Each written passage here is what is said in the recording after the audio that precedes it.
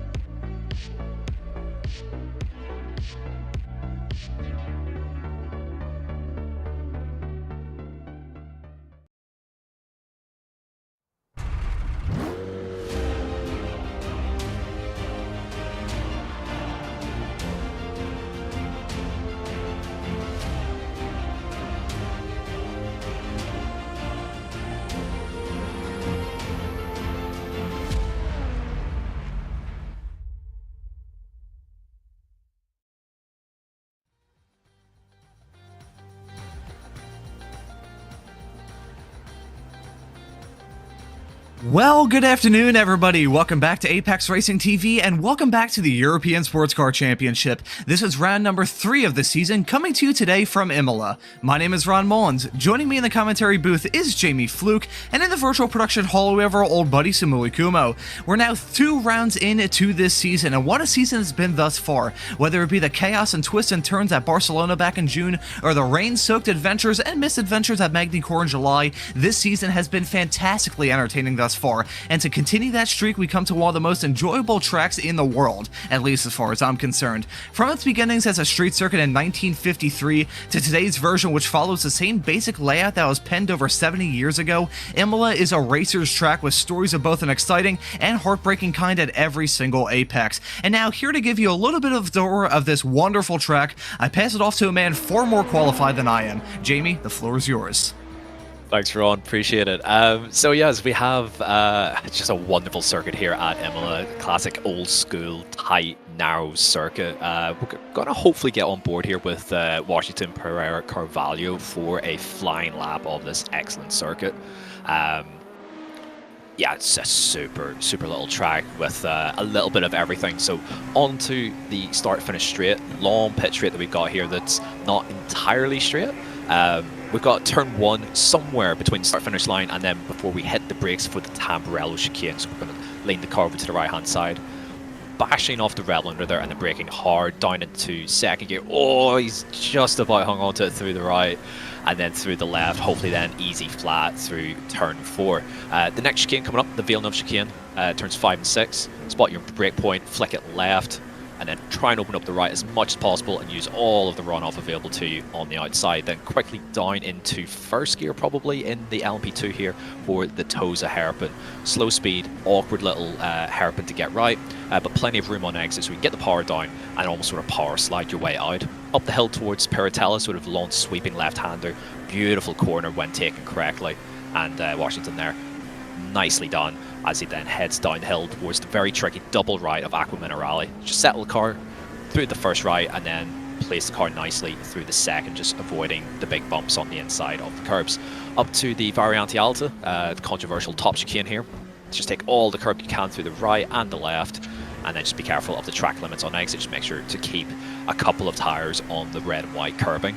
And then you can have a small breather before bracing yourself for the final 2 corners, which is Ravazza 1 and 2. So just get the car straightened down into second gear, loads of curb on the inside, and then open up the awkward second Ravazza and power down. And that is a lap of Imola by Washington Pereira Cavallo for Delta Racing in the LMP2. And I don't think it was an improvement on that time. Currently third in this LMP2 part of this qualifying session, of course, here in the European Sports Car Championship. One very long qualifying session, but split up by race control to try and give everyone an opportunity to be on the racetrack with their same type of car rather than having that interclass mingling. I saw in the practice session that we didn't cover here on Apex Racing TV probably over an hour ago at this point. There were some drivers giving each other some hip checks when it comes to that traffic. That'll be a big factor in the 4-hour race that we have coming up for you here this afternoon. But speaking of race control, there's been a lot going on with race control. They have had a busy time of it so far this season. Lots of incidents to look at and lots of penalties being dished out, and there were 2 pretty dramatic ones from the last round of the championship about 3 weeks ago at Magny-Cours. Now the first being a little bit of an expected one. Dynaco Racing Team, the number 19 car, were disqualified in the aftermath of the Magny-Cours round for a driver usage violation. Of course, in endurance racing, you need to use multiple drivers, and they did not reach their quota, and so as a result, they were disqualified from the Magny-Cours round and received 0 points from that 4-hour long race. But when it came to the overall winners, Jamie, there was a whole lot of drama there. We closed up that broadcast thinking something may come from it. Well, something came from it, and they lost the victory from Magny-Cours. Rennsport report, of course, they did not win that last round. Instead, the victory went to Tri-State Racing. Would you like to elaborate on that a little bit more, just to tell the viewers kind of the details around what sort of happened when it came to the fallout after that race? Yeah, so there was, I think it was 3 15-second time penalties for various misdemeanors from that number 22 car. We did see some parts of that involving... I believe they had some issues with some LMGT3 traffic as well.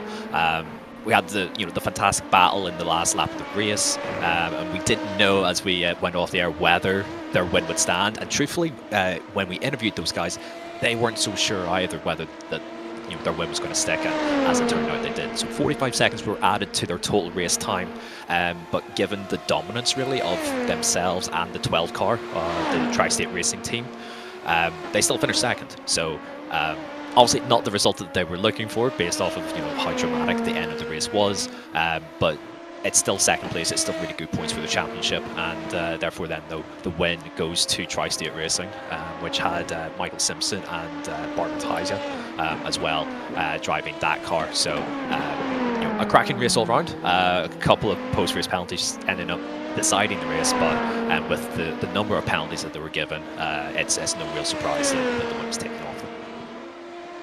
And speaking of the winners from last time out at Magny-Cours, the second round of this very early season, it was Tri-State Racing, the number 12 car, taking the checkered flag. Overall, the winner in LMP2, you see them now currently driven by Michael Simpson in this qualifying session as it stands third in the LMP2 standings. Moving on to LMP3, it was Rising Panda Racing, the number 47, who ended up taking the win at Magny-Cours last time out. And when it came to LMGT3, as much as Restec report, of course, they lost the victory in LMP2, they still had a very incredible drive in the LMGT3 field. I believe it was Andre Miato who drove that car to victory and took the checkered flag, got involved in an incident with a Work Sim Racing Mustang, the number 16 car, with about 14 minutes left in the race, if I'm very much mistaken.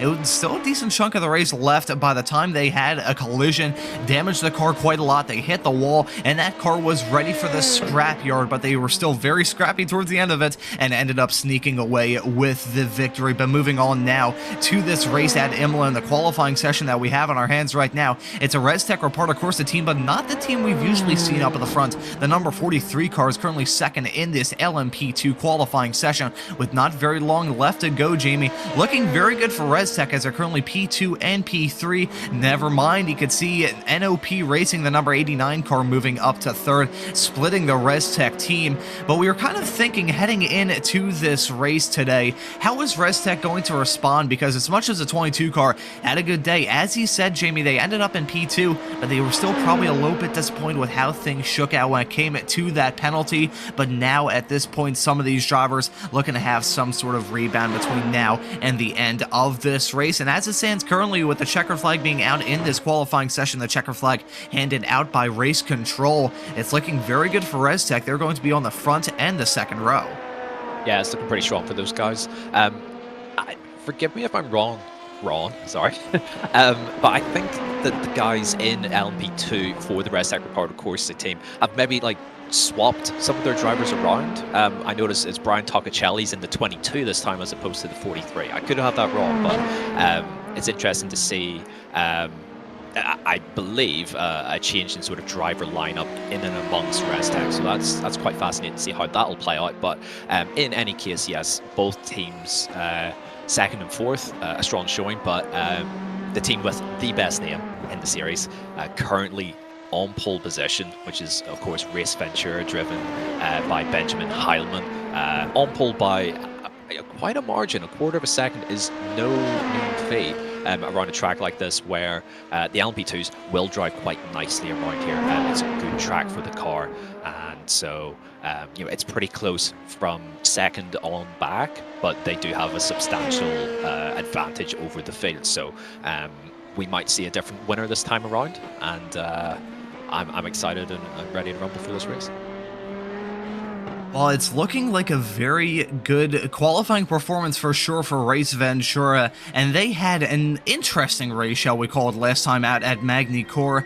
They started in the mid-pack of the LMP2 fight. However, they took an early, bold decision to switch to dry tires, and that really helped them out. However, when the rain came during that brief dry stint for that team, things just fell apart, and they ended up getting involved in an incident going down the start-finish straightaway, in which they nearly flipped and ballparked it out of the track. So it was an up and down race for sure for the 78 Race Ventura team. However, they're going to be starting this race from the overall pole here at Imola. 3 weeks removed from that, they're going to try and be smelling like a rose coming out of this 4-hour-long race. But the checkered flag has come out in this qualifying session. We're going to wait for a few moments time to try and get the starting grid for you. Whole lot of storylines to unpack for this race. The challenge of this circuit, 17 corners in all, that curved start finish straightaway being one of the only flat out blasts around this track, substantial flat out blast that is. It's a stop start track after that Tamburello chicane of 2, 3, and 4. You have a whole lot of challenge thrown in as well, as you point out during that track guide, during that qualifying session, Jamie. This track, it's a racer's track. There's just a whole lot of fun with this, but there's a heck of a lot of challenge, and with the weather conditions that we have today, I think it's going to make it even more tricky for these drivers. What do you think? Yeah, it'll be very interesting to see how it goes. I've done a little bit of multi-class racing around here, and all of it in the dry. It's not the easiest track for the prototypes to overtake a GT car, because it's so narrow, it's so tight and compact, especially through the apexes of each corner. It's very much like a one-line sort of track through most of the corners, particularly the chicanes. You've got a couple of breathing points at various points in the lap, and you've got some reasonable straight line areas in which you can sort of put the power down and overtake, but it's not easy in the same way as it was maybe at Barcelona, where it was quite wide and expansive and the prototypes could take different lines to clear traffic. We don't have that option here, so it'll be really interesting to see. Even though the conditions do look pretty dry, it will be a challenge for these drivers to negotiate traffic cleanly. So it's going to be a lot of fun to see how this all shakes out. But yeah, we've got a long race ahead of us, and hopefully everyone keeps it clean. Yeah, fingers crossed we have a clean day of racing action, 4 hours in front of us, and it's going to be exciting as it's been all throughout this season. And just to wrap a small little bow around the track conditions, rain is not going to be a factor. I think the highest chance of rain we have is about 7%. Well, later on into this broadcast, that's not going to be much of a factor. The heat is going to be a big issue. We'll touch on that possibly on this formation lap. But here are the starting grid for all of the drivers in this field. It's going to be Benjamin Hellman starting this race from the pole in the number 78 Race Ventura car. He is going to be joined by Rennsport Corby on that second row. NOP Racing going to be starting this race in third, the number 89 car driven by Michael Sundstrom, the Swede, and then joining them on that second row is going to be Rennsport Corby, the number 22 car. Tri-State Racing going to be starting right behind their adversaries in fifth. Delta Racing going to be starting this race in P6, and you can see Simtex Sensations, who won the opening race at Barcelona back in June. They're going to be starting in seventh alongside the MV Skin Labs DS Racing number 87 car. And then looking through the rest of the LMP2 field, we have Dynaco Racing Team number 95 in 9th, Rising Panda Racing number 46 in 10th, Dynaco Racing Team off the back of that disqualification last time out of Magnicor. They're going to be starting this race in P11, Squadra Veloce by ERS in 12th, World of Sim Racing Team in P13, GSE Racing Esports in 14th, Digitrax in 15th, and Eagle Speed Academy going to be starting this race in P16 in the LMP2 field. And looking through the rest of the LMP2 field, we have Luis Vaquez in that Revolution E-Racing car number 52 starting this race in 17th, Vision 1 Motorsports in 18th, and Evolve Racing number 57 going to round out your 19 LMP2 field. Yep, so into LMP3 then, so Rising Panda continuing their good form, second out on pole position there with Maxime Leonard. Cas Bosshaus for Work Sim Racing in second, Mix Bonito, who looked really strong in that Focus Racing car last time out at Magny-Cours, lines up third ahead of Dorian Lelivre in the Trackside Racing Team number 68, Rafael Patel in the Delta V25, Arnaud Dehu in the second of the third of the Dinoco Racing Team cars, the first one in LMP3. Garrett Spence in the Tri-State Racing car has actually moved from LMP2 to LMP3, I'm pretty sure. And then Branko Kapovic in LS Racing rounding out the LMP3 phase. We can look through the LMGT3s. We've got Rennsport Corby, the number 73, starting this race on the pole in the LMGT3 category. Joining them is the sister car, the number 60, and you can see the rest of the field. Revolution Racing, Work Sim Racing, SC Competition in that Corvette, World of Sim Racing Team in the 15, starting this race in P6, VR Racing, Tri-State Racing going to be starting in 7th and 8th in the LMGT3 field. Delta Racing going to lock out the final row with the number 4 car and the 31 car not setting a qualifying time. However, the 4 car was out there on the racetrack. They just mistimed it horribly in that qualifying session. Unfortunately for them, they did not get the opportunity to set a qualifying time. They were going to be on the back foot massively at the very beginning of this race. But as you can see, the field is on their formation lap, heading their way down into Ravazza in the not too distant future. It's going to be this man, Benjamin Hellman, the German, in that Race Ventura number 78 car, leading them to green when that Porsche pace car makes that veering right-hand turn to go down pit lane. The field is going to be in the hands of him. 35 cars starting this race across the entirety of this field between LMP2, LMP3, and GT3. It's going to be a fun day of racing action. Happy to have you all on board here on Apex Racing TV and the European Sports Car Championship YouTube channel. Waiting for that green flag to come out in a few moments' time. That green flag is going to be in the air in a couple of moments' time. Waiting for it to come out. Some drivers already on pit lane. We'll touch on that storyline in a little bit. Very long until we get the green flag. The anticipation building in the drivers, but the green flag is out and the drivers are on their way. And it's a little bit spread out in that LMP2 field. Some drivers already trying to make a 3 wide, careening their way down into the Tamburello chicane for the first time by. Everyone wants to lead lap number 1, but you don't want to end up in the barriers as 3 wide in the LMP2 field. Some drivers going off. That's a Rising Panda racing car. A little bit slow, dropping down the running order, but still Race Ventura leading it in the LMP2 field. Meanwhile, look at this pack at the north end of the LMP3 fight. It's Rising Panda Racing, the number 47, leading it for now. However, they're trying to hold off any sort of challenge they can, and they're also getting dicey with the back of the LMP2 field. Speaking of the GSE Racing Esports LMP2 car running 18th in class of 37 just went off the track coming out of the Villeneuve chicane, but so far clean heading through the Toza hairpin for the first time by. Meanwhile, in the LMGT3 category, it's a Restec Reporter Corsa Mercedes leading it over their sister car, the number 60, right behind in P2. It's a Mercedes Stranglehold, and Jamie, we were talking about this before the start of this broadcast, how shocking it is that these drivers can wheel that Mercedes as well as they can around this racetrack. Restec Reporter Corsa, that 73, put on a clinic on the field last time out at Magny Core, won the race with a car ready for the scrap heap, and it looks like they're going to try and continue that dominance into this round at Imola, but looking all up and down the field. So far, so clean throughout a vast majority of the field. Knowing my luck, I probably just jinxed it, and we could see a car going off in the not too distant future. But some hard racing on lap 1 to be sure, with some 3-wide action heading down that small little flat out blast between the Tamburello and Villeneuve chicanes. Some of these drivers may be taking it easy, the others are not. I'll tell you what, for lap 1, that was pretty exciting. What do you think, Jamie? Yeah, it was pretty good stuff there. It was 3 wide into T1, involving last round's protagonist, the 22 and the 12, Restec versus Tri-State, and they just about got it done, all okay, all clean. No issues so far. I was really surprised actually with the really small gaps between classes.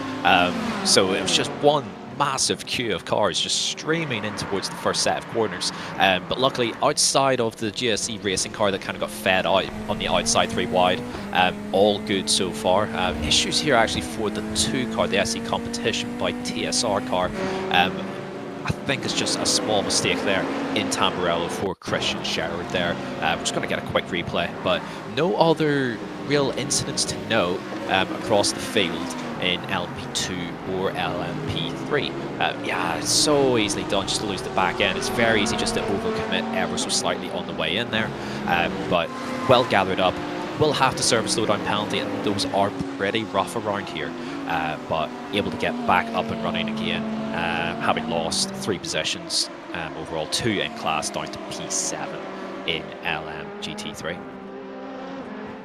The worst part of an off-track moment like that is having to deal with the anti-cut curbs on the inside. If you hit one of those, even in a heavy sports car, you're probably going to get some air time. So thankfully for that number 2 Corvette in the LMGT3 field, they get away with that incident fairly scot-free. And hey, we're only 3 minutes into a 4-hour-long race, so they have a whole lot of time to dust themselves off, get the gravel off their tires, and try and put their nose to the grindstone. But meanwhile, at the north end of the field overall, Race Ventura is actually extending their gap over NOP, who have slipped their way into P number 2. Restec Reported Corsa dropping down from their P2 and P4 start, now their P3 and P4. This is Andre Valero in that number 43 Restec Reported Corsa car, running in 3rd in class at the moment, and also losing touch with the NOP car a little bit farther up the road, about a second separating those two. But Race Ventura trying to extend that gap as much as they possibly can. 1.8 seconds, teetering around 1.9, coming up to 2 seconds now, heading through into Piratella and Aqua Minerale in the not too distant future.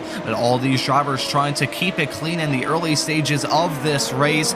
It's a saying that you've heard a lot on race broadcasts, I'm sure. To finish first you have to finish, and you can't win a race on lap 1, but you sure can lose it. And all these drivers trying to abide by that mindset for now, not going for any outrageous moves. However, it looked very briefly like the Dynaco Racing number 95 was going to try and do it, heading into Variante Alta, that tight chicane, which is tricky enough single file, let alone side by side. Jamie, do you think anyone would have the absolute cheek and audacity to try and go for a move heading into that chicane, even this early on into the race? I wouldn't put it past anyone in this field to have a go, but trying it's one thing and executing it properly is another.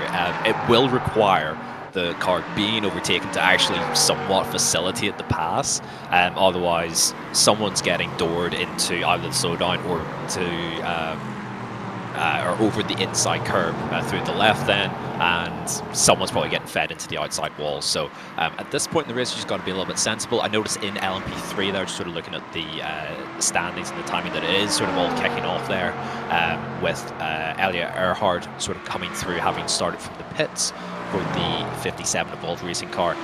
So there's a little bit of nip and tuck there involving just a car that we've tuned in with now, Dorian Lelevre in the trackside racing team car, and then Kaz Bosshaus in the Works sim racing car. So a little swap of position there for second in class. That has allowed the number 47 Racing Panda, or sorry, Rising Panda, apologies for getting that wrong, to sort of break free. So we've got Ivan Chambers here in the VR racing car, in for an early stop and a driver change. And a driver swap. Interesting. This is 5 minutes into the race. Very interesting. Yeah, that is a very strange call. I'm not really sure what they're cooking here or what even kind of culinary dish they're trying to make or even have it pictured in their mind. 5 minutes in to go for a driver swap. That's an odd call. We'll definitely take a look at them throughout a vast majority of this race. I'm curious if there's some sort of incident. The car looked pretty clean going down the pit lane, so I'm not sure if they were involved in some sort of incident and decide to make the call to come down pit lane, but this is really going to hurt their race. They're now last in the LMGT3 field as a Delta Racing BMW number 31 did not actually set a qualifying time or take the start, so you can just ignore them at the bottom. They are not a factor in this race, but VR Racing coming in for a very early stop. I'm not sure how that is going to work out for them. We'll definitely be keeping an eye out to see how things shake out for them between now and the end of this race coming up in well over 3.5 hours time. By looking up and down this field, it's a surprisingly clean start. I think one of the least hectic starts that we've had so far this season. These drivers playing the patient game and realizing that, hey, I can lose this race with an incident, I can win it with a bonsai move. We're following some drivers all throughout this field. VR Racing just incredibly on the back foot. They're heading through Toza, while a vast majority of the LMGT3 field are about a minute farther up the road. I switched to, okay, so we're getting word from our producer, Samuli, thank you very much for this, that the driver now in the car, Jordi Vermeulen, is actually one of the faster drivers for this team, so that could be the reason why they've made this swap, but it's still a little bit...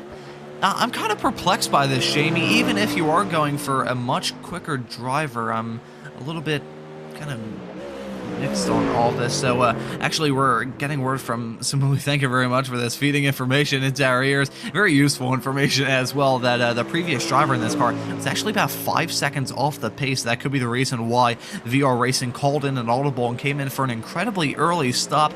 But even with that being said, having a fast driver behind the wheel, I'm very perplexed as to what's going on with this team. I'm curious if there's some sort of hardware issue with their other driver, because to be 5 seconds off the pace, I mean, I can't really judge. There's a very good reason I'm in the commentary booth rather than behind a wheel, but that's still something's fishy about this whole thing. There's something afoot here, and I'm not really sure what it is.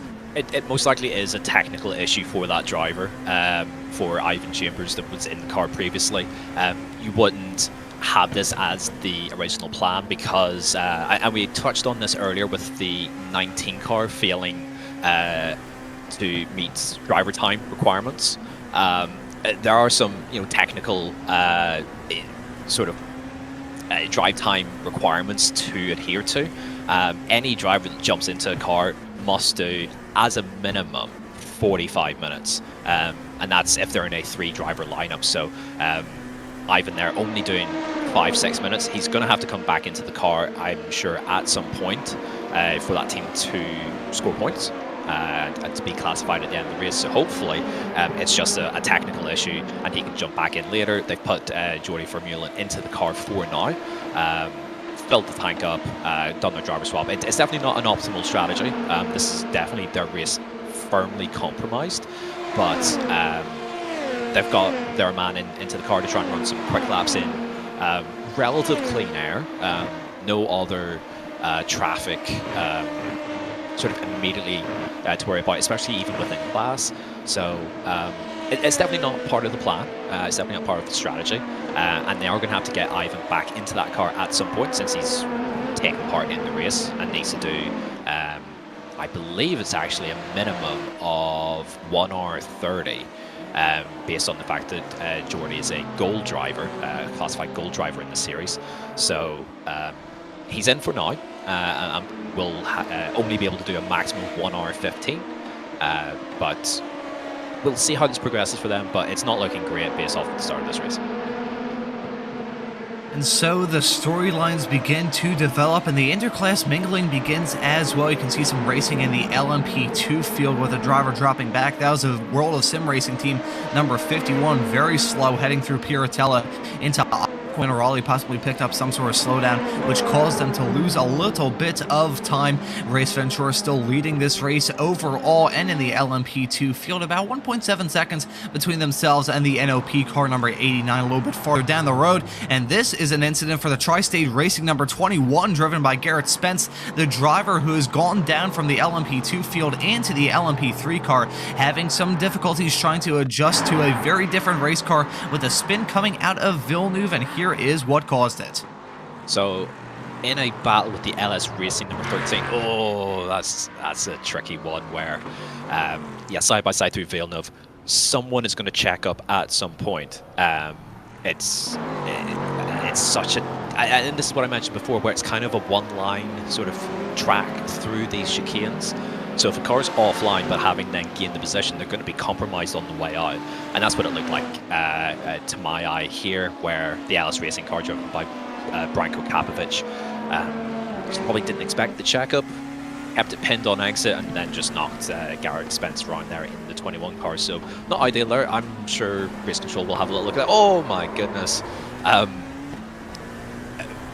fortunate moment there for Benjamin Heilman as the number 2, driven by Chris Sherrod, again sort of struggling a little bit on the brakes on entry into these tight twisty corners, and sort of just dropped it there on the way in, but hopefully no one else was collected and he'll be able to gather that back up.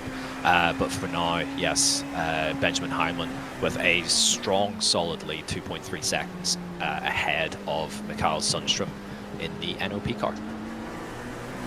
Well, I think when it comes time for the pit stops in the not-too-distant future, I think Race Ventura will have to have a splash and dash of fuel, change some tires, and change some pants of their driver, because that was terrifying for the overall leaders in this race to see a car spinning right in front of them. However, they've actually extended that gap between themselves and the NOP car by about 0.3 of a second in the past few moments. Actually, right as I say that, it goes down yet again. The seesawing motion with that gap at the north end of the field as Race Ventura deals with that lap traffic, gets by most of them, and they just got the move done on the Work Sim Racing car, as that's an off-track moment for David Sorzano in the Simatech Sensations number 20, the team that kicked the season off with a win at Barcelona. They have entered the race trying to rebound. However, with this moment, they are out of it, and it was contact in that small little flat out blast between Tosa and Piratella. You can see side by side with the 95, and oh, it was a huge crash there. I believe that may have been the Delta Racing 41 that came in and just piled into them, and we're hearing word from Race Control. Full course yellow is out on the racetrack, and it comes not terribly long into this 4-hour-long race. And Simatech Sensations, after they had the luck of the green in the opening race of the season with some drivers running into some difficulties, it just has not gone well for them ever since. Got involved in a few incidents during the Magny-Cours run, which was really upsetting for the team that came into it as a hometown heroes.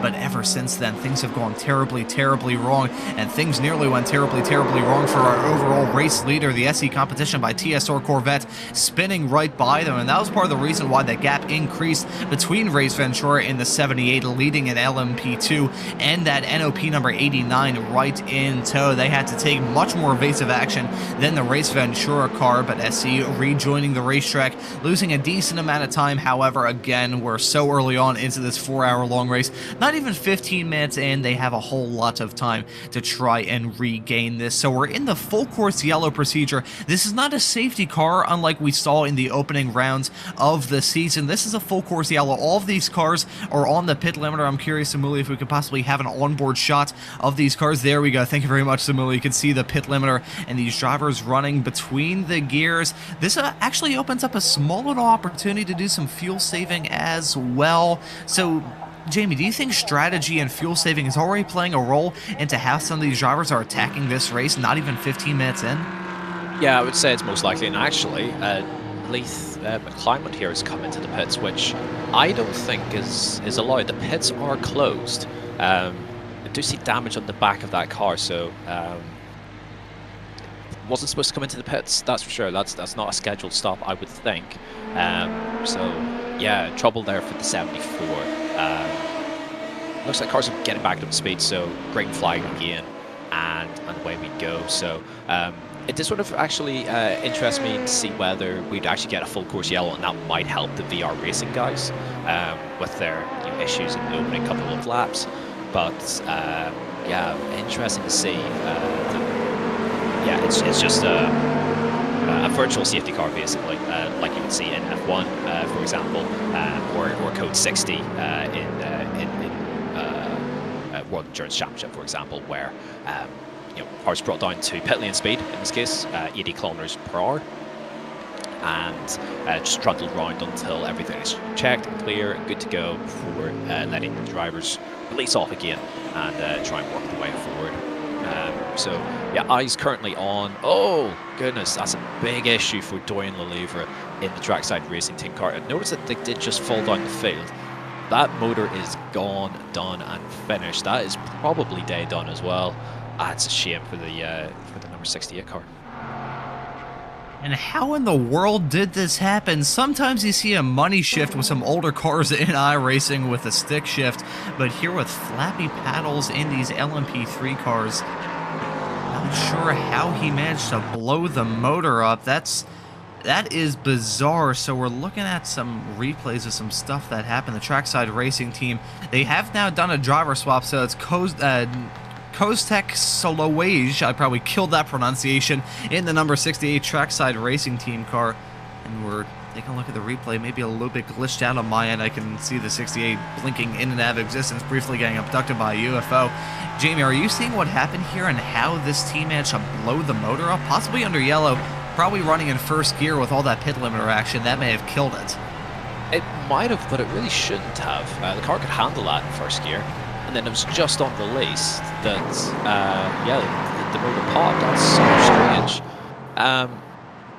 That's not under sort of like normal driving conditions. I've not seen anything happen like that on circuit. I've seen it happen once or twice before, where a car has come off the jacks in pit lane, and they've tried to floor it and go, and the engine's popped immediately. So maybe it's a similar sort of issue here. That's really unfortunate for the 68 car. I don't think they've actually done anything wrong. It didn't look like there was any contact or any damage to that car prior to the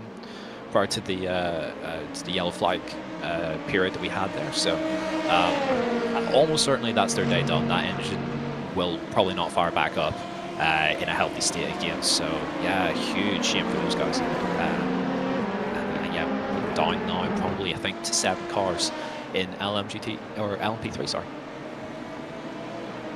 That is, I think, the first motor blow up that I've seen in quite some time here on Apex Racing TV. As look at this between the 43 Rennsport Reporter Corse and that Delta Racing number 41. These drivers are battling for that final podium position as side by side heading into the Tamburello chicane. 41 on the inside now. 43 gonna make contact with them heading through the second part of the Tamburello chicane. No harm done, too much harm done, that is, as nearly some contact with the drivers who have now inherited that battle for the podium spot. Tri-State Racing going side by side with MV Skin Labs DS Racing for that final podium spot. The team that won last time out at Magny-Cours now inheriting a podium spot in all of that. And Rennsport, they have had a terrible start to this race, at least when it comes to the LMP2 field. They're now running in 5th and 6th after starting this race in 2nd and 4th. This has been a disaster start for them. The 22 has just dropped back on pace and pace alone. Meanwhile, the 43 getting involved in that incident with the Delta Racing car, who have dropped outside of the top 7. Hopefully we can find a replay to see exactly what went wrong with that Rennsport Reporter Corse and Delta V battle. The 43 and 41 side by side ending in tears, and there you can see the Delta Racing car right behind the Rising Panda Racing number 46. They've dropped down to P8 in the midst of all of that. Now they're falling into the crutches of Dynaco Racing Team right behind. But hopefully you can find a replay. I think there wasn't The race control may have a look at that to see if it is penalty worthy, but I think it may have just been some hard side-by-side action heading through a section of a race course which is very narrow and hard to go side-by-side at. You mentioned it earlier on in the broadcast, Jamie, about how difficult it is to try and battle here at this racetrack, and we just saw that get put on full display one lap ago. Yeah, we certainly did, as the two rest set cars are going to go side by side. Not quite. The 43 will hang on, and that leaves Targetcelli in the 22 off balance basically, and it's all starting to kick off. Oh, he's off the road. He's off the road. I'm not sure what's happened there, but the 22 off the road, 46 through, and the Delta Racing car is back up into P6. It's all chopped and changed frantically in the last sort of 5 minutes or so. But yes, it's not easy to overtake around here. It's not easy to pull moves on cars in class. We're just going to get a replay of what happened. So 41 getting squeezed, but I think that's all fair so far by the 43. And side by side then into Tamburello. So 43, yeah, just holding the outside, 41 to the inside. Pushing what? Okay, I see.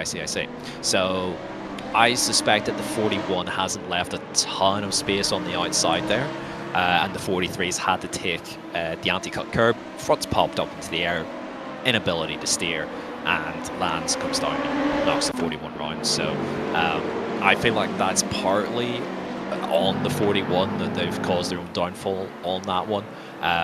But it's up to race control to decide. I'm not in race control. I'm not going to influence things, but I think the 41 sort of made their bed on that one. Now have to lie on it.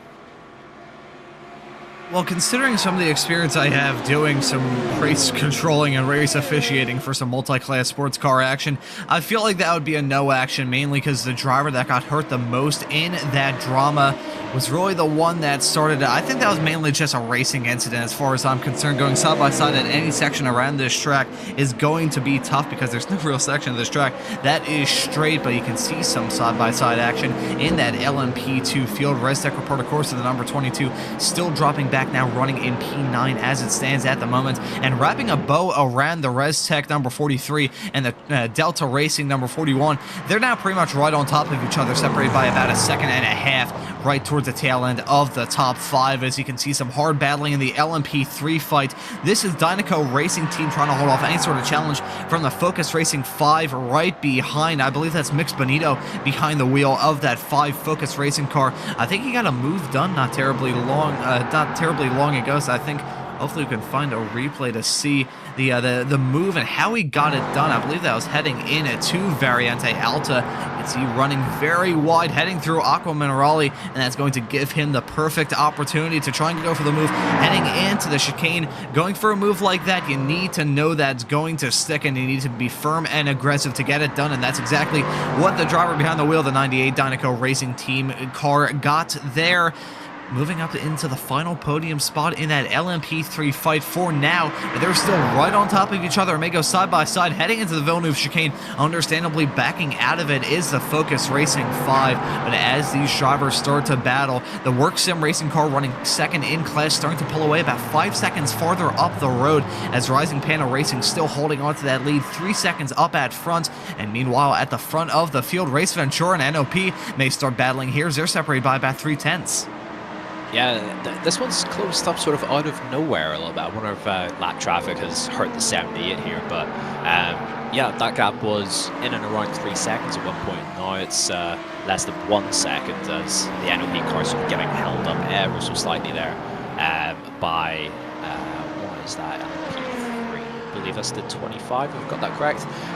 So a little bit of breathing space again now for Race Venture in the lead of this race. I did get that right. Yes, happy days. So yeah, 78 and the 89. Yeah, this is going to be a reasonable fight, I suspect, towards the end. Issues here, I believe, for Kurt Van Aken in the Eagle Speed Academy car, and that is off in the distance. I spy Latham Climate in the Revolution E-Racing Audi. Was in the wall, sort of well out to the outside there of Aqua Minerale, so we'll see what happens there. Yeah, that car is all sorts of beaten up. Looks like it's probably going to be was going to say, it looks like he's going to get that back to the pits, but maybe not. Yeah, cut through. If you're going to get penalised, fine, just get that thing back to pit lane. And yeah, the car's in terrible shape. Oh, issues now for the 11 and the 52 as well. So that's the Revolution eRacing car driven by Luis Vasquez and Damien Benka there for Division 1. So we'll see what happened there. But first of all, we're going to get a look at Lethal Climate. Oh, it's not ideal. No. Oh, I don't like to see that at all. Yeah, 74's pulled wide to give room for the 11 to come up the inside, and the 11's not taking it, and then insisted on jamming the nose up the inside into Aqua Minerale, which was never going to work. And unfortunately for the 74, into the wall, and that's their hopes of a competitive result, at least, completely done and dusted, sadly. It's tough, but somewhat expected considering the close quarters racing around this track, as we're going to take a look at another moment involving the Division 1 Motorsports car going side by side, heading through Ravazza, making contact and spinning around, heading through turn number 15, and that was contact with another LMP2 car arriving at the scene of the accident. After that spin for the 11, they may have a little bit of damage on the rear end of that race car. It was actually this man, the Revolution eRacing car being driven by Luis Vasquez, currently in 16th in the LMP2 category, involved in that. And there's Damien Benke in that Division 1 Motorsports number 11. We'll try and see. I think they may be good suspension-wise. I'm trying to judge what sort of damage there is. Doesn't look very stable, though. I saw him heading through turn number 13. That car looked very, very dicey when you tried to turn into that corner, which is really a nothing corner in these high downforce sports cars. So seeing that car be a little bit unstable heading through that is not ideal. It's 3 wide involving LMP3 with a beautiful maneuver put on the Dynaco Racing team. It's still not over yet. 3 wide coming out of Toza with the Delta Racing BMW involved in that as well. I believe that's a number 4 car that was stuck in the midst of that. But this is a fantastic fight between Dynaco Racing team trying to hold off and contact coming out of Piratella. It was themselves and the Focus Racing 5 going side by side, and with how hard they were racing, heading through the middle sector of this lap, contact was inevitable, and sadly it comes heading through Piratella. That was some hard racing between those two. They spent a decent chunk of pretty much from Villeneuve all the way to Toza 3 wide as a stop and go for 60 seconds for car number 43, the Red Stack reported course to LMP2 for full course yellow contact. They're currently 5th in the LMP2 fight. However, with that huge penalty, they're getting the hammer dropped on them, and that is going to pretty much take them out. I wouldn't say entirely out of contention, but that is a huge penalty, and that is going to hurt them badly. Yeah, I'm trying to join the dots together in this one, so I'm going to guess that the 43 car was responsible for the contact with the 74, which is why they came into the pits under yellow, based off of, I believe it's Trenton Naylor there in the YouTube chat, where the LMP2 seemed to hit the Leith car under yellow flags, which I think that's starting to add up.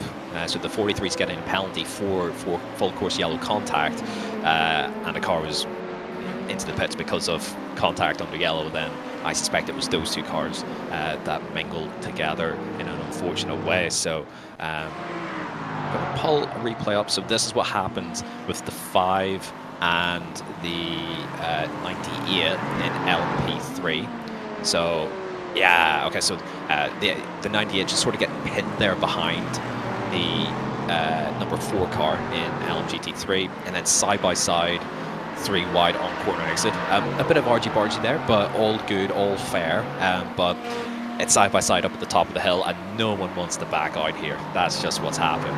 The 98 squeezed wide, but the 5 is still there, doesn't have anywhere to go, and the 98 has, in my view there, just based off of the replay that we've got, has sort of just turned themselves trying to get clear on corner exit, not quite getting far enough, and paying the price for it on that one rather than giving away some room. So I feel like that's one that's going to resolve itself, and Stewards and Race Control don't need to take any further action.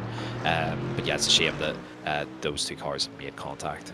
But back with LMGT3, the 73 car off off and running once again this week. A huge pace from Andrea Miato once again in that Mercedes for Restec Report, of course. Lead built up of over 12 seconds, which 30 minutes into this race is quite a substantial gap. They are comfortably the quickest car in class on track. And are pretty much every single lap as well. So looking really strong for these guys. The sister car there, the number 60, driven by Salvatore Ferrandino. I believe that's the first time that we've seen him this season, but I'm not 100% sure. It does look like a new name to me. He is also comfortably ahead of the rest of the competition in LMGT3, and then third place at the minute is the World Sim Racing team car that has had an up and down season so far, but they're currently running in third and looking quite strong in the Porsche. So back now with LMP2, we're back with Washington, Pereira Carvalho for Delta Racing, coming up against some lap traffic there, or some... Oh, it was the 41, not the 43, my apologies. So actually, the 41 picked up a penalty themselves. Yeah, so they picked up the same penalty that the 43 car got, another full course yellow contact penalty. So the two cars that were involved in that drama battling for the final podium spots, it's all come down to naught. They've been hit with a very severe penalty, and that is possibly going to put them a lap down in that LMP2 fight. That's certainly going to take them out of contention for a podium position or even a top 5 for that matter, unless there's some sort of major drama between now and the checkered flag, which, hey, considering we're only 31 minutes into this 4-hour-long race, anything can happen between then and now. But that is a huge penalty for both of those teams, and because of that contact, it started that battle between Tri-State Racing and MV Skin Labs DS Racing. And then you can see a drive-through penalty, another penalty for the 41 car, this time a drive-through for overtaking under full course yellow. So clearly some wires getting crossed in the midst of all of this, and the hammer getting dropped on the Delta Racing car driven by Washington Carvalho at this point. Maybe we could see a driver. Well, I mean, they can't... I'm not sure. Well, they would not be able to serve... they have to serve the drive-through penalty and the stop and go. I'm not sure if they would be allowed to do a driver swap or some sort of strategy call. But at this point, considering that they have two penalties, very costly penalties, early on into this race, if you're Delta Racing and that 41 team, I feel like you got to do something different just because of how badly you're going to be put on the back foot. They're going to lose at least a lap here, so bear in mind, a stop and go for 60 seconds is, you're stationary for 60 seconds. But add on top of that the time it takes to transit pit lane at pit lane speed, which also takes quite a lot of time here because it's a very long, pit lane, and then a drive-through as well on top of that. So they're going to lose a lap and a half, roughly, out of all of this.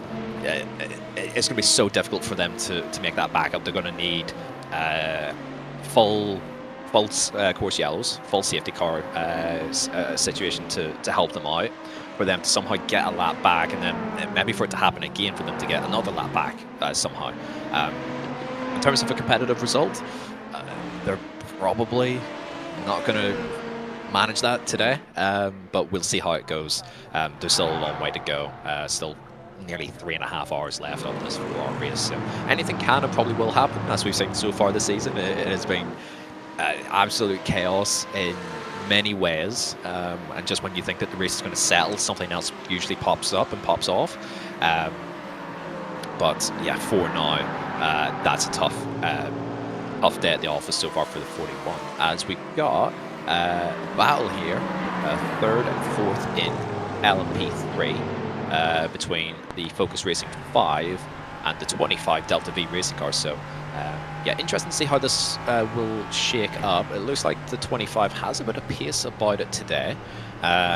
It's looking pretty lively, getting onto the back of the 5 that we seen very recently pick up or get involved in an incident with the 98. 98 starting to charge back through as well. So yeah, looks like it's really hotting up for the final step of the podium so far in LMP3. LMP3 has been a really weird case so far throughout this season, harkening my mind back to the opening race of this series. It seemed fairly set in stone as to how LMP3 was going to end, but a disconnect for the team ended up costing them the victory. And ever since then, LMP3 has just been a very strange basket case. Last time by the last race of the season 3 weeks ago at Magny Court, the eventual winners won by over a minute and a half. But when we have some battling in this LMP3 fight, it is absolutely insane. We saw that earlier on involving this driver, Mix Benito, driving that Focus Racing number 5 when he was going side by side with the Dynaco Racing team. That was some hard battling not very long ago, but now it looks like he's going to have to hold off another challenge, that being the Delta V Racing number 25 right in tow. These two, they're battling for P3 and P3 alone at this point, considering we're only 35 minutes into this 4-hour race. Anything could happen. Well, the 16-second gap between themselves and the leaders in LMP3, I feel like it's going to be a matter of settling for P3 for now and not getting yourself caught up in trying to catch that gap up between yourself and the two at the north end of that LMP3 field. Speaking of, they're separated by about a second, which I believe is the closest gap we've had in the LMP3 fight throughout this entire race. Certainly the closest battle when it comes to these class battles right now. A little bit of redundant language from me. Rising Panda Racing in the lead of LMP3, currently 7/10 of a second in front of the Work Sim Racing 7. This is the closest fight for the class lead across all three classes right now. Spreading out a little bit, Race Ventura now extending their gap over NOP by about 4.5 seconds, and Red Stack Reporter Corsa and that Mercedes extending their gap to nearly 20 in LMGT3. We've got this fight going on. We've also got LMP2 traffic trying to negotiate with the LMP3s. Some bargy action heading through, and a little bit of contact heading through the Villeneuve chicane. Cash Boschus getting a small little hip check from the GSE Racing Esports number 37 heading through that Villeneuve chicane. And when it comes to lap traffic at a track like this, very narrow, originally was a street circuit many moons ago, of course, purpose built, and now FIA grade 1 certification has been for many moons. It's still a narrow track, this. Old school in its design, old school in its nature, and with how narrow this track is, even when it comes to an LMP2 car trying to catch up to traffic, it's still really tricky to try and get that move done safely. Yeah, it is very difficult, and the primary reason for that is we've got tight chicanes, but braking zones are quite short, given how narrow large parts of the circuit is. So even coming down, we just cut away from it into Ravazza there, but you know, it's a long, heavy braking zone, but it's also not the longest braking zone in the world. You're not coming down from like absolute top speed, so yeah, it's a weird one where, especially if you're the car getting overtaken, you've got to have some self-preservation. Sort of as the forefront sort of feeling that you've got. Like, it's so difficult to almost sort of fight a faster class without then getting put into the wall, as the 87 is wiping the windshield there. Maybe some marbles have got onto the screen, not so sure there. But yeah, close battle here for third position. Bottom step of the podium in LMP2. Michael Simpson behind the wheel of the Tri-State racing car. And again, those guys are having a really solid day. They've been solid all season. They've been fighting at the front all season. And okay, they don't seem to have the same pace as the leading pair, which actually the gap has extended out once again for Race Ventura, but very rarely in the series so far has the fastest car won in class. We maybe see it in LMGT3, but not so much in the other two classes. So just being there when it all kicks off towards the end of the race is probably the best course of action, and those guys are so far doing a good job of placing their car where they need to. They're up 2 positions from where they started in P5, and likewise with the MV Skin Lab car, which had some argy-bargy early doors. They're up into 4th, having started in P8. So it's all about just sort of being right place, right time, as the Digitrax car driven by Glenn Rondelars has entered the pits. We're starting to get in towards the pit cycle here for LMP2. So it's looking like we're going to get some pit stops across the board pretty soon. It'll be interesting to see how that shakes out, but a long way to go. 40 minutes just about to take over now, and yeah, it's all starting to settle out, and we're starting to get a little bit of a pattern here. Another penalty came at not terribly long ago after that incident involving the Focus Racing 5 and the Dynaco Racing team number 98 in that LMP3 fight. That was heading through Piratello when they had their coming together. A penalty has been levied to Dynaco Racing team, a drive-through to be a bit more exact. That dropped them down to P6, now 43 seconds off the lead in LMP3. But we're looking at Revolution E-Racing, driven by Luis Vaquez in that number 52 car. He's now getting side by side with the Work Sim Racing 7 LMP3 car, currently second in that LMP3 fight, as a drive-through penalty for car number 37 for avoidable contact. The GSE Racing Esports car going to pick up a drive-through penalty.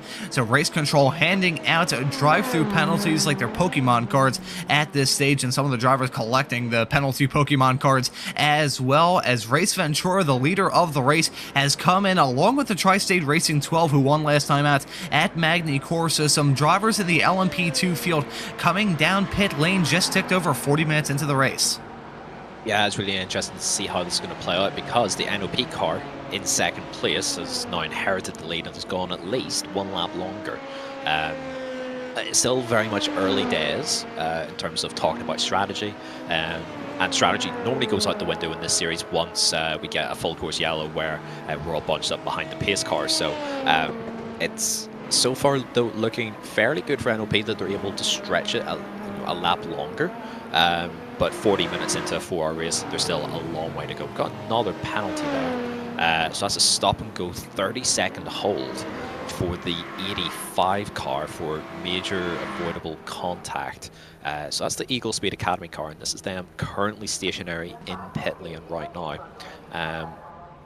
I assume that they've come down pit lane just as part of their normal service, but they're going to have to come back in and be stationary for more or less the same time once again. So that's going to cost them over a minute serving that penalty. So quite a stiff penalty for major avoidable contact there for the 85. As the leader of the race, NOP has come down pit lane. They were in P2 for a vast majority of this race, inherited the lead after the team who was leading it, that being Race Ventura, came down pit lane last time by. They are now responding, stopping in their box now, not overshooting it. They hit their marks beautifully. Let's see how long they're stopped. MV Skin Labs, DS Racing right behind. They're coming in along with Rising Panda Racing. This, unless I'm very much mistaken, would give the lead to Squadra Veloce by ERS if they stay out. Never mind, they've come into the pits as well. They're actually going to give the lead to World of Sim Racing team, the number 51. They're going to jump into the lead of this race 42.5 minutes in. Right now, the pit stops are beginning. I'm curious to see if NOP is going to pull off the overcut, or if we're going to see Race Ventura extend their gap in the lead of this race. Here's Race Ventura. They're dealing with some traffic. That's a 7 Work Sim Racing LMP3 right in front of them. Did it slow them down throughout that lap? It's going to be close on pit exit, but it's going to be Race Ventura holding on to that lead. NOP exiting out now, but Race Ventura holds on from that challenge. Actually, the gap more or less stayed the same. If anything, I think it went down a teeny tiny bit. It's now, trying to do the math in my head, that would be about 3.5 seconds between Race Ventura and NOP. So I think it went down a teeny tiny bit, but not enough from that team to actually take the lead. Yeah, inclined to agree. So what we can probably attribute that to is just traditional overcut things, where the LMP2 sort of nice hot sticky tires, low fuel as well, which is also like a massive thing around here, is trying to manage your fuel. So if you're running on lower fuel versus another car on high fuel, that's typically worth quite a bit around here with all the stopping and starting that you're doing.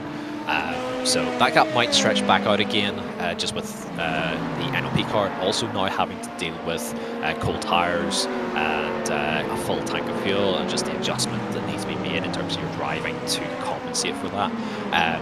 So yeah, not much action then changing, but it'll be interesting to see later on if we're able to get sustained the green flag running as World of Sim Racing finally come in, the last car in LMP2 to make their stop. So the fact that they're able to go like 2 laps longer, slight overshoot in the box there, not ideal, but good job from those guys to extend their first stint. That's a tight squeeze there between Rising Panda there, and then the 87 of Ricardo Santos now has jumped into the MV Skin Lab car. That's a clean overtake there though from the 46, driven by Remy Loche there, and up into the top 5. So yeah, good stuff from those guys. But yeah, back to my further point, point from earlier, apologies. It'll take time for this all to shake out and see where everything's at. But if we get a long, sustained run of green flag running, then the strategy will play a role at some point later in this race, especially with the amount of pit stops that the LMP2s have to make with the small tank size that they have. So a long way to go, but a race is brewing, and I like a tactical sort of chess match every once in a while, just to sort of see you know, what method works when you go all guns blazing pretty much and fully attack the race and maybe pay for it a little bit in strategy, or do you conserve, take things easy and hope it plays out for you in the end? That remains to be seen, as it looks like Ricardo Santos is potentially struggling there a little bit. That's Brian Toccacelli up into top 5, getting that move done, I'm pretty sure, there on the MV Skin Lab racing car. And so, yeah, it looks like they're starting to fall back ever so slightly just there on the driver change. So, hopefully, for Ricardo's sake and for MV Skin Lab's sake, that he can sort of get into the group quite nicely. But he's surrounded by drivers that I think have stayed in the car, and so have sort of a little bit of a more natural feel for it right now, having already done an entire stint, you know, getting used to the track conditions. I really like that saying from a few moments ago, Jamie, a tactical chess match. I may hijack that throughout the rest of this season. That was very good. Well done. That's really the best way you can describe it, though, because there's a lot of strategy involved, but there's also some pretty high stakes. After this race, we'll now be halfway through this season, so some drivers eyeing up some championship contention, whether it be contending for the overall championship in their class or whether it's just trying to scrap for every single points position. They absolutely can. Evolve Racing may have had an up and down season, and here is a replay to see something that happened to them a few moments ago. Sadly, the replay is a little bit glitched out on my end. Jamie, what's going on here? Yeah, so that's just a big move there from the 57 on the 11. So bear in mind that the 57 Evolve Racing car started from the pits and had to sort of slowly plot their way through the traffic behind. So all of the LMP 3s and the LMGT3s as well. So it's not been an ideal day for those guys. They didn't get a qualifying lap down and have struggled to sort of work the way through. This car had tremendous pace at the start at Barcelona, and then got caught up in that big incident under the safety car the first time around, which helped then kick more things off through the remainder of the race. And we haven't then seen them display as much pace since. They were sort of not really in the fight at Magny-Cours, and currently not in the fight here, but still a long way to go. They're up 6 places in class at least. Issues there for the 13, so that's the LS Racing car driven by Branko Kapovic, just trying to safely get that thing turned. Nicely done. Not the worst rejoin in the world. You got to rejoin at some point, but yeah, so small issues there actually for Branko Kapovic. I assume he's just dropped the car there on the inside curb coming into Variante Alta. It's so easily done. We've all done it before. There's no shame in it happening. Just unfortunate timing, and it's quite difficult to get the car back pointing in the right direction after a spin like that. And so that's them now. They've lost the position there to Noco Racing Team and are down now into 6th in class. So we're just going to take a quick replay. So into Variante Alta. So I think I'm going to be right here. No, okay, it's not actually on the inside curb. It's just a little bit too much speed carried in. Kind of missed the curb then ever so slightly, which could actually sort of settle and stabilize the car if you catch it in the right way. But in this case, just an overshoot, lost the back end, sort of half saved it, but then took a little bit of time to get the car back pointing in the right direction. But no damage to the car, and they're able then to take on the 98 once again for a scrap for 5th in class. Well, the curbs heading through that section, less so curbs, more so mountains. So I think that may have had a big role in deciding that incident there for LS Racing. They only lost one spot, pretty spread out in the LMP3 field, it must be said, even though I say that the front two separated by less than a quarter of a second. Rising Panel Racing still leading, Work Sim Racing in P2, Focus Racing in third, Delta V in fourth, and then Dynaco Racing rounding out the top 5 for now. But again, we haven't even reached the 1 hour mark in this race. We've still got some hard battling. We haven't even had to talk about pit stops in the LMP3 field. We may have to in the not too distant future, and that could definitely shake up this fight in class. We're riding on board with a Lawrence de Village. Yeah, I probably killed that pronunciation. The Eagle Speed Academy car number 85, currently 16th in the LMP2 field, getting a fantastic view of the game of cat and mouse at the north end of the LMP3 fight, getting caught up a little bit. The Rising Panel Racing car trying not to lose a whole lot of time. Work Sim Racing going to try and hope that the Rising Panel Racing car gets held up a little bit by a possibly impatient LMP2 going for a move maybe into the chicane, or just trying to hold their ground. But Cass Boschus at this stage, he is going to be enjoying the fact they're side by side heading through Variante Alta, closing up a little bit right now. They're going to be side by side with that LMP2 car with that power advantage. They're just going to drive off into the sunset. So now it's a heads up fight between these two. I'm curious when the next bit of lap traffic may be at their hands, but currently separated by about 0.3 of a second heading through Ravata. I don't think they're going to force the issue yet, because again, we're still very early on into this race. 51 minutes in, 4 hours in total. They've got some more LMP2s right behind, going to try and get some moves done in the early stage of this lap. Specifically, it is the number 12 car getting the move done, and I think that's the 43 who's actually multiple laps down now as a result of all the penalties, getting in the midst of that and actually holding up the Work Sim Racing car with the move heading into the Tamparella chicane. Where is the 43 Restec Reparta Corsa car now in class? Because they had those penalties, and they're the highest running Restec Reparta Corsa team, but ever since that, just fallen apart. And you can see now 17th in class, and that's such a sting for that team, because they're showing more speed than the 22 car, their sister car, which ended up taking the checkered flag. They didn't take the win, but they did cross the line first at Magny-Cours 3 weeks ago. So this was looking to be a very strong showing from the 43 car. However, as a result of those penalties, they are on the back foot massively. But again, only 1 lap down. Maybe we could see them get in the mix of it if there are some very conveniently timed yellows a little bit farther down the line.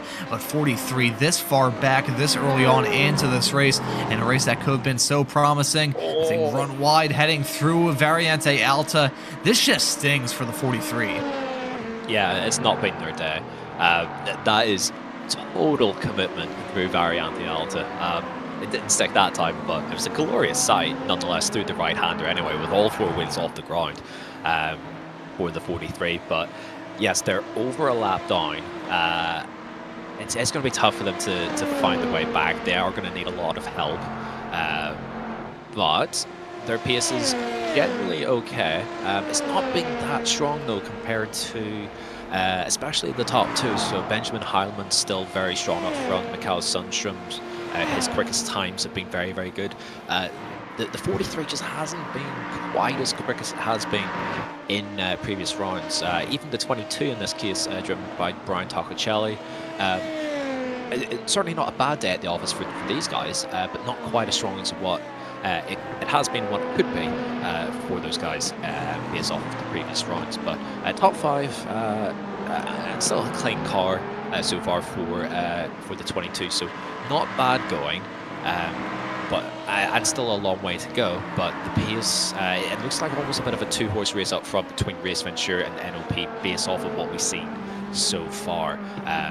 Actually, Benjamin Heilmann there, once again sort of extending the gap. That's up to 7.3 now, and he seems to be sort of class of the field at the moment.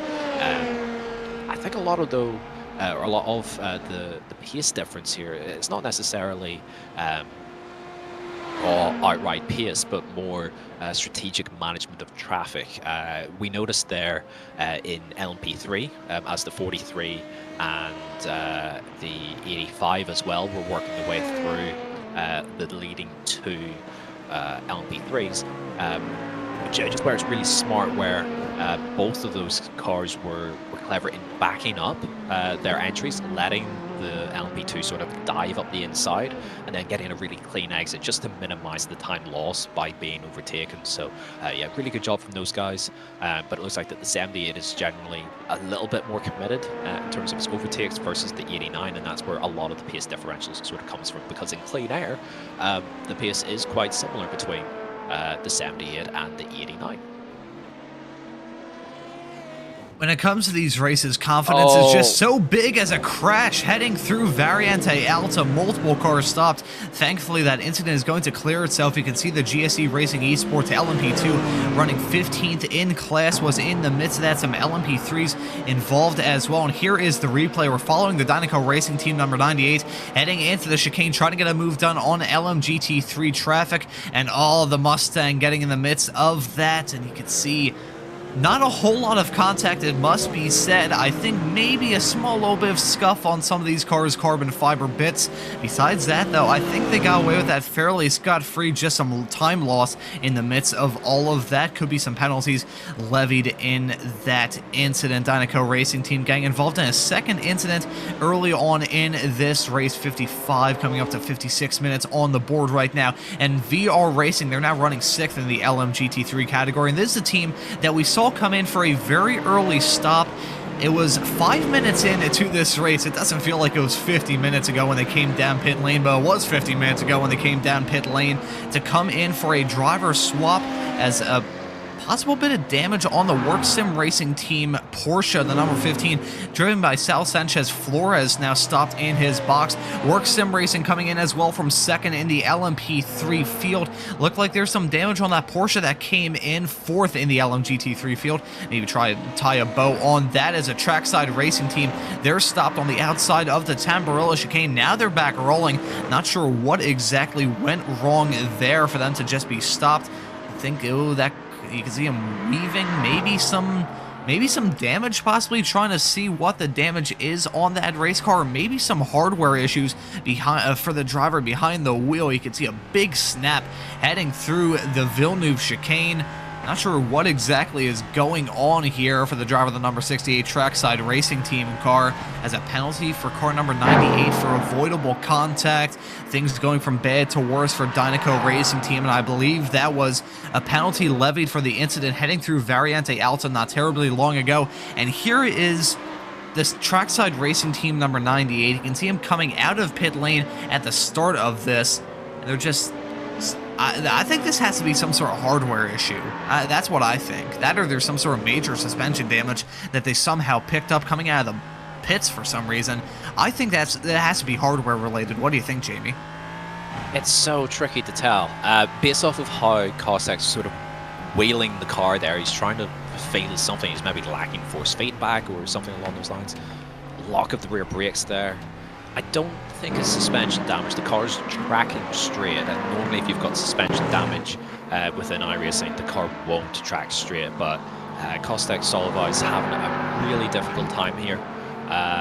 Struggling to keep the car pointing in a straight line. Number 20, Simotok Sensations car is going to work their way through. They've got back out on track, although about 5.5 laps down on where they ideally would be. We're starting to get into the pit stop phase now for LMP3 and LMGT3. So that's a stop and go penalty for the 22. This goes from bad to worse for the LMP2 Restec part of course, guys. Another penalty. So this was for a major avoidable contact on lap 17 with car number 4. So that's the Delta Racing number 4 in LMGT3. So tough times at the minute for Restec part of course, at least in LMP2.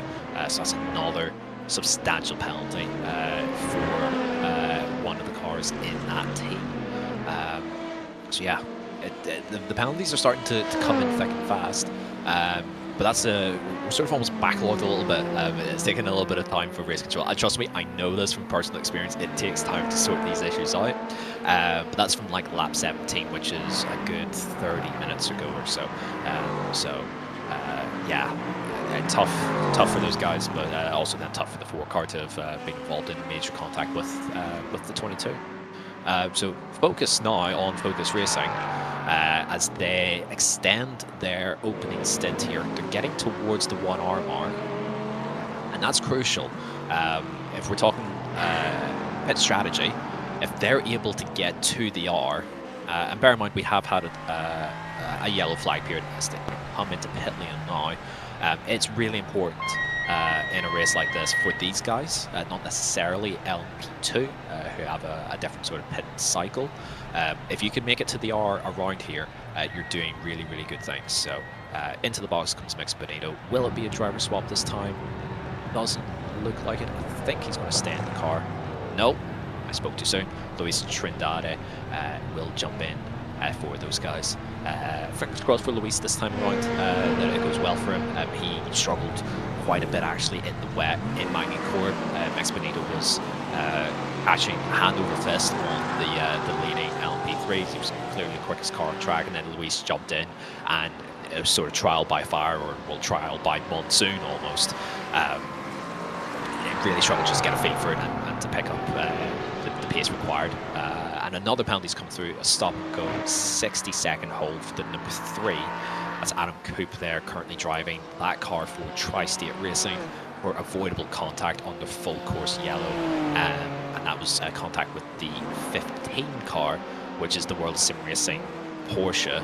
And to your point, Ron, from earlier, that car did have damage as it came into pit lane. So I suspect those two are correlated.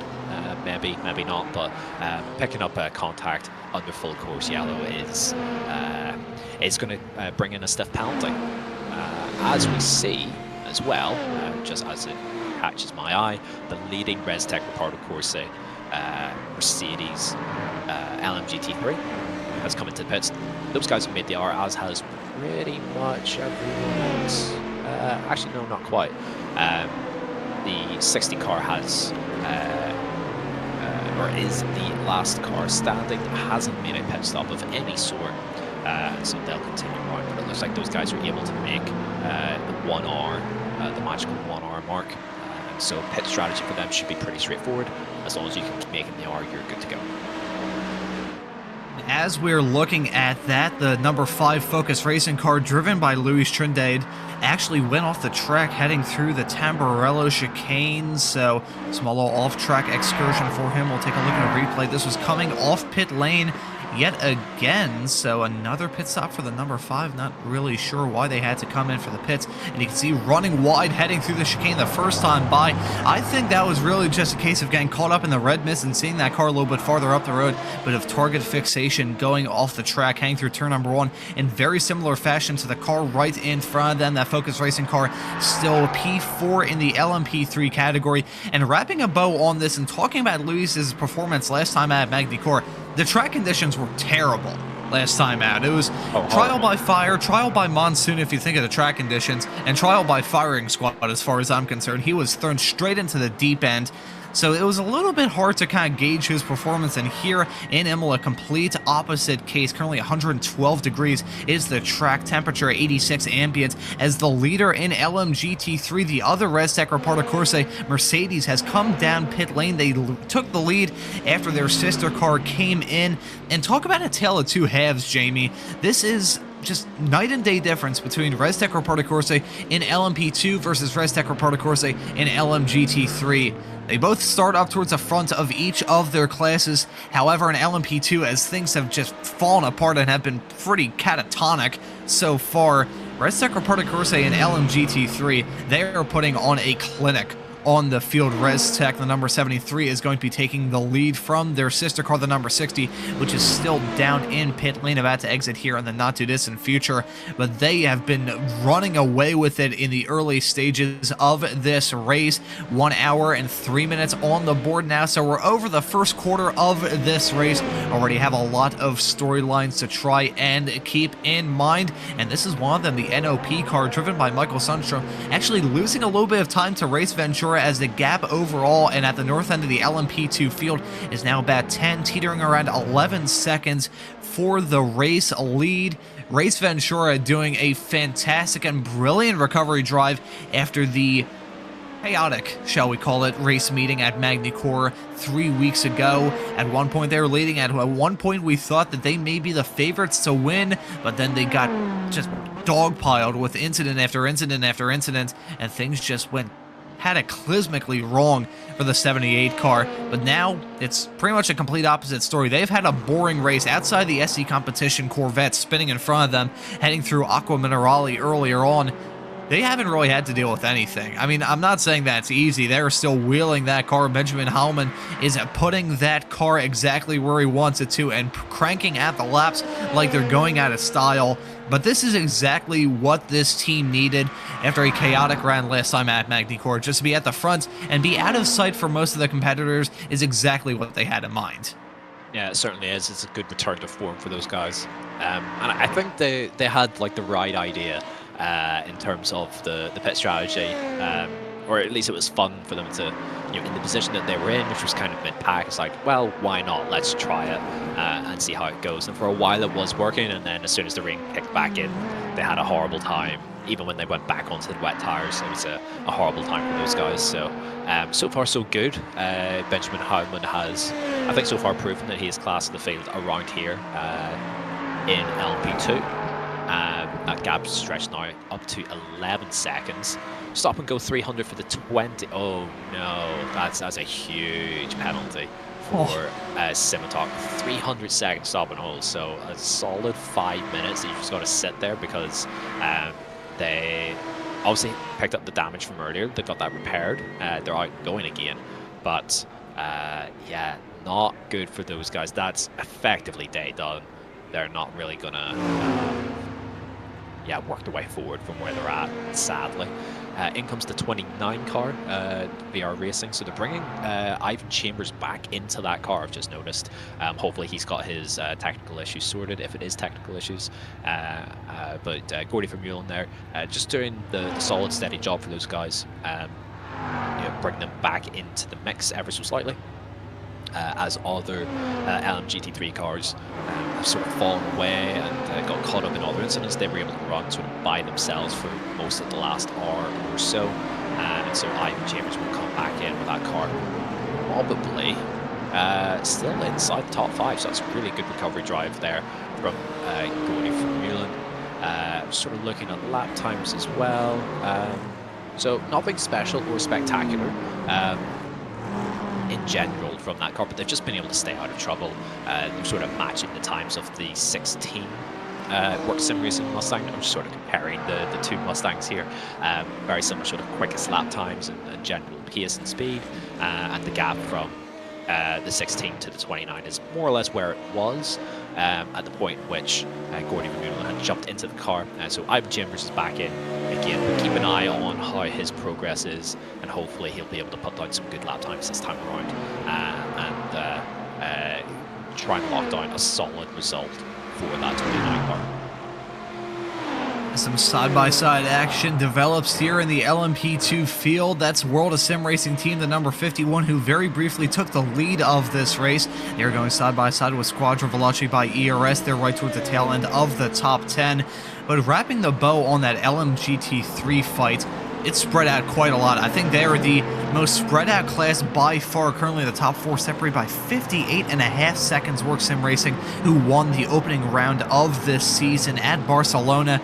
They're running in 4th, and hey, considering how dramatic these races have been thus far, they may not entirely be out of it. We just never know in these endurance races. But looking up and down the field, fairly spread out at the moment. The LMP3 fight between Rising Panda Racing and Work Sim Racing is, I believe, the closest battle for the lead in any of the 3 classes that we have right now, and it's about 5 seconds separating those 2 cars currently. So I think we're surely settling into the groove. These drivers are certainly settling into a groove, trying to figure out how to whittle away the laps. 1 hour on the board at this stage. They're just trying to keep it easy and try and keep their heads cool which is really important with this race. We mentioned not terribly long ago the track conditions, and it's going to continue to heat up between now and the end of this race. 111 degrees is the track temperature, and when it comes to stuff like that in these endurance races, sports car endurance racing tires are very, very tough, but when it comes to a 111 degree track,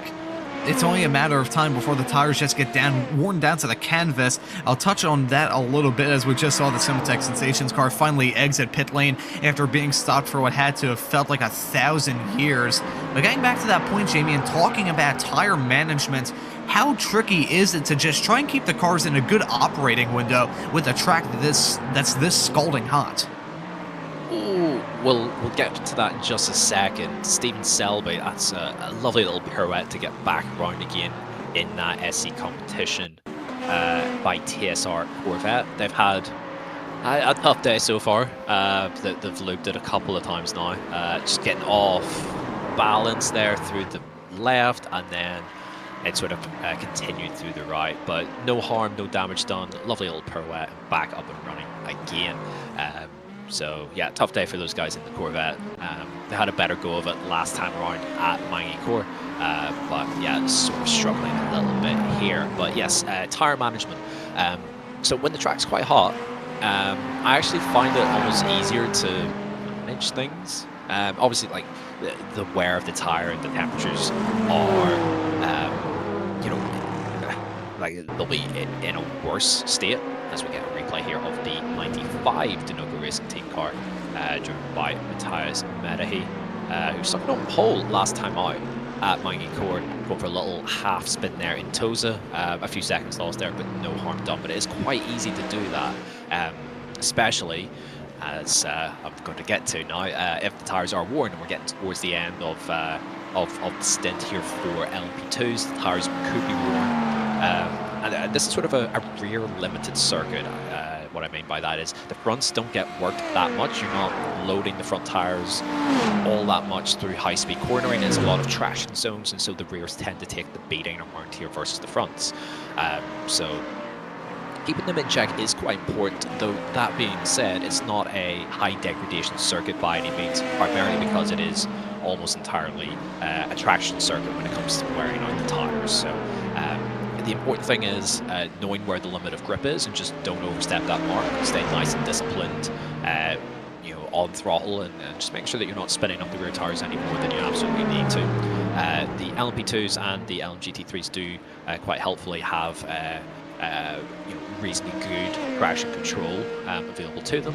Not so much really in the LMP3s, so that's why we've seen at points this season some issues for those guys, especially as the tires wear out. And we've seen it at Magny-Cours last time around in that first stint, where with the drying track and those guys on wet tires, that they were really struggling to keep the car pointing in the right direction. So it is still an important aspect of this race, with it being a 4-hour long endurance race.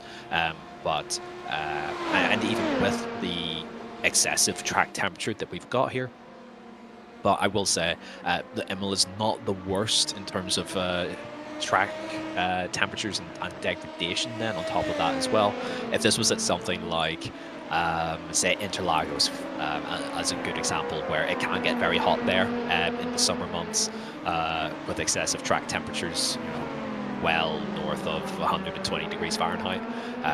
You know, it's very tricky there because it's a lot of long sweeping corners. But here, it's less of a concern, but not something to completely disregard as well. And thankfully, this track is a little bit smooth in terms of the asphalt on it. It's not like they're driving on sandpaper or a cheese grater, so it's a little bit better for the tires. However, these drivers, I'm sure, are going to be very happy when it comes time for the pit stops and they can switch on to a new set of tires. And looking through this entire field, Rising Panda Racing, the number 46, we haven't really talked about them too much in this race. They're running 4th in the LMP2 category, and Rising Panda Racing has had an up and down season thus far, currently running P4 in that LMP2 fight, and they lead it currently in LMP3.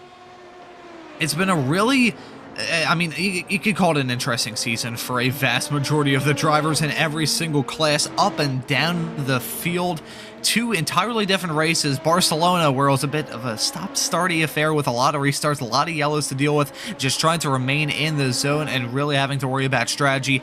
Then at Magny-Cours last time out, dealing with the rain, trying to keep the car going on the racetrack and going in a straight line, but it's still just a lot of weird things have happened so far in this season, and many of them have happened to Rising Panda Racing. They won last time out in the LMP3 field. They have not taken the checkered flag in the LMP2 class, but they've been up towards the north end of the field, and I think if the chips fall their way in this race, they could be a contender for a podium. They're only about 3 seconds off the Tri-State Racing 12 for that final podium spot. Rising Panda Racing has been quite impressive thus far in this season. How do you make of their performance so far, Jamie, in this race in both the LMP2 and LMP3 fights? In LMP3, they've been very, very strong. They've managed to hold off the work sim racing car with Maxime Leonard sort of piloting that car expertly so far. No issues, no dramas for that car, to my knowledge so far. In LMP2, though, they sort of started mid-pack, and that's always really dangerous in a series like this and in a multi-class environment, because the overtaking of the traffic that you'll have to deal with ends up being very hectic, especially in the opening few runs through. But they've worked themselves up into 4th from 10th, which is a really strong start, and the pace in the race is looking pretty good. They've been very, very strong for large parts of it. Actually, I'm just noticing here that the 12 car has had a really slow lap. They've lost over 2 seconds on that last lap to the Rising Panda car behind, which is chugging along nicely, but they're not like setting groundbreaking lap times. In fact, Matthias Medahy there in the 95 Dinoco Racing car that has also worked its way forward from P9 up into P5, so we've seen them have a little spin there, but have gathered themselves, composed themselves quite nicely, and are setting faster lap times than anyone else out there right now. But yeah, back to the point of the Rising Panda. They've been strong, steady contenders throughout the entire season so far, especially in LMP3, but they're starting to come to their own now quite nicely in LMP2. Remy Lewis there's done a fantastic job so far in this opening hour and 16 minutes, so it remains to be seen, especially when it comes to further driver swaps, what happens when some drivers come out, especially those that have done super well so far, and whether their teammates can back up the strong efforts that have been presented and have been delivered by the drivers currently in the car. So still a long way to go, of course. I would probably say that it's still a long way to go until we're into the last stint. But yeah, looking good for those guys in Rising Panda in 4th in LMP2 and currently leading in LMP3. It's been good to see.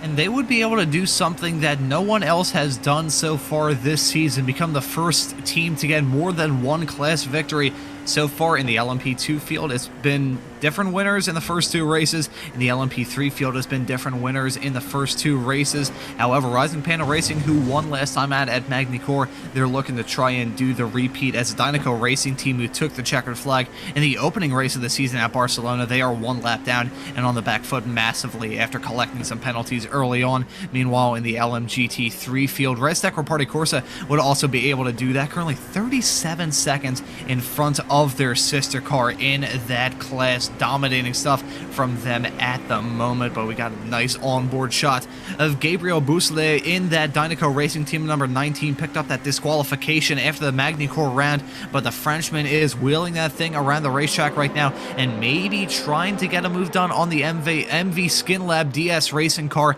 in the not too distant future, currently separated by barely any air. You can see him heading into Variante Alta right about now. They don't have to worry about too many cars around them, as Dinoco Racing team number 95 is well farther up the road, currently about 9 seconds in front of the MV Skin Labs DS Racing car.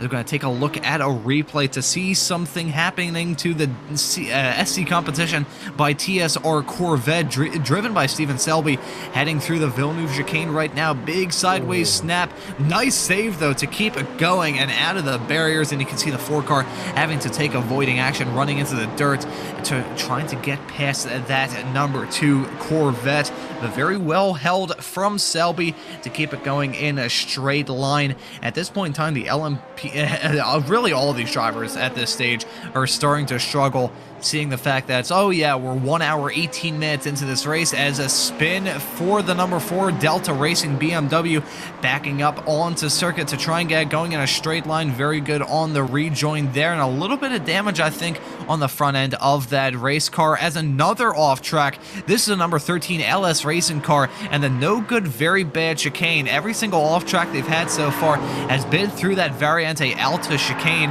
and I think this is the 3rd or 4th time they've had a moment heading through there. And here is a replay heading into the chicane, heading through the braking zone, hits that first curb, hits that second curb, and it's that weight transfer between the two that got them sideways and sent them around. Garrett Spence in that Tri-State Racing car, he picked up a piece of it. You can see some suspension damage on that race car. I'm curious if that's just damage he's picked up from an earlier incident, or if he picked it up in that contact with the number 13 LS Racing car. Yeah, I think that's purely off of the contact with the 13. So yeah, Garrett Spence has had to take that Tri-State Racing car down onto the pit lane to try and get that repaired.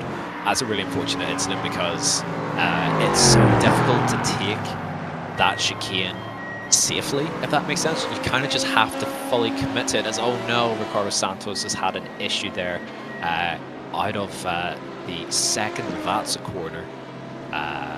So unfortunately, it's just not gone well for Ricardo from he's jumped into that car, which is a real shame.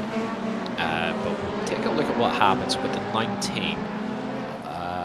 Just run it wide, clip the gravel, and oh, he's sort of got tipped round end over end there from the 19 car. That's the Dinoco Racing Team car, the one that got DQ'd in the previous round, as we've mentioned before. So Gabriel Bucliero there, sort of helping him on his way. But that car was already on a one-way trip to, well, at least pointing backwards, maybe towards to Rome rather than towards the start-finish line. So, yeah, disappointing day for Ricardo there behind the wheel. He just hasn't quite got up to the pace that his teammate did.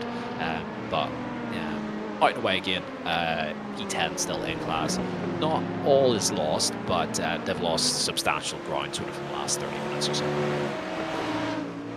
Yeah, P10 is still a P10. I don't think they would be particularly happy with the P10. However, I don't think they'd be complaining either. Tri-State Racing, who won last time at Magny-Cours, have now come down pit lane. This is Michael Simpson behind the wheel.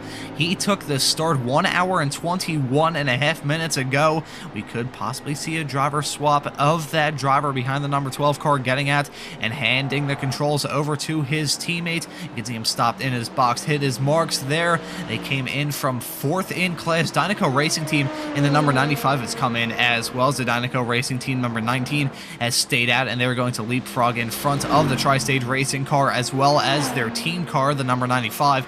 They jump up to 4th. And just waiting now to see Tri-State Racing exit pit lane. I am not entirely sure whether or not they did a driver swap. Hopefully we can see once they exit pit lane to see whether it's still Michael Simpson behind the wheel of that car.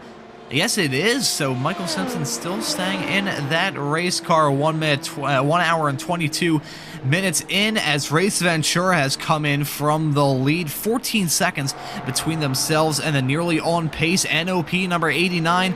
Ooh, is emerging there on pit lane. Thankfully, ghosting is in effect down pit lane. Otherwise, that would have been some race-ending contact. Some alien activity going on here from the European Sports Car Championship. Dinoco Racing Team number 95 exiting pit lane. Race Ventura stopped out and away. In the not-too-distant future, Jordan Paul Daly is going to take behind the controls of that number 98 Race Ventura car. He will inherit not only the lead of the race, but a very fast race car and maybe a full-course yellow, as the Delta Racing number 4 is stopped on track heading into the Villeneuve chicane. He is in neutral right now, and you can see a little bit, I believe that would be right hand down on the steering wheel, possibly some contact heading through Tamburello, and he's stopped on the side of the track. I'm listening very carefully to hear full course yellow coming in 20 seconds, and this may be some sort of hardware failure, possibly. Oh my god, I think that may have been the Rising Panda Racing number 47 that nearly just got cleaned out by the Delta Racing 4. We're gonna ride on board with Rising Panda Racing, maybe. his engine blew up. Another engine failure. So as much as the hot track temperatures were going to try and affect the tires, they've also affected the engine, and Rising Panda Racing just had a scare to end all scares. We nearly just saw an airplane crash heading into Villeneuve. Yeah, really, really scary stuff there. So the 47 taking the right course there, full evasive action, just making sure that they didn't get caught up there. Happy to take a slowdown as well on the way through. They're leading by a reasonable margin, so if we can, on board with Maxime Leonard in the Rising Panda Racing car. See the smoke This is going to be scary on board. Yeah, it definitely is. Oh my goodness, no. Oh my god. Yeah, just sort of kept it pinned going through. in a straight line. Oh my lord. So sorry to budge in there, Jamie. That was just my inner race fan looking at that and being dumbfounded. The fact he kept that thing going in a straight line after that rally action. I think they're very happy to slow down, because if I had a moment like that, I would be terrified for quite a while afterward. And I think in all of that, it's definitely changed the complexion of this race. NOP, they're now leading 1 minute over Rising Panda Racing. They've had to stay out for a few more laps than they probably had in mind. How do you think that's going to change the complexion of that LMP2 fight now that this yellow's come out in the midst of the pit cycle?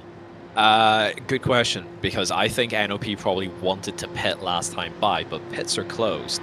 That didn't stop the 11 from coming down pit lane, so maybe they just realized they were never going to make another lap and will take whatever penalty they get. Rising Panda, the 46 comes in as well. Pits, I will state, are still closed. So potential penalties on the way, but this is just horrible timing for those LMP2s that haven't come down pit lane for their second pit stop. So they're in and around the 40-minute mark, all things being normal and equal in terms of their fuel cycle or their fuel stint. We've had a couple of yellows now to sort of help that and alleviate some of the pain of burning through all of the fuel, but this is going to be really interesting. If we can stick with the 89 here and make sure it actually comes down pit lane next time, cars are back up to speed. One, can this car get down at the pit lane without losing any substantial time? And two, what then actually happens in terms of driver change as well, as we are back green flag racing. So I'm really interested to see whether this actually helps or hinders NOP. They were able to go 1 lap longer than Race Ventura last time by, or through the first stint, I should say. So they have the capacity to go that little bit longer, it seems. So we're on board now. Everything's sounding healthy, clean. A little bit of slipstream off of the 11. That's a big lift though, coming down into Ravazza 1. They must be in this time. So Ravazza 2 now over the inside curve. I'm going to expect them to come in. Yes, there they go. Do. And down onto pit lane speed. All good. Car's not chugging, so they'll be okay to actually make it to their box from here. So all good on that front. So potential disaster there for NOP, but they've been able to just about eke the fuel out, make it to their pit stall, and they are now safely into their stall and able to take on fuel and tyres. It'll be interesting to see as well whether Mikael Sundstrom does stay in the car. He doesn't. It's Oliver Hagstrom who jumps in. So the dynamic now changes. We've got Jordan Paul Daly in the Race Ventura car, and we've got Oliver Hagstrom to jump into NOP. And we'll see how these two guys duke it out for the potential lead of LMP2. Race Ventura do proceed on through and will retake the lead for now. And do so by quite a margin actually, as NOP, just looking at the live timing here, come out of pit lane, back onto the circuit. That gap is significantly larger than what it was before. In fact, Rising Panda are very close behind in the 46, but bear in mind as well, those guys served or took on a full service under the full course yellow conditions, so that obviously isn't allowed. It'd be interesting to see what the penalty for that is later on in this race. Yeah, we're probably going to get some word about what sort of penalty may fall the way of Jesper Fabian Bon in that Rising Panda Racing 46 car. That is going to be a storyline to follow and would give the final podium spot to Dynaco Racing Team in the number 19, which are now in front of Tri-State Racing. That will be a fight, though. As you can see, those two cars covered by barely any air. It's just nothing at all, about a half a second separating them, but now that gap is going to decrease a whole lot as you've got the Porsche, the number 15, the World of Sim Racing Team car, kind of acting as a rolling roadblock, but the 43 is acting like a rolling roadblock too.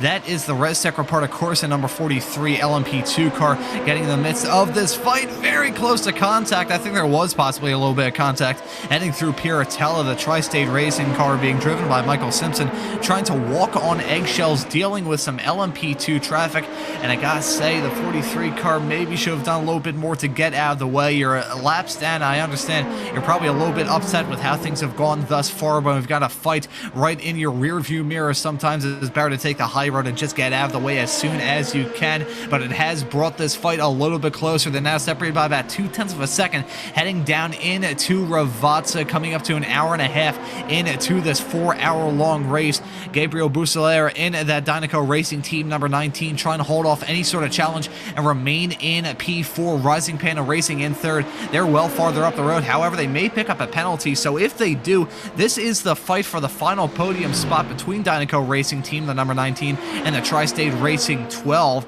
This is going to be some close quarters racing here in the not too distant future. The whole lot of traffic involved in this as well. That is going to create quite an exciting battle. That right there is the number 60, the Rennsport Reparta Corsa Mercedes, currently second in LMGT3, that they're about to catch up to here in the not too distant future, and possibly disposing of that car heading into Toza. Looking at the LMGT3 field, it must be noted that Rennsport Reparta Corsa, the number 60, has lost track of the car, their sister car, it should be said, as now the gap between themselves and the World of Sim Racing Porsche is down to about 8 seconds, a little over 8 seconds now. But that, I think, is the closest gap we've had between P2 and P3 in LMGT3 so far in this race. So maybe Rennsport Reparta Corsa is starting to struggle a little bit when it comes to pace. Yeah, it's looking that way. But also, I'm pretty sure that the 15 World of Sim Racing Team Porsche has... we've got... sorry, we'll pick that point up in just a moment, but we've got Andrea Valerio of the, I believe it's the 43 of the Rennsport Reparta Corsa cars. If we want to bring him in for a quick little chat, in fact, we'll just do that now. So yeah, we've got Andrea Valerio here from Rennsport Reparta Corsa. Been a really tough day for you guys so far, but 1 hour and 30 minutes in, and just over a lap or so behind after the penalty. So talk us through what's happened so far in your race then. Yeah, hi Jamie, hi everyone. Yeah, a very eventful first half of the race, and I'm very disappointed because we had a really strong pace and qualifying was really great. We achieved the best result, P2, in our home race. It would have been fantastic then. In the first part, I had a little bit of understeer because I was too close to the leaders and struggled a little bit, but in the end the pace was there and everything was going fine. Then we had an unfortunate contact, and the other car got penalized because they went a little bit bombing, but I mean, it's racing, could happen, but we received a really ridiculous penalty. We got a 30-second stop and go for an accident that we even didn't make because it was clearly a netcode, and they told me it was a responsible drive, and now I just have 1 point, so I risk even to miss the next race for an accident that I even done. So very, very nervous for now, but yeah, let's hope something happens, because only a safety car probably could save us, because the first 10 cars are more or less the same pace from 10th to another, so it's very disappointing because we wanted to do a great result in our race, and we are back for different reasons. So at least the GT3 are going well, and I hope they can achieve 1-2, but yeah, anything went terribly wrong, and I hope at least the race direction can see my replay to understand that I didn't anything dangerous. It's just the car was in a different spot from my side. Yeah, it's a tough break then in that case. So just whilst we have you here and having completed those first couple of stints in the car. Talk us through sort of dealing with the lap traffic here, because that's where we're going to find, the highest likelihood of an incident that's going to bring a safety car. Do you think that that's a high likelihood, given how the race has panned out so far for you guys, or do you sort of feel like, given the fact that the LMGT3 field is a little smaller this round, that it's maybe not quite so likely that we're going to have the big incidents that we've had and seen in the first 2 rounds? What was the question? Sorry. Oh, sorry. So, given you guys are sort of looking for a safety car, do you Yes. feel like that's likely, given how you've experienced the opening part of this race, or do you feel like it's not so likely?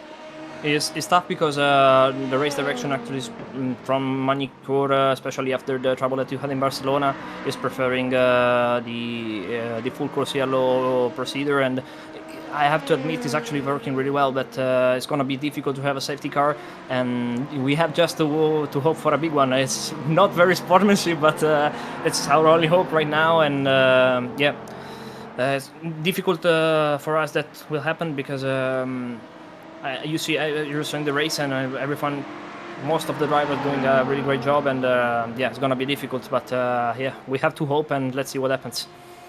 Well, certainly. Let's see what happens. You guys still have a good pace out there and a quick car, so it's looking like maybe top 10 is sort of where the limit is for you guys, if it all stays clean from here. But fingers crossed for you guys for a strong end to the race.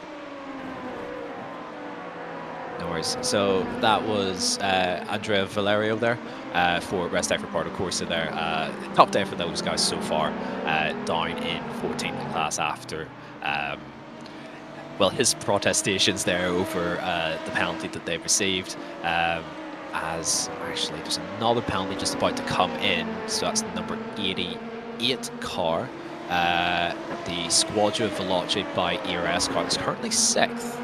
Have a drive-through. It hasn't actually come up on our screen yet, but I have just spotted it in session here. A drive-through for entering closed pits. We're going to see a few more of those.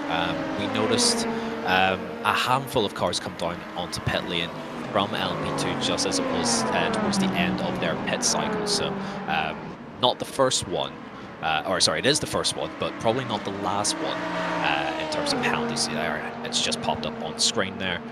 Penalty for the 88 entering a closed pit under FCY. So I suspect we're going to get a few more of those.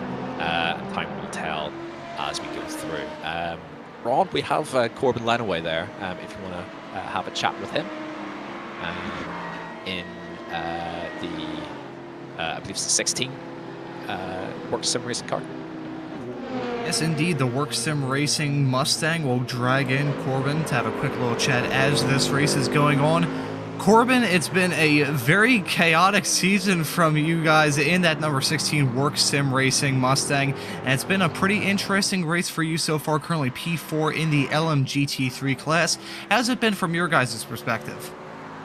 Yeah, honestly, coming in, we knew we would be a bit off pace. Just unfortunately, the boat of the Mustang is just not allowing us to compete at the moment. But yeah, hats off to the Rennsport guys. I mean, they've been quick all year long, and obviously it's really showing today. So just hanging on to what we can, trying to stay out of trouble as we have the first 2 rounds, and maybe hope for a safety car later in the race and get back in a podium spot potentially. So we'll see. I do see a little bit of damage on that Mustang as we're taking a look at y'all heading through, about to enter Ravazza in a few moments' time. See a little bit of damage on the hood, crinkled up a teeny tiny bit. How did y'all pick up the damage that's currently on the front of that car? At least it looks like there's damage on the front of that car from my perspective. How did y'all pick that up? Yeah, unfortunately, in the last couple corners, Brandon had a LMP2 close behind, and as they were accelerating out of the final corner, the LMP2 just caught our left rear, and then we got hit by the car behind as well. So probably a loss of about 30 seconds or so pretty unfortunate, but luckily we're on an island by ourselves right now, it seems, on track. So yeah, no loss of position, but a little loss of pace, and obviously bigger gap to the car in front. So doing what we can. We're going to try to manage it as we have the last 2 races and see where we end up. Well, the good news for y'all is that you still have over 2 hours left to go in this race. So what's kind of the goal at the moment? Is it just going to be whittling away the laps and coming out with a top 5 result, or are y'all possibly trying to eye up a podium spot? What's the goal for the end of this race? Ideally, there's a safety car later in the race, and we're in a fight for the podium. But for now, we're just going through the motions, clicking off the laps, and then hopefully for the last hour, 15 minutes, when I'm in the car, potentially make up some time and hopefully end up in a podium spot, depending on what happens with the guys in front. But yeah, just trying to stay steady. We knew this was going to be a tough one. I know Spa will be better for us next month, so as long as we keep it close, championship points-wise, we'll be happy with today. So P3 would be ideal, but P4 isn't horrible, so we'll see how it works out. Yeah, P4 is still a very good result, and fingers crossed for your sakes that y'all are able to hold on to that spot between now and the checkered flag. Gonna take over the controls of that Mustang in the not-too-distant future from Brandon Mosby. And excited to see you out on track, Corbin. Thanks for joining us in the commentary booth, and excited to see how y'all finish off this race. Thanks for joining us, man. Appreciate it, guys. Talk to you in a bit. And that was Corbin Lenway, and we have some penalties that we have going on, some penalties for full course yellow violations. We'll go through those right now. So we had the entering a closed pit lane penalty to the Squadra Veloce Alpha by Eagle RS number 88 not terribly long ago. We also had one for the Eagle Speed Academy 85 entering a closed pit lane, as well as the number 11 for entering a closed pit lane. We may see the penalty and the hammer fall down on the number 46 car in the not too distant future, because we saw them enter a closed pit lane. And, you know, speaking of some of these full course yellow violations, you know, there's been some discussion because this has been an odd race. I mean, we've had 2 cars at this point, maybe even more, blow their motors up at this point, and it was 2 isolated cases as well, with not a whole lot of commonality. It was an LMP2 car and an LMGT3 that, actually no, it was an LMP3 car, my apologies, and an LMGT3 that blew their motors up. But it was right after or around a full course yellow. I think there's something to do with this, and there's been some discussion, mainly from VR Racing, that there could be some problem with the full course yellow procedure causing these cars to pop their motors. Jamie, what do you think of that theory from VR Racing? Yeah, it's an interesting one. I can't explain it. I'm really not sure what the cause of the blow motors is. Bear in mind, this is a track where you do sort of thump the car over the chicanes. You'll scrape the underside of the car along the top of the curbs. You might catch an anti-cut curb wrong, and that could cause some damage to the motor.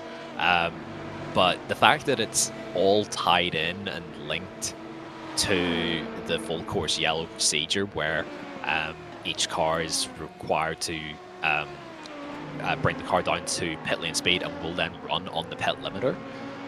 It is just so interesting that in different classes as well, we've had the same thing sort of pop up. So yeah, I'm not sure what the solution is or even what the cause is, but it might be linked to the full course yellow, but it also might be completely standalone. So if we get another one and another motor pops, then you know we can maybe start attributing the full course yellow procedure to engines getting toasted. But until then, I'm going to reserve judgment. Yeah, it's really hard to gauge. I think it has something to do with them running on the pit limiter, and I do have some experience with this, so this is going to be a long, possibly at some points rambling stories, but it's always good to share a story with these endurance racing broadcasts. So, one of my friends, basically, well, my best friend, not really a keen sim racer. I'm the race fan. She used to be a classical dancer. She used to dance classical ballet, so she's not really keen in the world of racing. However, I have gotten her to drive on the sim rig I have in my house in the past, and for her to just kind of get her bearings straight, she usually does some laps with the pit limiter around the track just to figure out where she's going. And occasionally, if you spend a whole lot of time on that pit limiter, the motor will get hot. The water temperature is going to shoot up, and eventually you will pop that motor.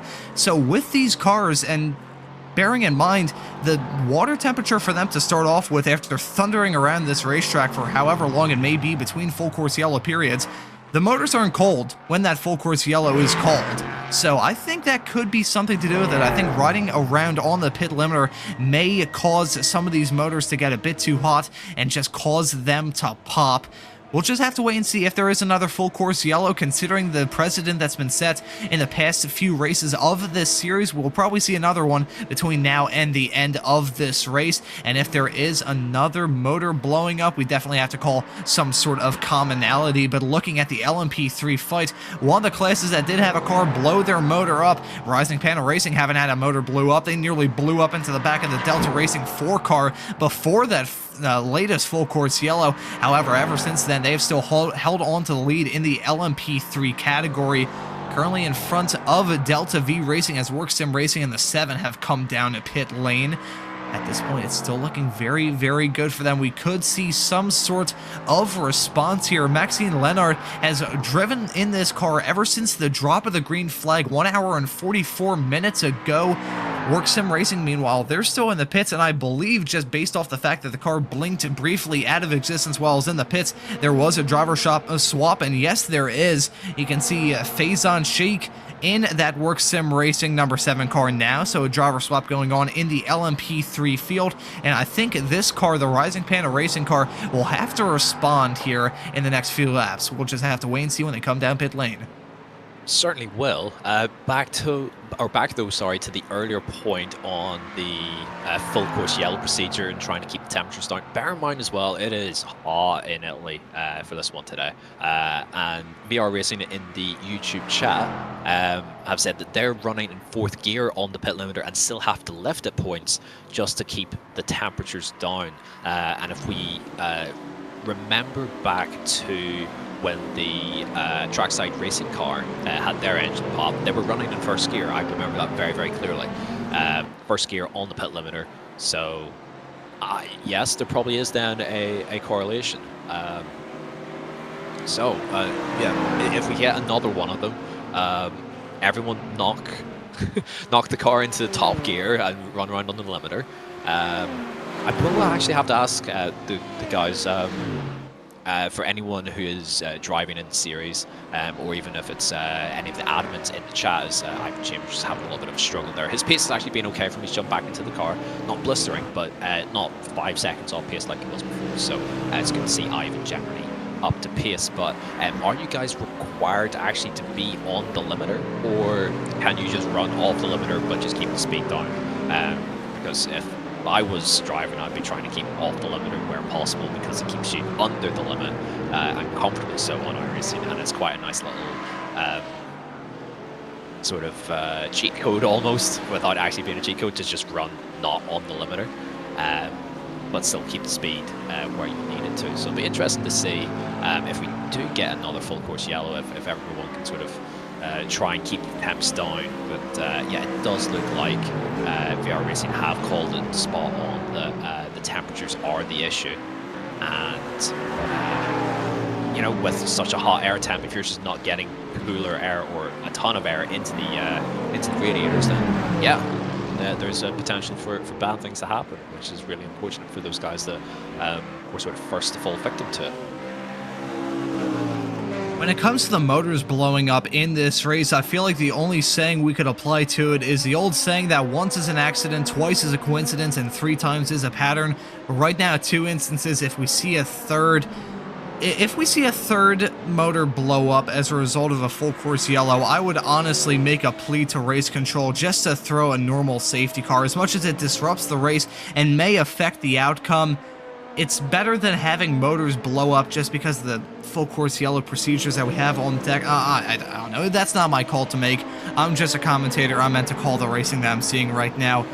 But that would, if I were one of these drivers and I were running in a very good position, had a full course yellow come out and my motor blew up, I would be not very happy at all. And speaking of not very happy, Elliot Earhart in that Evolve Racing number 57 goes for a spin coming out of turn number 15, the second part of Ravazza. They started this race down in pit lane. They put on a good recovery drive currently in P11, quite a long ways off from the back of them is a Revolution E-Racing car with the Restec Repart, of course, the number 22 right in tow in 13th.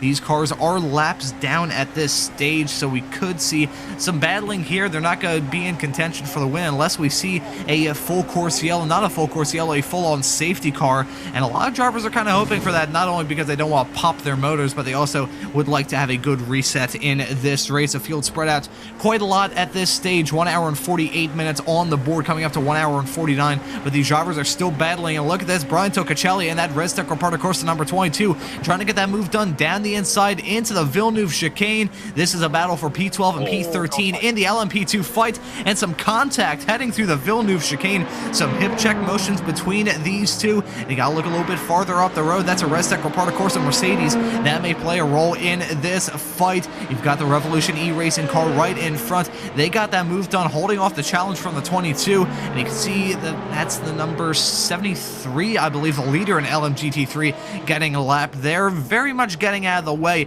as a spin involving the GSE Racing esports car. The no good, very bad day for the 37, my apologies, nearly getting a little bit of a hit up the back from the LMP3 arriving on the scene. They're down in P16. They have had a bad afternoon thus far. Currently running 16th in LMP2, and that was a spin heading through the Tamburello section. But right now, going back to another fight in LMP2, this time on the lead lap. We're following Squadra Veloce by ERS, and right behind them is a Vision 1 Motorsports car with a VR Racing Mustang going off the track, trying to get out of their way. Those two cars separated by only a matter of feet, heading through the Tosa hairpin. This is a battle for 7th in the LMP2 class. These two are the last ones on the lead lap as it stands at the moment. Currently a minute and 24 behind the Race Ventura team, the number 78, which still leads ever since they started this race from the pole. They've only relinquished the lead in the case of some pit stops. They are putting on a very good drive indeed, but these drivers battling hard towards the tail end of the lead lap. They may have to deal with getting lapped soon, so they may not try and force the issue too much on each other, just trying not to lose any time at all.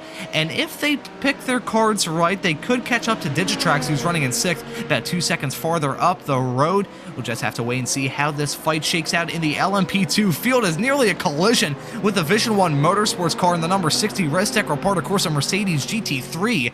That was coming under the bridge out of turn number 13, and I think the Vision 1 Motorsports car had to do some rally action to avoid a horrible and hellacious collision between these two. Hopefully we can find a replay to see that very close call. That was not what those drivers had in mind at all. Certainly wasn't, but yeah, solid little battle here for P7 and P8. We're just going to get that replay actually. So yeah, Damien Banca in the 11 Division 1 Motorsports car, and there the overtake on the number 60, and oh, that is so tight. Well avoided from the 60, but yeah, tough call there.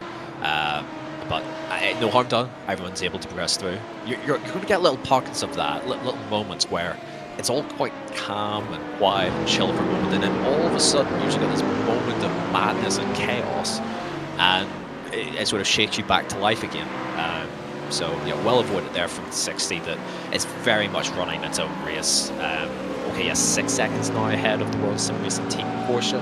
That gap is coming down, but in general they've not really been in a battle for a substantial period of time in this race. And then back, sorry, probably to put a bow on it, as you would say, Ron, under the full course yellow, the drivers are required to run on the pit limiter so that they don't receive a penalty for potentially running above the speed that they should, or to fall victim, just to create a violation against the rules there. So, yeah, I think that neatly wraps that up.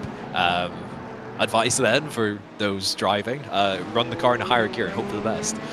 as Elliot Earhart there. Again, another issue for the 57, who, as you had said, Ron, running quite nicely at points today. They're down into pit lane. It looks like either that was a little bit of damage or just the car squirming on the brakes there and it's seen a puff of smoke. So potentially it is just that. Meanwhile, elsewhere in LMP2, so I was wondering about the change in dynamic between the 78 and the 89 for the race lead. So Jordan Paul Daly here for Race Enduro has been able to extend that gap out a little bit. His last lap was poor.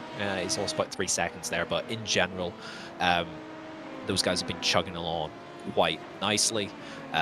Although Oliver Hagstrom there in the NOP car who's jumped in, his pace is looking fairly strong actually at this point. It's the last lap of a 34.0 is more than competitive at this point. So that's really, really good to see from those guys. 11 seconds back then takes us to Rising Panda in the 46 car. I'm still waiting to see actually whether they'll receive a drive-through penalty for the pit entry that they had whilst everyone was on the full course yellow. Maybe they got away with it. Maybe just the timing was spot on and they were able to get out and away again in time. But they're currently running third, a good 20 seconds now ahead of the Tri-State Racing car currently driven by Michael Simpson. So that's your top 4, and then in 5th, just 5 seconds back from that, is Gabriel Bouclair for the Dinoco Racing Team, the 19 car. They've had a strong day so far, up 6 positions from 11th. And yeah, that's your top 5 so far in LMP2. Just as we're coming up to the 2-hour mark, which therefore means, given the LMP2s typically have around 40 minutes of range on the fuel, 40 times 3 is 120 minutes is 2 hours. So we're getting close to the 3rd round of pit stops here for the LMP2s. And actually talking about the 3rd place car in the LMP2 fight and the fact that the Rising Panda Racing 46 has not picked up a penalty, I feel like there may be some conniving trickery going on there. So of course, the viewers watching this stream, either on Apex Racing TV or the European Sports Car Championship YouTube channel, you can't hear this because you can't hear the calls coming from race control. But if I remember correctly, it wasn't a full course yellow, pits are closed call from race control. It was just announcing the full course yellow. And usually the call that the pits are open and the pits are closed usually come through a message in the chat. So maybe there was a small little miscue, because certainly when the full course yellow was lifted not terribly long ago, it was probably another 25 seconds until the pits opened up with the call from race control in the iRacing chat. So maybe that small little bit of disjointed time between the full course yellow getting called and the pits actually being announced as closed, maybe Rising Panda Racing just hit it in that perfect window whereby they could get away with it, because they still have not picked up a penalty at this point in the race, and it's been a little while, so I think they may have gone away with one there. That would certainly be a saving grace for them. Not saying they've had a bad race, they're having a fantastic race running in 3rd. However, if they picked up a penalty, that would really, really hurt them. Chances are, considering the other penalties that people have picked up, it would probably be, I think, a 60-second stop and go, if not a 30-second stop and go. Either way, it would take them hopelessly out of contention outside the top 5. That would not be ideal for them, but it looks like they're going to escape without a penalty. Meanwhile, Trackside Racing Team out and away. They are many laps down in the LMP3 fight. I think it was 23 laps down, unless I'm very much mistaken. They were the team that had the first motor pop on them earlier on. They got the motor repaired and they're back out on the racetrack. But that team, oh, you gotta feel so bad for them, because harkening my mind back to the opening round of the season at Barcelona, Dorian Lievre driving that LMP3 car was a force to be reckoned with in the early stages of that race, and even after a spin, he held on to it. But then, ever since he gave up that car, in the early stages of that Barcelona race about 2 months ago, things have just gone from bad to worse. If they didn't have bad luck, they would have no luck at all. But now Dorian Lievre is back behind the wheel of that trackside racing team. Of course, 24 laps down now, hopelessly out of contention. Unless the entirety of the LMP3 field gets struck by lightning, they're probably going to have to settle for a P8 result. But Lievre, very, very fast in these LMP3 race cars. And I think I touched on this point last time out at Magny Cours. The LMP3 car drives very similar to another car that Dorian Lievre frequents in iRacing, that being the Radical SR10. I have covered official races, covered every single Friday here on Apex Racing TV at 2100 GMT, 5 p.m. Eastern Time for those of you who are part of the American time zones. As we have a spinner for the American team, the SC competition by TSR Corvette has gone around in, I believe that's a Ravazza section. Looking through to try and see if that was in through Ravazza. Yes, it was. And they're going to come down pit lane, currently 6th in the LMGT3 field. But getting back to the point I was going to mention, in reference to Dorian Lievre, he drives the Radical SR10 quite a lot, and he is fast in that race car. And the SR10 and the LMP3, they're both technically prototype race cars in the world of iRacing, and they have a very similar feeling to them. It feels like the front end is very light. It tends a little bit towards understeer, at least from my perspective, driving it. So that could be the reason why Lievre is always a force to be reckoned with in the LMP3s. And I gotta wonder, Jamie, if in about a month's time, when the series returns at Spa-Francorchamps on, I believe, September the 7th, I feel like they just have to get a win at some point. They've had so much pace, but they've just had such poor luck, and they haven't been able to sneak away with the result they frankly deserved. So just fingers crossed for their sakes at some point that they will be able to snag a victory, because at least in terms of the LMP3 fights, they've probably been the most impressive team thus far this season. Yeah, it's sort of been a toss-up between the car that we're looking at now, which is the 47 Rising Panda, and then the 68 trackside racing team car in terms of just outright pace. Although the 47 car, I suppose you see a massive tire mark through the gravel. Someone's clearly went off into Tamburello there. But I think the Rising Panda car maybe at points has lacked absolute outright pace, but they've done very little wrong, which is why they've had such a strong start to the season. Whereas the trackside racing team, at points, they have been very quick. Although, to be fair, in this race, it just hasn't been their strongest round in terms of raw speed. But they've also just not had the good fortune. They've got themselves into incidents, a couple of spins here and there, sort of a thing. So it's been tough for those guys through the course of the season. But you're right, especially with Dorian in the car. Those guys have shown really good pace at points, and fingers crossed for Spa for those guys that they can have a better day of it, because we don't want to see anyone have a bad day. But yeah, currently, as you say, 23, nearly 24 laps down. That's not getting recovered anytime soon. They're not laps down, and it almost feels like they're time zones down at this point. It's a long way back, but they're still chipping away. They're still giving it a good go. In fact, they've actually technically now then just made the spot on the Simotalk Sensations car overall for 33rd overall, but the Simotalk car has had their fair share of issues. Those are the round 1 winners at Barcelona in LMP2. So, looking up and down the field, do we have any battles or any pit strategies to note? Actually, I did spot something where the World of Sim Racing team Porsche came down into pit lane about 3 laps ago. They were well short of the hour mark. They've got Alex Gonzalez, Abad there into the car.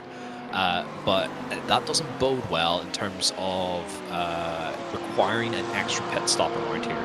And something as well to note, just they're trying to not get run over there by the 52 Revolution E Racing car, or the 46 Rising Panda car there.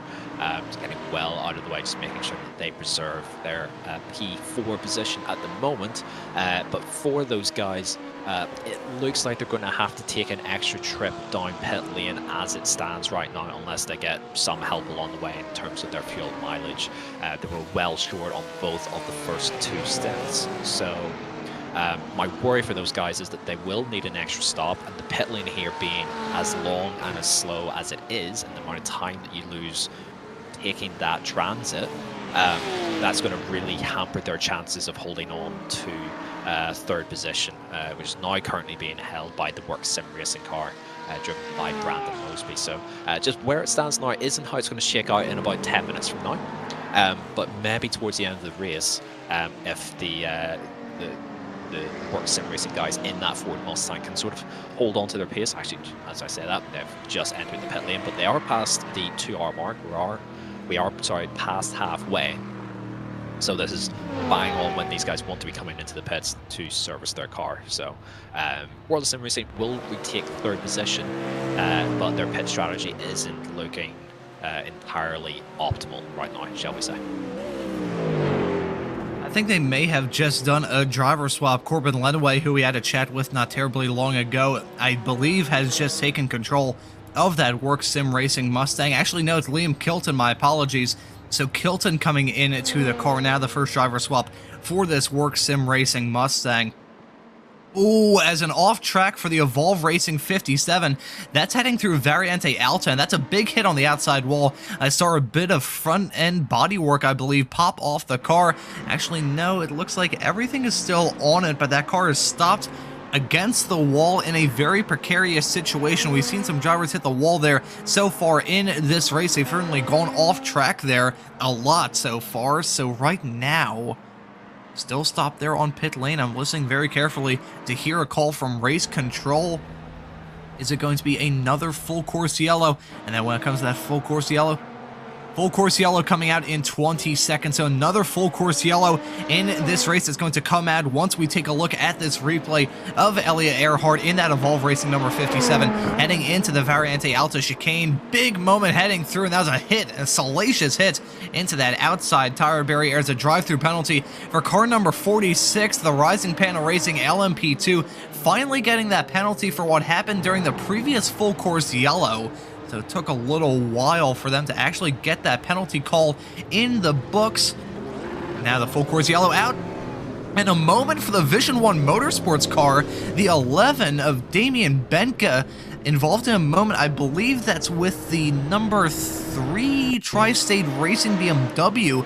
I'm not too sure. It was a BMW. It was a 3 car. Yeah, you can see a little bit farther up the road. And we're going to take a look at a replay to see exactly what happened here. Oh, it was contact with themselves and the VR Racing Mustang under yellow.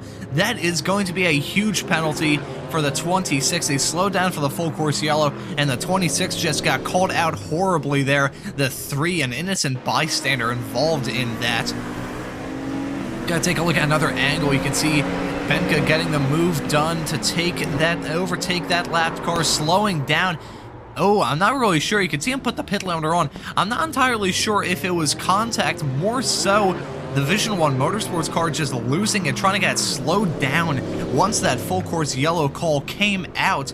Either way, I think someone is going to get a penalty for that, because that was a very big moment and took out multiple cars, and it was a Tri-State Racing 3 that was the one involved.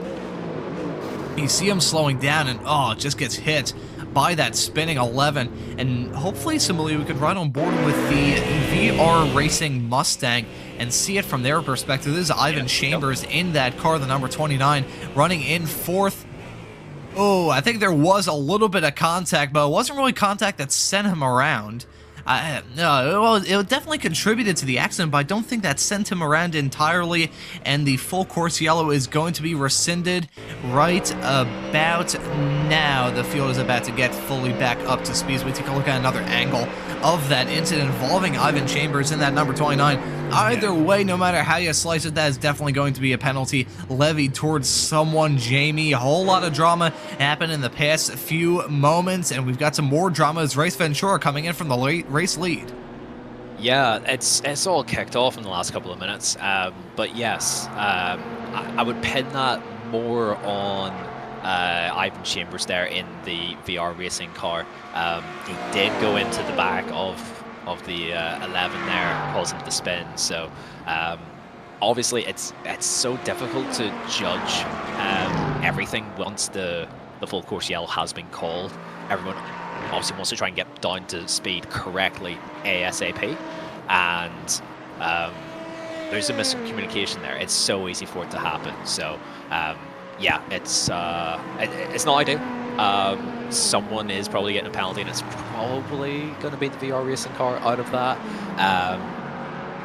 I have sympathy for them, but an incident has happened under full course yellow, and we've seen how severe the penalties have been for previous incidents under full course yellow. So I do worry for those guys currently running, as it stands right now, in 4th position in the LMGT3 class.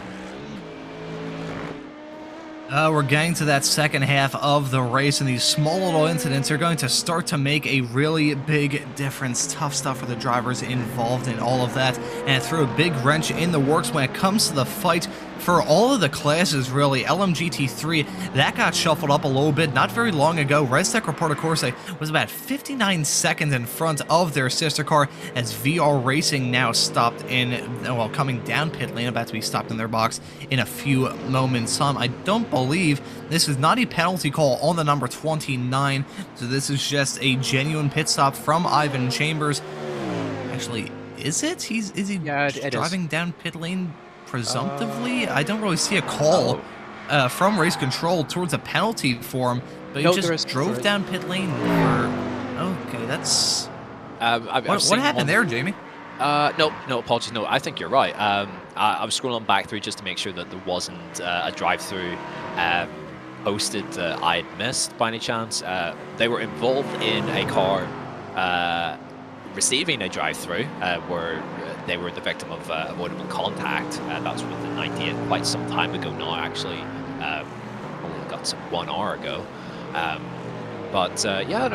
Ivan has just come down pit lane and driven straight through. A little bit confusing. I would assume he's probably just missed his pit box and then just had to keep going through rather than reversing down pit lane. That's my best guess, but yeah, not ideal for the 29 car. They've been in the wars a little bit today. A little bit of everything has happened. They're still in P5. They have quite a margin actually back to the SE competition guys in the Corvette in P6 who've just had a torrid day without actually having anything catastrophic go wrong. I don't think they've been involved in major contact, again, unless I've missed that. Yeah, back with that incident under full course yellow as NOP come into the pits well past the 2 hour mark, which is good for those guys with their 3rd stop. As did Race Ventura a lap or so ago, a couple laps ago actually.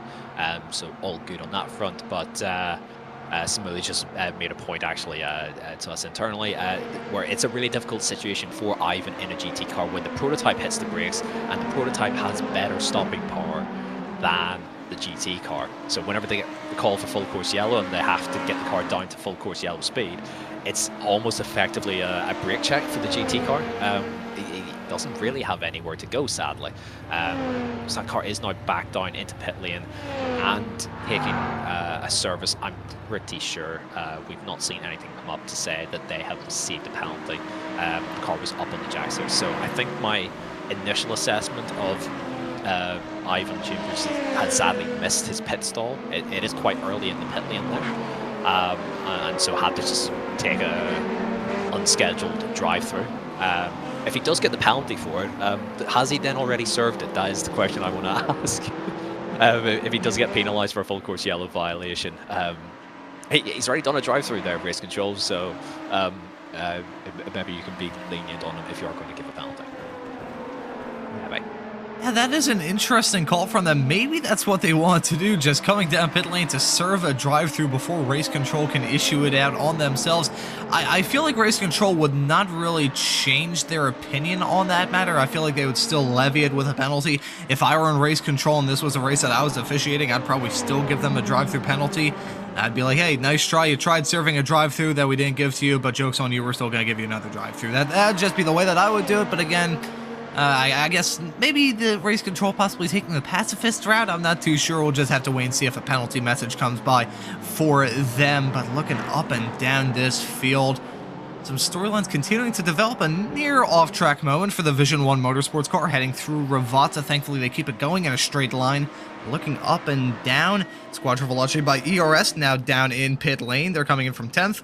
as a moment for Delta V running P2 in the LMP3 category. The gap in LMP3 has ballooned as of late. Rising Panda Racing now 55 seconds in front of this car, Delta V, the number 25. That has increased dramatically over the past half hour in this race. And here's a replay of what happened. You can see the number 60, Restec Reparta Corsa Mercedes, involved in it. You can see the 25 tries to go for the dive, heading into Toza, locks it up a little bit, gets the rears unsettled, then they hit the curb, and that's just a one-way ticket off track. Thankfully, they keep it at the barrier and at their competitors, and they rejoin the track with just a little bit of gravel picked up on their tires and a minimal amount of time lost. At this stage, though, Delta V is probably more concerned with Work Sim Racing and Focus Racing a little bit farther behind than they are with Rising Panda Racing farther up the road.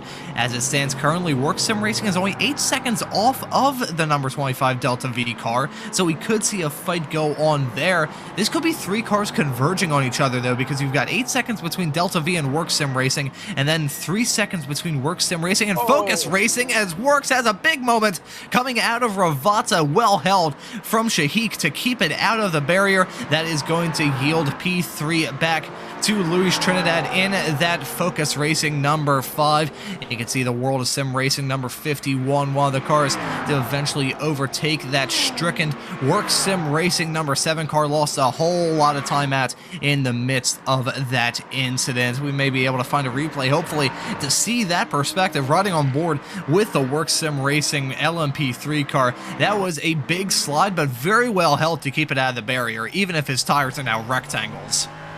Yeah, it is well saved, has to be said. So out onto the, well, he sort of almost lost it before he got to the gravel. Then the gravel kind of finished the job off, but did everything required just to get onto the anchors, stop the car from over-rotating any further, and get himself gathered back up and lost as little time there as possible. So yeah, good save there from Faizan Sheikh there in the number 7 Works Sim Racing LP3.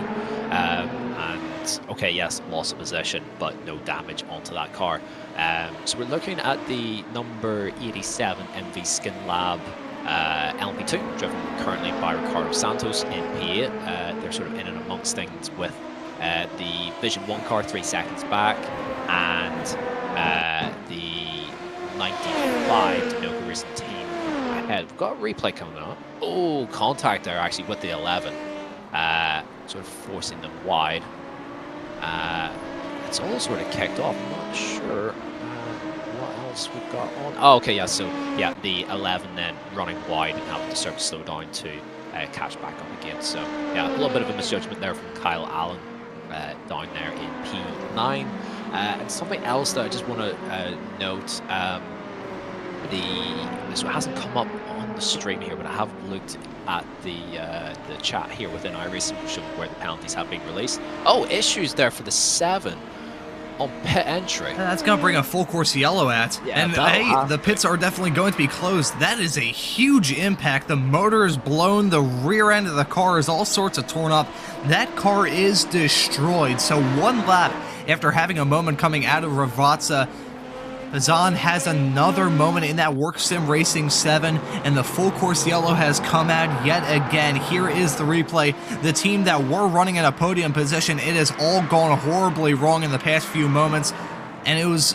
Oh, what? no. Oh, no. Oh, that was a salacious impact into the pit attenuator, coming down on pit lane, locking up the rears and nosing it in there. Pretty much Austin Powers parked it, would have to pull off a 575-point turn to get that going back in a right direction.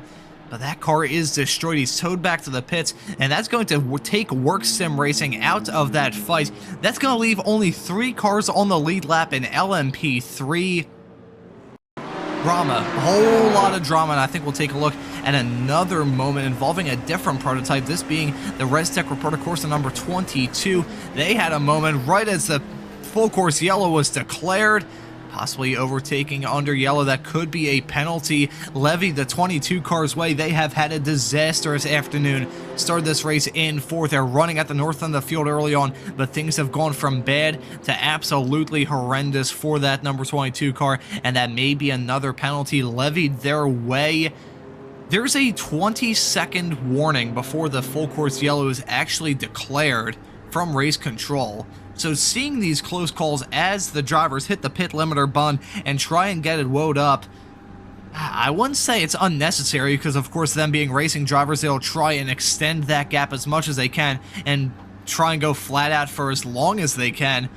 But seeing the amount of close calls we've had with these full course yellows being called, I'm not really sure what to make of it, Jamie. I feel like these drivers, as much as they don't want to give up any sort of time at all, they're really playing with fire when it comes to these scary calls when full course yellows are called. They are, but to be fair, looking at the 22 there, I'd be really annoyed if I was them if they receive a penalty for that, because they let the 11 back ahead. It was the 11 car? Sorry, the 88. My apologies, I did get that wrong. As we're back into green flag racing once again. This is now a tight battle for the back end of the top 10. But yeah, just to quickly wrap up the point on that.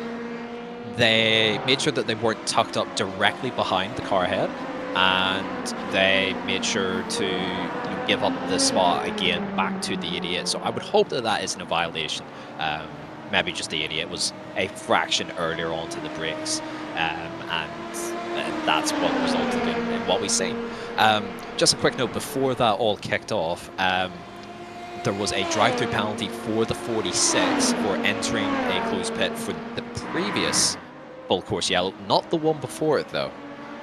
So they did the same thing, it seems, again, and this time did get penalised for it. It was for a violation on lap 79. So those guys did have to come in. They've served their drive-through and they've lost third position to the Tri-State Racing car, currently now driven by Bart Mattia. So yeah, swap of position there. They're 10 seconds back in fourth as we still look side-by-side racing here between the 22 driven now by Luca Leonardi and by Stefan Le Guin, or the 88 Squadron Veloce by ERS. Still side-by-side, coming through Paratel. It's excellent racing so far, lads. Keep it up. That's a wonderful move round the outside. It's so difficult to get that right, but if done correctly and carry the momentum on the outside, it's not a bad way to get an overtake done. Really nicely done there by Luca Leonardi, and that's P8 after a couple of pit stops ahead there for Rennsport for Pardo Corsi. So it's not been their day, but P8 isn't a total disaster if they can keep this up. Just sort of looking at when they pitted, they are sort of broadly on pit cycle as well. So it's been a tough day, but they're slowly working their way forward as we see a penalty there for the 29. So they have got the penalty there. Avoidable contact on the full course yellow. I'm going to stick up for Ivan there. I think that's really harsh. I'm sorry, but where else was he supposed to go? Unless I've missed something with the like the procedure and he hasn't followed procedure, but looking at what happened there, I think that's harsh. I have to say I'm kind of with you. I feel like it would still be a penalty because he did, create the incident that kind of set all of that off. But I think a 60-second stop and go is a little bit harsh. Maybe a 30-second stop and go still wouldn't be ideal, but it'd be half as bad as a 60-second stop and go, as Revolution E-Racing has had a moment heading through the Tamburello chicane. Spun around is Anthony Escoba in that 52 car, running 11th in that LMP2 fight. They're going to rejoin the track. They're one lap down in that category. We're going to take a look at a replay to see that moment that Anthony Escoba had heading into turn number 1 in the midst of some LMGT3 traffic. Some blinking going on as well, and ran into the back of the number 3 Tri-State Racing BMW heading into the Tamburello chicane. Spins him around. Very lucky not to get hit by the CS Competition Corvette that came on right after that. But a moment involving Anthony Escobo spinning around yet again. Lots of the teams up and down the grid have had really, really eventful and bad afternoons in some cases. And at this point in the race, the field is spread out. Probably the most spread out we've seen a field be so far this season. In LMGT3, the Rennsport Pardo Corsi Mercedes, they are leading one lap. However, for the first time in, I can't even remember when the last time this was the case, They don't have their team car right behind. The Res Tech Reporter Corsa number 60 Mercedes is now running down in 4th, with the World of Sim Racing Team Porsche and the Work Sim Racing Mustang occupying the final 2 podium positions. However, they have a 1-lap advantage in the LMGT3 field.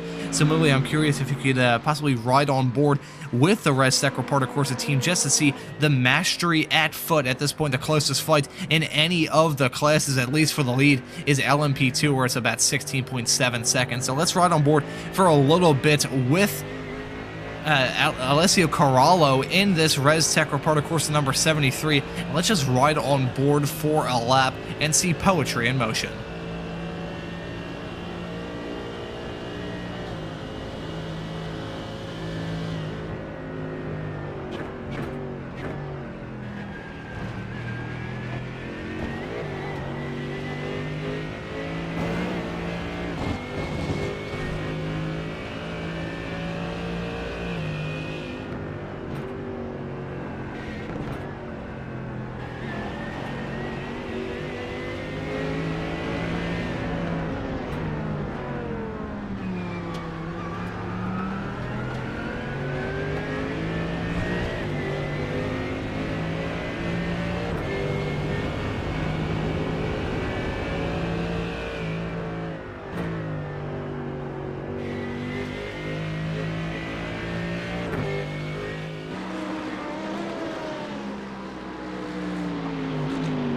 That was a really nice perspective just to hear the roar of that Mercedes engine as a drive-through penalty for car number 11 is levied. Avoidable contact, so they will have to drive through the pits. That Vision 1 Motorsports car has had a truly cataclysmic afternoon here in Imola, and that latest penalty is going to add to it. They're currently not even on the racetrack right now, so I think possibly the Vision 1 Motorsports car may be calling it a day. They're 3 laps down, pretty much entirely out of contention in that LMP2 fight. But talking about another dominant lead, Rising Panda Racing, that number 47 car, looking to do what no other team has done in any of the other categories in this series and go back-to-back and grab a second win on this season. Currently 59 seconds in front of the Delta V racing car. I nearly said 59 minutes, although for Delta V it probably feels like a 59-minute gap between themselves and Rising Panda Racing.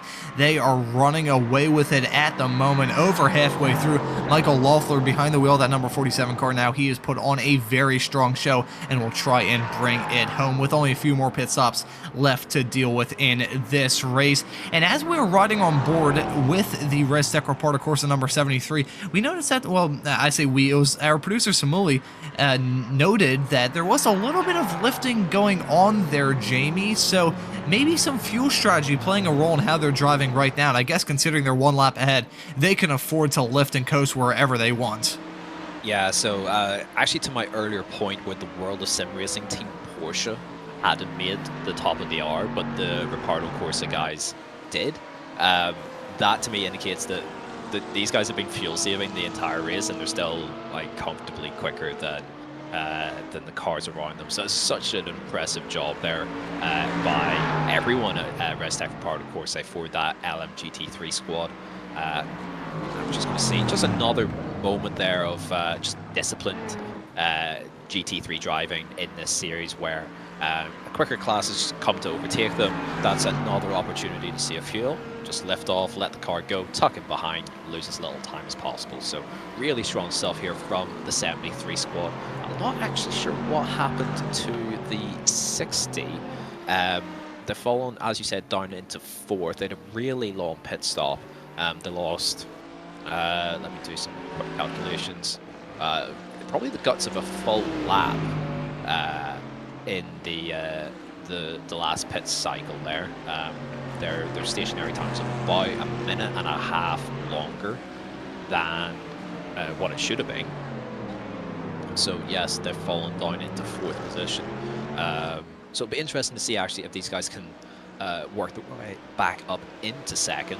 But first of all, they've got 33 seconds to climb up and try and overtake the World Sim Racing 16 that has done a super job this season throughout of not necessarily displaying amazing outright pace, but displaying amazing consistency and resilience and sort of stayability, for lack of a better way of putting it. They've always made sure that they're in and amongst it towards the end. They keep their car clean and they keep their nose tidy. So yes, the 60 car has been stronger throughout this entire race, but they've clearly had an issue in the pit stop, and so the 16, despite a little bit of a bruised front end there, they're up in the podium once again, and deservedly so. I don't think they have tried to repair that damage yet, keyword being yet. I think it's got to slow them down a teeny tiny bit, but hey, race cars are race cars. I mean, they're not indestructible, and I think coming away from this race with a podium spot with a little bit of war wounds on their race car, they won't mind that one bit. It would be a battle-born and battle-worn Ford Mustang for Work Sim Racing if they can hold on to the podium spots between now and the checkered flag coming in over an hour and a half's time. At this stage, though, the field pretty spread out at the moment. LMP2, the front three separate by not 1 minute, I nearly said 1 hour as well. The top five are separated by over a minute and a half, but the front two separated by 16 seconds, the front three in LMP2 separated by 51.7 seconds, with Tri-State Racing occupying that final podium position. LMP2, meanwhile, it's LMP2, as you see right now, Race Ventura still pulling away with it. Jordan Paul Daly has not put a foot wrong. The whole team hasn't really put a foot wrong. They have just been ticking away at the laps. And we gotta say credit where credit's due to NOP. We haven't really talked about this too much, but they've had an up and down season thus far. I mean, they're running up in P2, and they haven't been slow throughout the season. However, they haven't really gotten the results that they probably had in mind or deserved. But Oliveira right now in that number 89 NOP car, they're putting on a very strong showing at the moment, nearly coming to blows with the 73 Restek Reporter Corsa leading in LMGT3. That was a little bit of a dance maneuver heading through into Aqua Minerale. But at this point, NOP putting on a very strong showing. I'm curious what the strategy call is for NOP at this point. Do you try and force the issue and close that gap between them, yourself and Race Ventura? Or do you think you're still going to try and take it easy between now and maybe the final half hour of the race? Then you could really kick on the afterburner. What do you think NOP is doing right now, Jamie? I think they're always pushing. I don't think they're really taking it easy or trying just to sort of like sit in this window, if that makes sense. I think they want to try and close that gap, and it has come down a bit in this current stint. It was sort of in around 20 seconds. It's down to just shy of 15. Last time by the pulled 1.3. It sort of chops and changes, so it's hard to maybe read into in terms of one lap, but a 5-second gain over the last sort of 30 minutes or so, maybe a little bit less than that, is a reasonable margin. Issues there for the Squadron Veloce by ERS car number 88. I'm going to suspect that that's traditional Tamburello things, where they've just got it slightly wrong on entry. I'm sure we'll get a replay of that now. Yes, we will. So we'll take a little look and see. So trying to overtake an LP3, big dive up the inside, just loses it on entry. Oh, that's so unfortunate there for the LP3. The Delta V car, number 25 car, the second in class, although a minute off the lead. So the damage there is really not going to help. So that's just a little bit of ambition over adhesion. Speaking of the leader of LP3, Michael Loeffler there running wide into the first proper corner there at Tamburello, but no major harm done. If you're going to bail out of it, it's not a bad corner to just fire it across the gravel and live to fight another day, rather than risk damaging the car on the very harsh anti-cut curbs around here. So head well screwed on there for the 47 car. They've got a comfortable lead, so they don't need to take any big risk. If they do make a mistake, they can just find the safest way to rejoin the track rather than risk any unnecessary damage. As that's Maxime Baziru running off the road there. That's at the exit of Tamburello. That's quite a strange one. Their 6th place, number 19 car. I would like to get a look at that. So onto the brakes. Fine through there, fine through there. Okay, yeah, I see it now. Okay, so yeah, just running a little wide through the second part of the Tamburello chicane, catching the grass, losing the back end, and sort of just tried to keep the foot in it, and sadly then losing control of the car. But again, no damage done. They have lost a bit of ground and have fallen into the clutches of their sister car, number 95, which they have at points sort of overtaken on track. They started behind and are now ahead, as Basil Verdier is behind the wheel of that car right now in 7th position. We've got the 85, which is a lap down directly behind, sort of pushing the 95 there through the corner ever so slightly, but no major harm done. And those guys now sort of running line astern in P6, P7, and then the Eagle Speed Academy here in 14th, a full 2 laps off of the race lead. Yeah, so I'm still sort of keeping an eye there on the race lead, and back to the earlier point, we've got sidetracked there. What are NLP doing? What's their strategy from here to the end of the race? They do have a couple of laps of fuel extra on Race Ventura, so positive things there, but the gap's not coming down quite quick enough for them to exercise any major pressure there on the 78 car. Last time by, where I believe neither car had any lap traffic to deal with, it was only 1/10 of a second, actually just slightly under that. So gap is coming down, don't get me wrong, but not at a rapid rate of knots, though we do still have an hour and 26 and a bit minutes left. So as I keep saying, still a long way to go. Jamie, that was a really good point that you mentioned up when it comes to the fuel strategy, and we talked about it probably about an hour and a half ago at this point in the broadcast, talking about comfort. That is huge when it comes to these sports car races, and that goes without the boundaries of the way the car is driving. If you're comfortable about being able to make it to the end of this race, that will do you a whole lot of favors. As a drive-through penalty for car number 22, full course yellow speed violation. I'm pretty sure that was when the latest full course yellow was called out, when they nearly ran into the back of a car a little bit farther up the road. Restec Reparto Corsa getting yet another penalty, rubbing salt into the wounds of the 22 car. Race control has definitely not been on their side. I'm sure they're not very happy with some of the calls that have been levied towards them as of late. As another drive-through penalty, this time for car number 88, a full course yellow speed violation yet again. So maybe some of these drivers doing what we suggested earlier and maybe flirting around with the idea of not running on the pit lane speed limiter, possibly, maybe that, or it was just a small low incident that catches them out. But either way, the 88, another driver to pick up a a full course yellow speeding violation penalty. They're now serving their drive-through, unlike the 22, which has stayed out for yet another lap. But going back to the subject of NOP and the matter of comfort towards the end of this race, if they are far more comfortable than Race Ventura coming to the end of this race about being able to make it to the end on fuel, they'll be able to push that car to hell and back. Race Ventura, meanwhile, if they're a little uneasy and having to walk on eggshells when it comes to fuel mileage, they may be in trouble. So this race is far from over time-wise. We've still got about an hour and a half left to go. And in terms of the strategy content that can happen between now and the end of this, Race Ventura, they need to keep that NOP team into consideration. They may not be appearing in their rearview mirrors right now, but they're certainly appearing in their mind, and that gap is going down a lot. It's now down to 11.5 seconds between themselves and Race Ventura leading.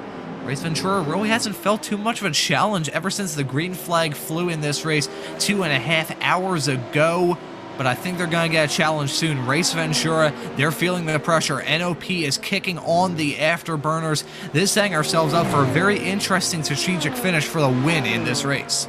Certainly is. So last time by, 2.2 seconds difference between Jordan Paul Daly in the 78 and Oliver Hagstrom here in the 89. So at this rate, it'll be 5 laps and he's right on it. No 2 laps are going to be the same, and it looks like Oliver Hagstrom here is dealing with the same traffic that Jordan Paul Daly had to maybe deal with in the previous lap, trying to overtake the Mustang there. But it'll ebb and flow, but in general, this gap has come down quite a bit on this lap right now. Yes, with that overtake, the the gap has sort of extended out a little bit, but we're going to keep a close eye on that as it progresses, and we'll see as well in the next round of pit stops, sort of due in the next few laps, to be fair. It won't take long before these guys are back down on pit lane and potential driver swaps once again to see who will jump in, who will stay out. But it is fascinating to see how it will go between now and the end of the race. But that gap in general, since these two drivers have jumped into the car, has swung in favour of NOP.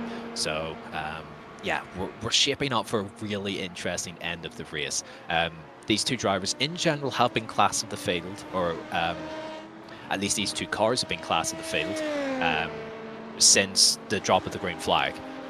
We've seen little pockets of pace from, for example, the two Restec Reparto Corsa cars, some strong things from the Rising Panda 46, and we've got Bart Mattia back in the Tri-State Racing number 12, who's been very strong historically so far in the series in terms of raw speed.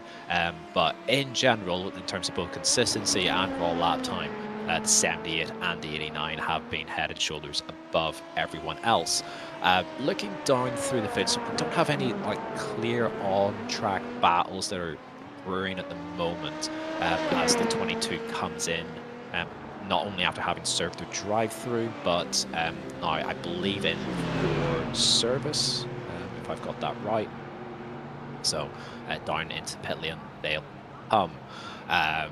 It's just been such a tough day. Actually, no, this is them serving their drive-through.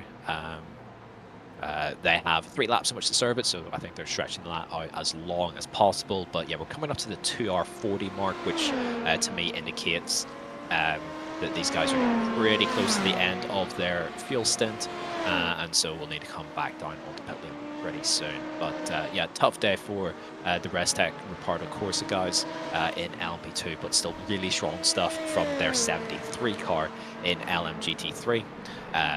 Alessio Carola there dominating the field a full 2 minutes, a lap and a half nearly over the World of Sim Racing 50 Porsche.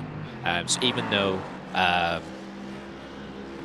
you know, we want to talk about fuel strategy and see how it shakes out towards the end, these guys can do nearly whatever they like as long as they don't pick up a penalty or run into an incident, and they should come home with victory in this race at their home event here at Imola as well. This is obviously in Italy, and the Italians are flying the flag very, very nicely here.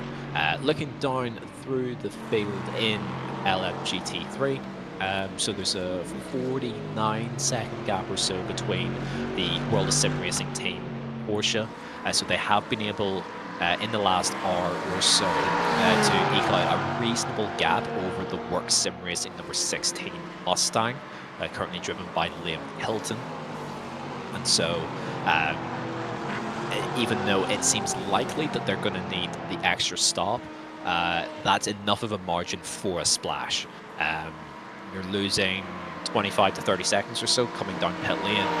They'll only need the smallest splash of 3 to 5 seconds maximum, and so as it stands, they're still probably going to hang on to second position unless the number 60 Reparto Corsa Mercedes picks up a good chunk of pace and starts to work their way forward. So their fastest lap of the race, as we see an incident here, for the 5th placed LMP3 car. This is LS Racing, number 13, driven by Branko Kapovic.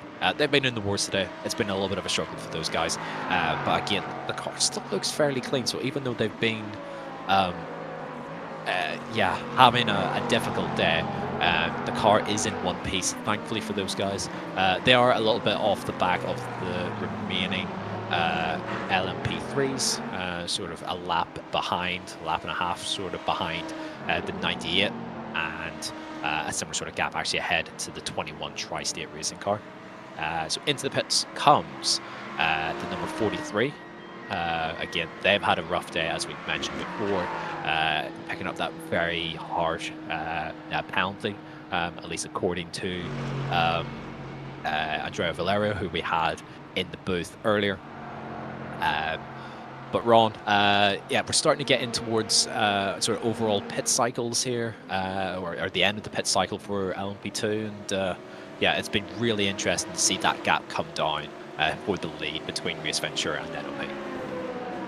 It's also been interesting seeing the mixture of beliefs heading into the end of this race, what drivers are trying to do, what they have on their agenda.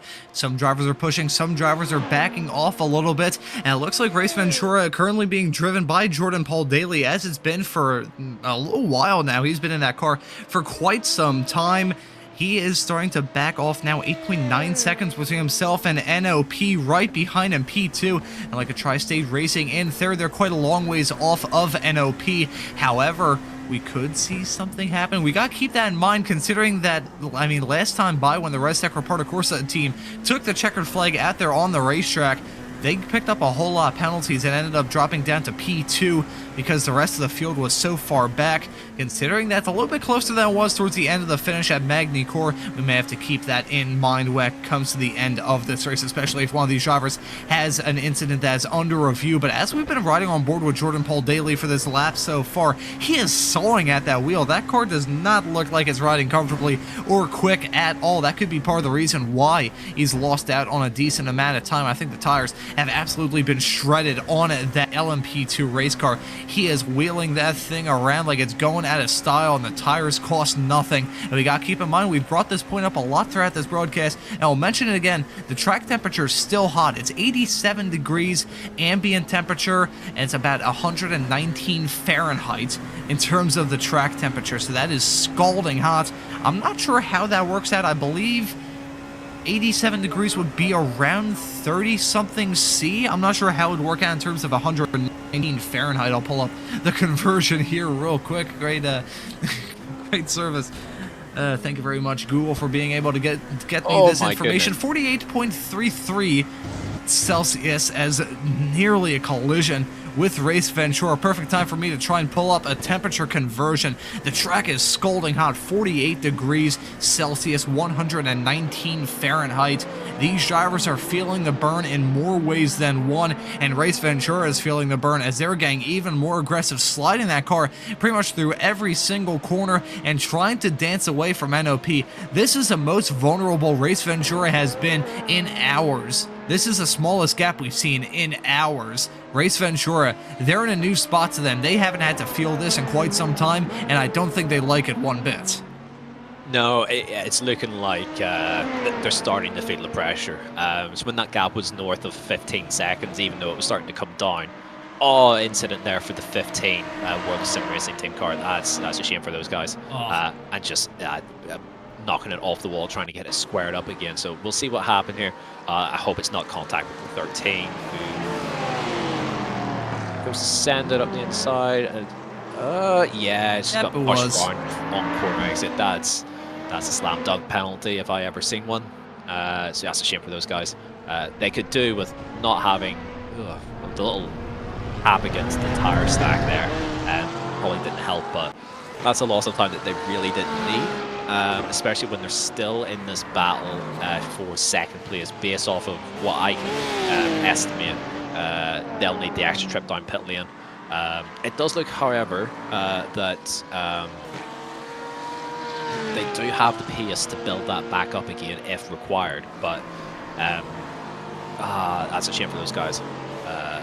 Hopefully, they'll be able to sort of keep trucking along and build the pace back up again, and not get run over on corner exit by a prototype, as the 12 there driven by Bart Mataya manages to avoid doing so. But back into the pits they come. Hopefully it's not severe damage. We'll keep an eye on that. But yes, they are in early. Possibly they have damage and they just want to try and get repaired ASAP. Actually, that's just a drive-through. Interesting. I hope he hasn't missed his pit stall. So this is Alex Gonzalez-Abad into the car, and that's his first stint. So it might be a similar case to Ivan Chambers earlier, where he's just got caught out over the pit box where it's stationed. So really unfortunate for those guys. That's really, really going to damage their chances of second place in this race between the spin and then basically an inadvertent drive-through. So that gap now has come down from what was north of 50 seconds. It's now under 20 between the second place World Sim Racing Team car and the third place Works Sim Racing Mustang. So still a long way to go. But yeah, really tough break there for the 15. We still have to keep in mind when it comes to that fight between the 15 and the 16. Some more driver swaps are probably going to happen between now and the checkered flag. Of course, Corbin Lenway has not gone behind the wheel of that Work Sim Racing Ford Mustang yet, keyword being yet. He may get that driver swap done between now and the end of this race. As we saw from the number 19 in LMP2, who's currently running in 5th, the first car 1 lap down. We saw that last time at Magny-Cours, a driver usage violation, ended in tears and ended in a total disqualification from the last round of the season. And this season, there's not a whole lot of rounds here. It's only 6th round season that we have for these drivers, so 1 disqualification can really make the world of difference. As Tri-State Racing have now come down pit lane from 3rd in the LMP2 category. Actually, I believe they were running in 3rd. Rising Panda Racing were running in 3rd not terribly long ago before they picked up a penalty for a full course yellow violation. And now the Tri-State Racing team, who won last time at Magny-Cours, they're stopped in their box, and I think this may start a flurry of pit stops. We're keeping our eyes peeled on Jordan Paul Daly in that Race Ventura car. Not going to come down pit lane yet. Instead, he's getting a move done to lap the Work Sim Racing Mustang running 3rd in LMGT3. That gap has continued to decrease. Not terribly long ago, it was about 15 seconds. It's gone down by 10 seconds ever since. 5 seconds in it between the 2 leaders overall. NOP Racing closing up that gap. Rising Panda Racing falling back a little bit. Tri-State Racing just came in not very long ago. I think this is going to be a really crucial round of stops for these drivers. I believe it would be the second to last round of pit stops too, Jamie, so this is going to add even more weight to it. Jordan Paul Daly cannot afford to overshoot his box, and he needs to deal with all the lap traffic as best as he can. The same goes for NOP. This, I think, may be the most important round of pit stops yet. Yeah, I have to agree with that. And we're now very much into the territory of NOP with their 2-lap advantage on fuel. 2-lap advantage on their stint. They can really start to influence this race in terms of the small advantage that they have here, because that gap is down to 5.3. It was no time ago at base that gap was 20 seconds, and even less time when it was 15. So yeah, this gap has come down hard. JPD, I'm just going to shorten the name here, has struggled at points in this stint. When his laps have gone well, they're on pace and competitive. As into the pits he comes, so we'll just keep an eye on this. Down to pit lane speed, nice and tidy, no issues there. And in behind as well, a lap down comes the 19 into the pits as well. That's the Domination Racing Team car, currently driven by Maxime Bazarou. So into the box they come as well. So hold it up, very nice, nicely done. It'd be interesting to see if we have a driver swap here at this point. It does look like it. Benjamin Heilman back into the car. So I think that's big. I think that's really, really big for Race Ventura. He probably was their quickest option, their quickest driver. So to put him back in the car, I think is a good sign for Race Ventura. Not that Jordan Paul Daly had a bad run of it by any means, but he was losing time to Oliver Hagstrom here driving for NOP. So out and away comes Benjamin Heilman in the 78 car. So full push, absolute hammer time here for Oliver Hagstrom in the NOP number 89. And out and away comes Benjamin Heilman. So it's a 2-lap overcut that NOP have, plus potentially saving an extra lap of fuel at which point you know, that could really influence the outcome of this race. Penalty has just come in, so that is a drive-through for the 16 for a race start violation. So that is the Work Sim Racing Mustang that is currently 3rd in class and potentially looking towards 2nd. That's an interesting one. So yeah, a drive through that's going to knock them behind the Restec Ripardo Corse, number 60, that has been on the charge recently, and only 15 seconds behind. So that's really going to hurt Liam Kilton there in the 16 Ford Mustang Corse Racing. I think they're going to have to put all of their chips into one basket and hope that Corbin Lenway can bring this car back from the dead and get back into a podium spot, because as it stands at the moment, they're probably fixing to lose it. But getting back on topic and talking about that LMP2 fight between NOP and Race Ventura, this is an odd comparison as Rising Panda Racing have come in the number 46 car with the 88, I believe, coming in right behind the Squadra Veloce ERS car. Yes, it was that car running in 7th, coming in right behind the Rising Panda Racing car.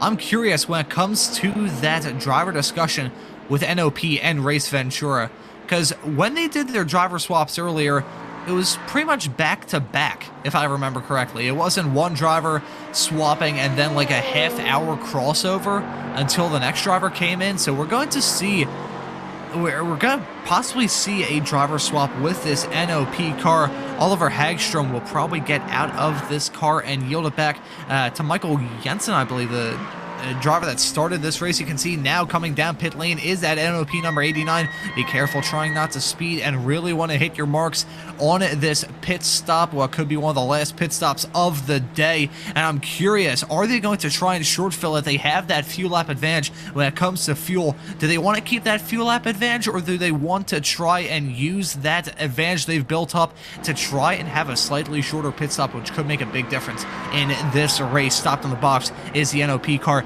Getting out of it is Hagstrom. Getting into it now is Michael Sundstrom. He is going to be in that car to bring it home in the final hour-ish of this race. It's going to be a 1 hour and 5 minute long stint for him to bring it home, and he is going to be in the midst of a fight between this man, Benjamin Hellman. These are the two drivers that were trading blows early on. Let's see how it shakes out now. Drive-through penalties to car number 13, avoidable contact. They're running 5th in the LMP3 fight, 4 laps down. That's not too much of an issue. You can see the Race Ventura car buzzing by on pit lane. He's on that start-finish straightaway. NOP is on pit exit now. It's going to be Race Ventura retaking the lead of this race. And how is the gap between those two? I think it's actually increased a little bit ever since that round of pit stops. So NOP not really helping themselves out too much when it comes to that latest round of pit stops. However, they still have the fuel advantage. It was about 3 or 4 laps that they're able to stay out longer compared to these drivers in the Race Ventura number 78 car. That is going to make a huge difference in deciding who's going to end up victorious in this race. At this point, though, Jamie, it is a mad scramble to the end, a mad dash, if you would. Really, at this point, I can't decide who's going to win it. I think that Ventura has the pace advantage, but NOP has a fuel advantage, and if they play their cards right, they would be a big spoiler. Yeah, I'd have to agree. I think Race Ventura probably have this, the 2-lap overcut. I don't think it's enough to overcome 5 seconds. In fact, Benjamin Hammond now is a little bit of a bobble there through the chicane, but in general, I think he was slightly quicker than Mikhail Sundstrom in the NOP car first time around, so time will tell. We'll see how it goes once we get these guys nicely into their groove and into their stint. So still early doors at this point, and Race Ventura there starting to deal with some lap traffic, and we can see the NOP car there in the background just entering the pit straight. But yeah, it is a two-way fight for the win here. And as you say, at 1 hour, 5 minutes left. Fuel, I don't believe is going to be a concern.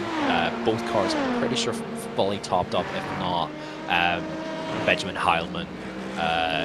So we're just looking just at the timing here of how long they were stationary for. It was just less than a second difference between the two cars. So probably very little difference in terms of the fuel that went on board for these guys. I think they're on similar tire strategies as well. So we'll see how this all shakes out. But we're in a different phase of the race now compared to when both of these drivers were in the car before, so maybe that'll influence things. traffic is thinned out a little bit. It's not like big packs that we have to deal with. It's generally very well spread out, so trying to pick up one at a time. Wide there goes the SE competition. Number 2 car currently now by Tom Tweed. Those boys have firmly been in the wars all day. There's always been something that has happened to them, but they're still going. They're still second class, still having a day out, that's for sure. And the car still doesn't have a scratch on it. So even though they've kind of been, having a tough day, the car is still in one piece, and that's the main thing. Yeah, their car is clean, and fingers crossed they can keep it clean between now and the checkered flag, knowing our luck. Jamie, we probably jinxed it. They're going to end up broken in a million pieces between now and the end of this race, which is coming up in 1 hour and about 2 minutes time. This race has pretty much entirely flown by, and we're getting to the point now where the action is starting to ramp up and down this field. As much as it is the same drivers that were in these cars earlier on, there's so many different factors. Comparing the stint that Benjamin Hellman and Michael Sundstrom had earlier on in this race to the stint that they find themselves in the midst of now, it's like comparing apples to broccoli. There's just no crossover at all. The track is entirely different. Their cars are probably driving a little bit different. There could be some damage on them. Nothing major, however. The cars probably aren't driving the same that they drove earlier on in the race. The track is continuing to be scalding hot. Looking at it right now, it's actually decreased a little bit since the last time I said. Now 118 degrees, only 118 degrees Fahrenheit. That would be hot enough whereby you'd probably get some sort of burns on your feet if you were walking around this track barefoot. And chances are, considering if you were walking around this track, even in shoes, you would walk out of them because of the amount of rubber that's on the ground. There's just so many things that have changed ever since the first hour and a half of this race that comparing the pace of these two from earlier on to now, it's not, we can't really judge too much about how this fight is going to shake out. The gap isn't increasing between these two, but it's not decreasing either. NOP is going stride for stride with Race Ventura. They're keeping them honest, and at this point, any sort of pressure is good pressure if you're NOP. Is you could pressure a driver into a mistake. That is big. This track, 17 corners.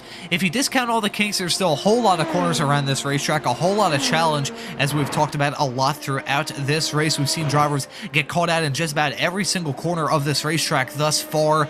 So NOP, even if they're not seeing Race Ventura in front of them the entire time, as long as they're applying pressure and making sure Race Ventura is like, hey, I am here, and if you screw up, I'm going to be there to pick up the pieces. That is big when it comes to these endurance races. These drivers are exhausted. They have been driving for the past 3 hours. Of course, they did have a break when they weren't in the race cars, but they're talking about racing. They're thinking about racing.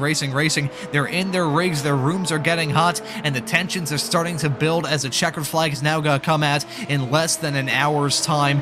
These drivers are not the same drivers that they were at the start of this race. They know more than they did, but they're more worn out than ever. So we're going to see some drivers maybe have some mistakes, maybe taking a little bit easy. The yin and yang going on between Race Ventura and NOP is going to continue. That gap now about 4.5 seconds has gone down a little bit ever since this time, last time by on the previous lap. This is going to be a dogfight between these two. I think there's going to be no love lost between them, and if they come to blows, look at Tri-State Racing in third. They would be the ones inheriting the win if those two went off the track in a cloud of steam and carbon fiber bits. You just never know in these races. A P2 runner in LMGT3, the World of Sim Racing Team Porsche has come in, along with a leader in LMP3, the Rising Panel Racing car, leading over a minute over Delta V Racing in second. At this stage, these drivers coming in for what could very well be their final pit stops in this race. Meanwhile, back to the LMP2 fight, we've got a dogfight going on between the Res Tech Reparto Corsa number 43 that started this race at the north end of the field. Sadly, things have not gone the way they had in mind, but the Luxembourgish driver of Carmine Forta is currently behind that car, running in 11th, and he's stuck behind the Squadra Veloce by ERS car right in front, the 88, trying to put on a defensive masterclass to hold on to that final P10 spot. But all these drivers are battling as hard as they can. They're driving it as hard as they can. We may see some mistakes pile up. We could see a full course yellow between now and the end of this race. I think we're in the midst of the longest green flag run we've had thus far, Jamie. There's just so many things that can decide who's going to win, who's going to lose, who's going to come out Imola smelling like a rose, and who is going to come out in a face full of tears. we just can't predict how this race is going to end. The only thing that we can predict is that the race will end at some point. And we're just going to stick with this battle for 10th position. Up the inside comes Carmen Forte, well defended on the outside there by Thomas van Bosch for Squadron Veloce. And so he'll just about hang on there to P10, but the pressure is mounting. Something that we mentioned at the top of the race and hasn't really been mentioned since, but probably worth, as we just look at the big move up the inside, facilitated there by the 88, clean move, and Carmen Forte there brings the Restec Ricardo Corsa car back inside the top 10. So still not the day that they were looking for, but they've been able to recover slightly better than the 41 Delta Racing car that was inflicted with a similar punishment for a similar misdemeanor. But something that we had mentioned at the start but haven't really mentioned since, and it's probably worth mentioning again, is the potential weather coming in towards the end of this race. So we had said at the start of the show that it was around a 5 to 7% chance of precipitation towards the end of the race. That number's a little bigger, so we might get a splash towards the end of the race. So that's interesting. I just thought I'd throw that out there. No, I will say that it's only a 25 to 30% there towards the end and back. Round goes the sort of net leading number 47 Rising Panda LMP3. I say net leading because the 25 Delta V Racing hasn't made their final pit stop yet. So a little bit of drama there. Hopefully the car's all pointing in the right direction, but yeah, a scary moment there for the 47 patch there in full flight.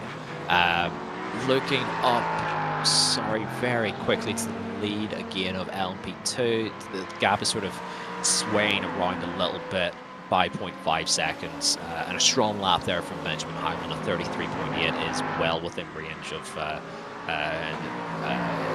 well up to pace compared to everyone else around him. So yeah, strong stuff there just to eke out that gap. So yeah, I think pretty much everyone else has one more stop left to make at this point. Everyone in LMP2 has made their scheduled stop and will make their final one sort of within the next 20 minutes or so. Maybe a little bit less than that, depending on their designated sort of fuel strategy. And everyone in LMP3 and LMGT3, if they do need to come down pit lane to the next lap or two, they'll be able to make it to the end from here. So again, it'll still be quite interesting to see whether the World of Sim Racing Team car can make it. So that's now currently in third, having made their hopefully final pit stop. Otherwise, that second place spot in LMGT3 is likely to go back the way of the number 60 that had that sort of incredibly long pit stop where they lost nearly a full lap when Massimo Valeri came into the car there. But he's driven well and has regained a lot of time since then. So still a potential 1-2 there for the Restec Ricardo Corsa team. It's definitely not out of the cards, I'll tell you what. It goes back to the point we mentioned earlier on in this broadcast, the tale of two halves when it comes to the four Restec Ricardo Corsa teams that are currently on this racetrack. The two in LMGT3, they're coming out of this smelling like a rose. Restec Ricardo Corsa, the number 73 and the 60, they've been running strong all throughout this race. The same can't be said about their counterparts in LMP2. The 22, it must be said, has put on a very good recovery drive to make their way up into 7th. Got hit with some pretty big penalties earlier on, relegated them down the running order. Started this race in 4th, now running in 7th, so it's not a good result. However, it could have been worse. That's the best way we could describe it. It could have been well worse for this team. They are probably going to be... I say that. They're not going to be happy leaving this track with a P7 result. However, they're doing better than the other car, the Restec Ricardo Corsa number 43. They're running down in 10th, and both of the cars have had a truly disastrous afternoon. Started this race in 2nd and 4th. They're now running in 7th and 10th. It's not ideal for those teams. Same can't be said about their counterparts in LMGT3 as they're going to try and look to seal the deal in this race. Work Sim Racing, meanwhile, they're running 4th in the LMGT3 category. They're currently 2 laps down off the leader in class. It's not even 2 laps down off of a prototype. It's 2 laps down of the leader in the same category. And speaking of a leader in a category, that is the Delta V Racing leading in LMP3. They've come down the pits as Delta Racing has had an off-track moment involving Daniel Sentes Carvalho in that number 41. That was heading through the Tamburello chicane. This car running down in 12th in class. They've had another off-track moment, and all of that drama and recent developments, it's given the lead back to Rising Panda Racing, the number 47 in the LMP3 category. We'll see how that gap has either increased or decreased. We saw the Rising Panda Racing car have a moment heading through Ravazza a couple of minutes ago, so we'll see. That may have hurt them a teeny tiny bit, but they're still at a very comfortable lead at this stage with less than an hour left to go in this 4-hour-long race, which I have to say has flown by. We've had some full course yellows thrown in. No safety car periods yet, keyword being yet. I would not close the window on that happening between now and the checkered flag, but it's been a pretty strong showing from all of these drivers. Very clean. Some incidents here and there, it must be said. However, in terms of how these races have gone thus far, comparing it to Barcelona and Magny-Cours, of course Magny-Cours being a little bit of an outlier considering the weather conditions, I would say the racing has been very clean thus far. Jamie, what do you think? Yeah, I would have to agree, and I think a part of that is everyone's starting to get a feel for how to deal with the other traffic in the race, and we have a smaller LMGT3 field where those guys are a little bit of the cork in the bottleneck, so to speak. So with fewer of those guys out on track, it's a little easier for the prototypes to maneuver around, and they're under less pressure, it seems, to make sort of the big risky move to maintain position or to try and eke out a gap.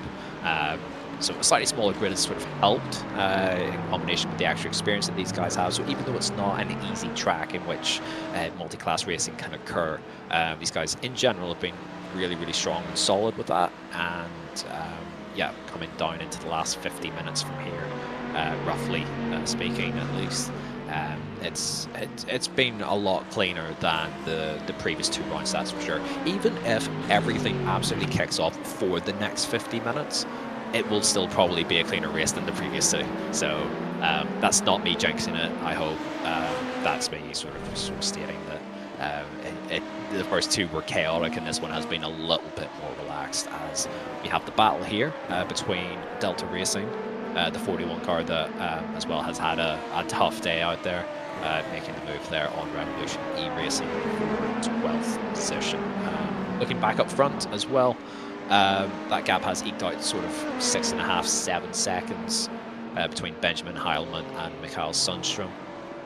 So, well, it's actually just come down there coming out of Variante Alta. So, but in general, it's tracking in the right direction for Race Ventura. So the only thing I have to just sort of make sure that is correct is that these guys have definitely made sure that they haven't fall victim of drive time requirements based off of the classes within each or for each driver, sorry, and that they're definitely good to go for the end of the race. Thankfully, we won't have to deal with any of that drama. Hopefully, we don't have an overhead cloud when it comes to some penalties, of course. I wouldn't say it spoiled the battle we had towards the end of the Magny-Cours race. However, we had to keep in mind that those results were very much provisional, and in the end, it resulted in a penalty for the Restec Report, of course, the number 22, that took the checkered flag on track but did not sneak away with the victory. Race Ventura, meanwhile, they had a rocky afternoon 3 weeks ago at Magny-Cours. At one point, they were smelling like a rose. A few minutes later, they were smelling like a dung pile after an incident heading down that start-finish straightaway. They had a really rough afternoon at Magny-Cours 3 weeks ago, and they wanted to hit the ground running here at Imola. They absolutely have done that. That gap is increasing between themselves and the NOP number 89 a little bit farther back. That's 7 seconds between those 2 cars. Even with lap traffic involved, you can see multiple prototypes, multiple GT cars a little bit farther in tow of the 78, having to deal with those in the not too distant future. You can see 3 classes converging into 1, and that's the number 60, the Restec Report, of course, course, a Mercedes in the midst of that with an LMP3 and an LMP2 involved in that as well. Not ideal if you're Benjamin Howman in that Race Ventura number 78 car. He just wants to have a clean, smooth run from now until the checkered flag, and it looks like he's going to try and put it together. That gap between himself and the NOP car has closed about 1 second in my small little spiel here, mainly down to getting held up a little bit by lap traffic heading into Ravazza last time by, but that gap is seesawing. It's going back and forth, back and forth, back and forth. The matter is, can NOP make a worthwhile and lasting dent in that gap? That is big, because it's alright if you close up 1 second here and there, here and there, here and there, and then it'll lose a second here and there, here and there, here and there. It's a matter of closing up that gap and having it be a permanent gap closure. That is going to be a big factor in this race. Will NOP be able to catch up? And when they catch up to them, it's one thing to catch up to a car. Overtaking them, it is an entirely different thing. It's also a matter of patience with these two. They're seeing that checkered flag come out. They've been patient in this race thus far. They've been driving around for the past 3+ hours.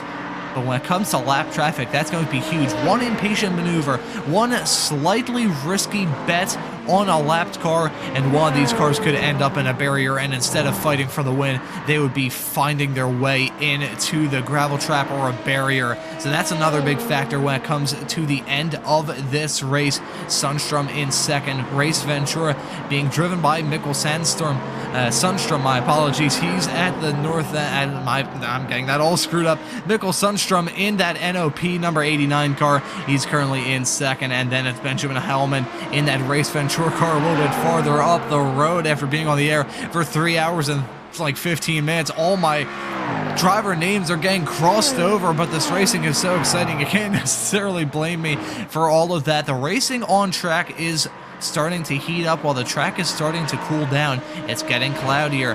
That track temperature has actually decreased a lot. It's now down to 111 degrees. Still scalding hot, but a bit less scalding hot than it was at one point. And getting back on the subject mentioned not very long ago, the chance of rain towards the end of this race. That was a big factor. I will wholeheartedly blame the iRacing weather predicting software joining this session at this point like 4 hours ago or something crazy like that. It said that there was like a 7% chance of rain. Now, according to the iRacing weather pop-up menu, 36% chance now. And that would be right towards the end of this race. Could be a factor, may not be a factor.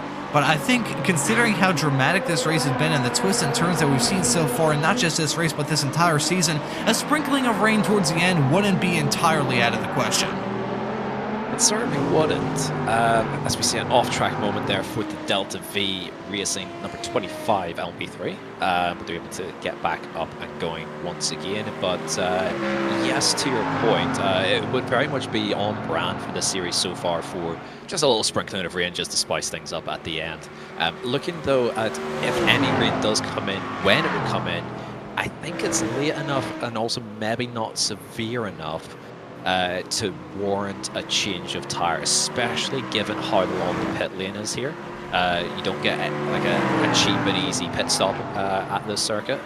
Like if you're pitting, you really want to like commit to it. So that would mean staying out on dry tyres on a increasingly wet track. And that's fun. That's definitely a lot of fun. So we'll see how that shakes out closer to the end. It would be after all of the final pit stops or final scheduled pit stops for the LMP2s. The LMP3s and GT3s have all, I think to my knowledge, made their final scheduled pit stop. So yeah, it's definitely something that we're going to keep an eye on. And something that we're going to have to relay to you guys as well, because we've got that information on hand, but it's not something we can easily and accurately display. Into the pits, I don't believe this is scheduled, comes the number 2 car that has been in the wars all day. In comes as well Massimo Valeri for the Restec Pardo Corsa team. We have yes, they have made their final pit stops, so they're actually well ahead of schedule, actually. And out and away they go. So it'll be a race to see in the battle for second whether World Sim Racing can hang on. Can they eke their wheel out long enough to hang on to that podium position. Corbin Lenway as well has jumped into the number 16 World Sim Racing car in 4th, but has a severe uphill battle there. Oh, really close to what we've seen earlier actually in LMP3 there from Alexander Drivey for LS Racing. Trying to make sure not to tank slap the car straight into the pit attenuator, and actually that's another car there. Actually with a drive-through penalty, which we did, I believe, see come up on screen there, for avoidable contact much earlier in the race with the 21 car. So on the way they go again, and yes, still in P5, a bit of a gap either side, to put it mildly, but yes, still in P5 for the LS Racing guys. Into the pits there is Jesse Molina for Tri-State Racing, who have had a tough day. They're going to put Adam Cook back into the car for their final 42 and a bit minutes. So that'll be about 3/4 of a tank of fuel that they'll put into that car, and out and away they will go. Getting up and down the field, there's no clear, immediate, close battles on track. Some fairly close battles in the minor places there for LMP2 towards the back end of the top 10. But in general, it is starting to sort of quieten down now. We're looking towards this sort of time where LMP2s are thinking about making their final pit stop. We're still maybe a couple laps away from that, but it's not too far away. So it'll be very interesting to see how it all shakes out, and especially with the weather starting to come in, potentially bringing in rain. It'll be really interesting to see how this all shakes out towards the end. So, as I've said before, and I'll say again, still a long way to go. There absolutely is, and Jamie, I'm going to go back on the point you mentioned, saying that it's really fun driving around a wet track with some slick tires on. That's easy for us to say in the commentary booth because we won't have to deal with all that. I think these drivers, they would mind that quite a lot. You can see just like looking around this racetrack, the marbles built up outside of the racing line.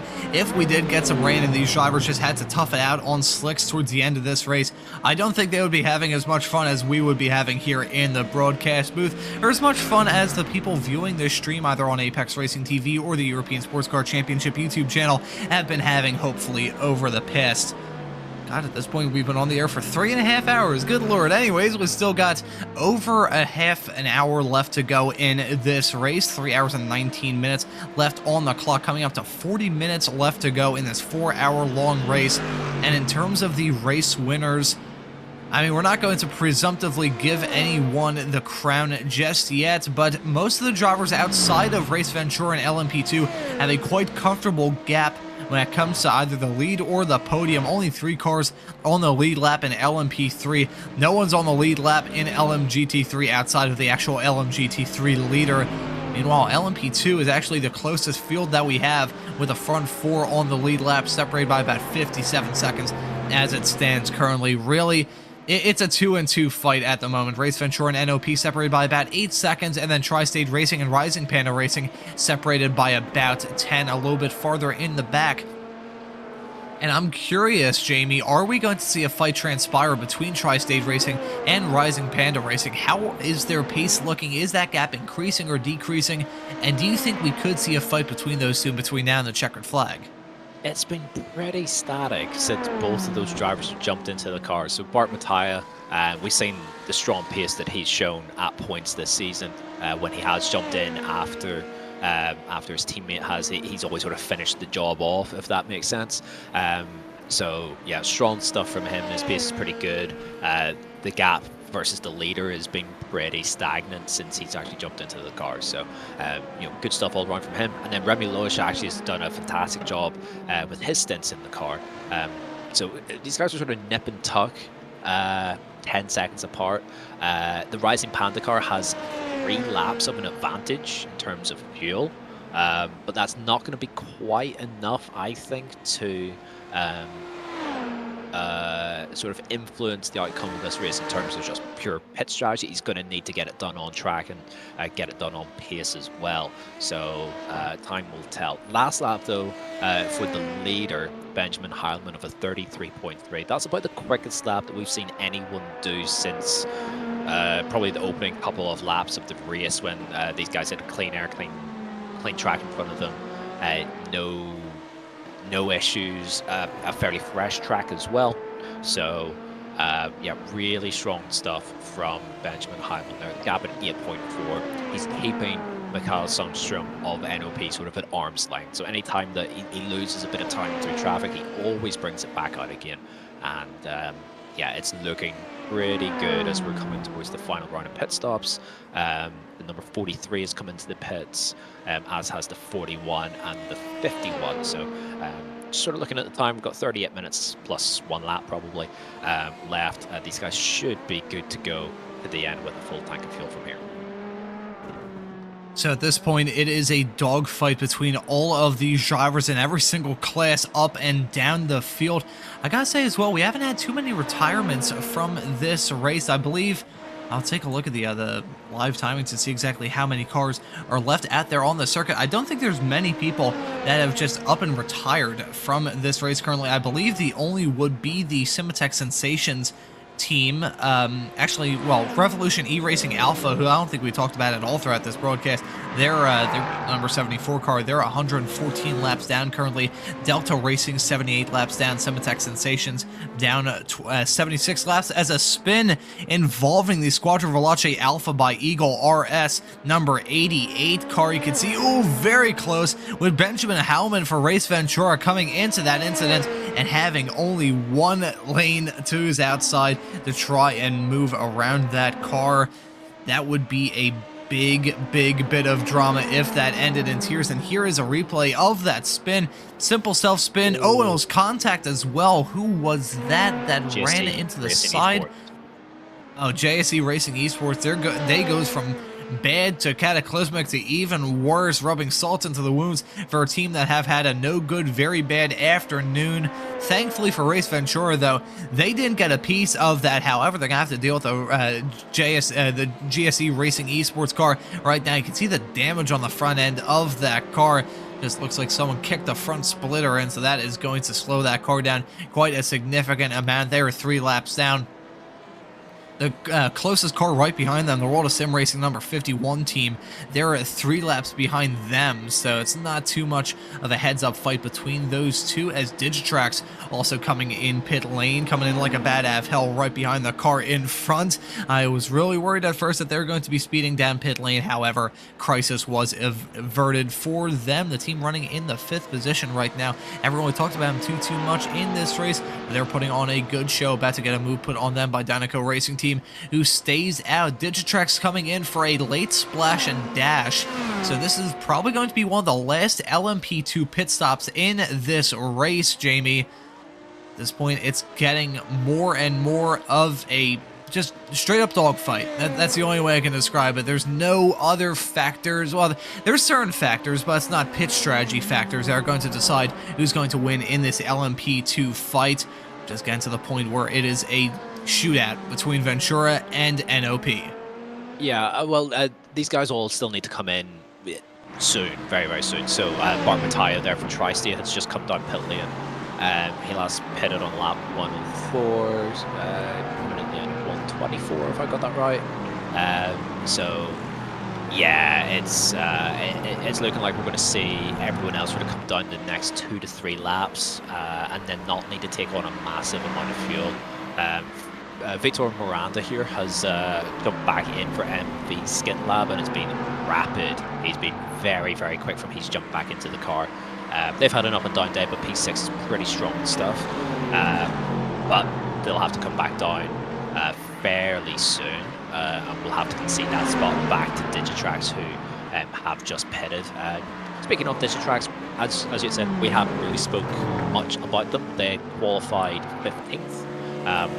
They are a net P5, so we're providing everything goes well from here to the end. That's where they'll finish. That's a really strong day for those guys. The fact that we've not really mentioned them at all up until this point indicates that they've just had a really quiet and just sensible day out today. No issues, no drama. Their pace has been solid without being spectacular. They've slowly worked their way forward as other cars have ran into issues and into trouble. It's been a really good performance from those guys. They've had a difficult opening couple of rounds, and so to bounce back here at Imola with a potential top 5. Even if it might not work out that way, we've still got 33 minutes left of this race, but they've been really strong as the MV Skin Lab Racing car does come into the pits. Ricardo Santos into the car just to finish that off. And so, yes, really strong stuff here from Digitrax, especially given the slightly weaker qualifying. Out of the 19 car field, only qualifying 15th. They've done an excellent job working their way forward, and if they can get a top 5, that'll be an excellent result for them.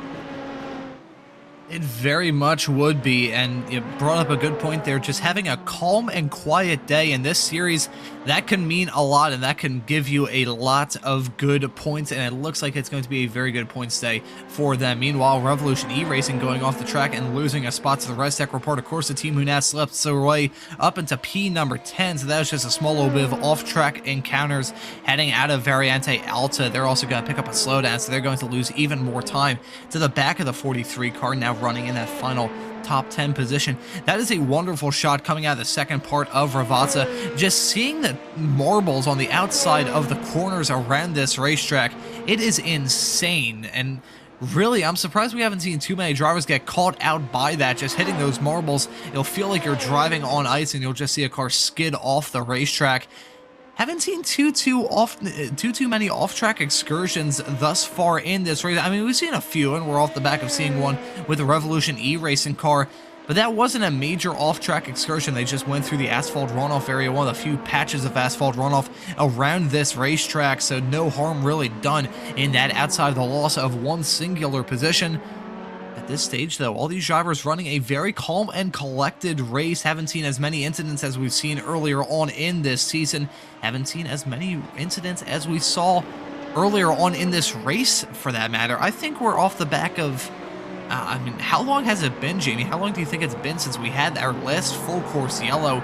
It's been well over an hour, I would suspect. So these drivers running very, very clean and just having hopefully a clean end to this race. Yeah, it was in a pit cycle for one of the LP2 pit stops, so and that was, yeah, a couple of stints ago. So yeah, it's been well over the hour, probably an hour and 30 minutes at this point. So yeah, really good stuff from everyone. That being said, the incident that we've seen between the Squadra Veloce by ERS and GSE Racing esports cars, where the idiot had sort of dropped it on the entry to Tosa and got collected. Both of those cars have stayed in pit lane for the last 5 minutes or so with substantial damage, so they were both able to get back to pit lane, but have not yet been able to repair their cars. So maybe not quite day done for those guys, but yeah, down 14th and 15th. The World of Sim Racing team number 51 is looking like grabbing both of those spots, and then yeah, it probably will be day done. The 88 and the 37. But yes, to your point, it generally has been quite clean. There's not been any major incidents, or at least major crashes involving multiple cars. There's been little tiffs here, don't get me wrong, but in general, it's been, for the last couple of hours at least, pretty well behaved. So yeah, good job from everyone. It had been a pretty hectic opening couple of rounds, but so far, all going well, as in comes our leader for their final pit stops, Benjamin Heilman for Race Ventura. Yeah, eking out that gap towards 10 seconds. They've been so strong. So yeah, really good stuff. Into the box, on the marks, up into the jacks. Nicely done by Benjamin Heilman. So Mikhail Hutton's Sunshine will continue on, probably for at least a couple of laps, I would say. But it's going to be so difficult for him to make up the time required, and Heilman does stay in the car for what it's worth. So yeah, looking really strong for the 78, as long as they have no issues coming out and away from their pit stall. and it will be a shorter stop as well because we're down inside the last half hour. They don't need a full tank of fuel from here, and so yeah, good stuff from those guys. Out of the way, still in second place overall, and Sunstrom Sod's Law has to deal with quite a substantial amount of traffic on the first of his 2 in-laps, I suspect it'll be. So yeah, it's looking like a Race Ventura win from here, but considering that there's still potentially rain on the horizon, still a long way to go. Oh, and Michael Sundstrom is not getting any sort of assistance when it comes to dealing with this lap traffic. He has not had it easy on this lap so far. He's still going to be side by side with an LMP2 car careening their way down into Ravazza. I'm curious if they're actually going to come this time by and be like, hey, we have the fuel advantage, may as well just come in early to try and do something a little bit different. No, they're going to stay out and try and stick to the same fuel strategy. I'm not really sure if that's the right call, if I'm being honest. If I were NOP Racing and I was just thinking, hey, Race Ventura, they seem to have the advantage pace-wise towards the end of this race. May as well go for something different, because even if they tried that and it didn't work, it's not like they're going to lose out on P2 unless they have some sort of major crash. Tri-State Racing and Rising Panda Racing were quite a long ways back before this pit cycle started. So maybe my mind's just a little bit different and thinks in different ways as a broadcaster. But if I were NOP, I would have tried to do something different, as Dynaco Racing Team has had an off-track moment with the number 95 car now running down in 11. That's coming out of Ravazza onto the start-finish, not so straight away, and you can see the Race Ventura car threading the needle between the Dynaco Racing Team 95 and the SC Competition Corvette, heading down that start-finish straightaway. But really, at this stage, I don't think NOP... I don't know, again, maybe I'm different, maybe I'm weird, but if I were involved in NOP racing, I would have been like, hey, come in one lap after Race Ventura does, maybe have like a pit stop that's a couple of seconds slower. A couple of seconds could make a difference. Let's say it's a 10-second gap, which it was when this pit cycle started. If they decrease that down to 7 and Race Ventura has an off track that costs them 8 seconds, bang, you're winning it. You're leading it towards the end of this race. So maybe my mind's just a little bit different, but I would have tried to do something a little bit different. If I were Michael Sundstrom, he is still pushing that thing to hell and back. That was a nice drift coming out of Ravazza to begin lap 131. Now less than a half an hour to go in this race. NOP is leading it. However, it's Race Ventura who would be the net leaders of this race. And I don't think they're doing good pace-wise on these laps that they're staying at compared to Race Ventura. I think that gap is actually decreasing, so NOP may be sealing their own fate, staying out for even longer than before. I think they'll have to come in this time by, because I'm sure the tires on that car are in pain, let alone the fact they need to come in for fuel. Yeah, I'm inclined to agree. There was quite a nice gap for them to actually drop the car into. Not last lap, but the lap before they came up against a ton of traffic, as Benjamin Heilman sets fastest lap of the race on a 33.01 or 1 minute 33.01. So yeah, he's cooking. That for me seals it unless they run into issues. NOP under Mikhail Sundstrom there. They're not closing the gap on raw pace, no chance, even with the extra distance that they're able to go on the fuel mileage. It's not going to be enough. That gap is still coming down, even though Sundstrom is on lower fuel. So I suspect he'll be in this time, based off of the fuel, and indeed down to pit lane he does come. Nicely into the pit lane line there. Got the speed brought down wonderfully, but I suspect that Race Ventura are going to come out with a 12-second lead there or thereabouts, and that's not going to get made up in 25 minutes unless the 78 car does run into some issues. I would be willing to bet a pack of fruit snacks that it is a pretty big gap once this pit cycle is finally done. We're going to see Race Ventura exit Ravazza and possibly going to retake the lead of the race for what they hope will be the final time for the final round of pit stops. NOP still stopped in their box. Race Ventura got to blow their doors off, and there they go. Race Ventura retaking the lead of this race. 3 hours and 36 and a half minutes on the clock of this 4-hour-long race, and with less than 25 minutes to go, it's going to be Race Ventura retaking the lead of this motor race. And looking at the gap now, it's actually not around 12 seconds and more or less stayed the same at 10 seconds. It's still a pretty big gap and possibly insurmountable between now and the end of this race, but Race Ventura putting on a very good show, and you can say the same about NOP as well, despite the fact that they may be feeling a small little voice in the back of their head saying, hey, you could have gone for the win, but you still didn't get the job done. I think NOP has nothing to hang their head low on when it comes to their performance in this race. A P2 result is still mightily good when it comes to their championship standings, because they haven't had a great season thus far. Ran into some trouble at Catalonia, ran into some trouble at Magny Cours, so now a P2 result, if they can hold on for the final crescendo of this race, that would do them a lot when it comes to the championship. Looking at some battling a little bit farther in the back, we're following the MV Skin Lab DS racing car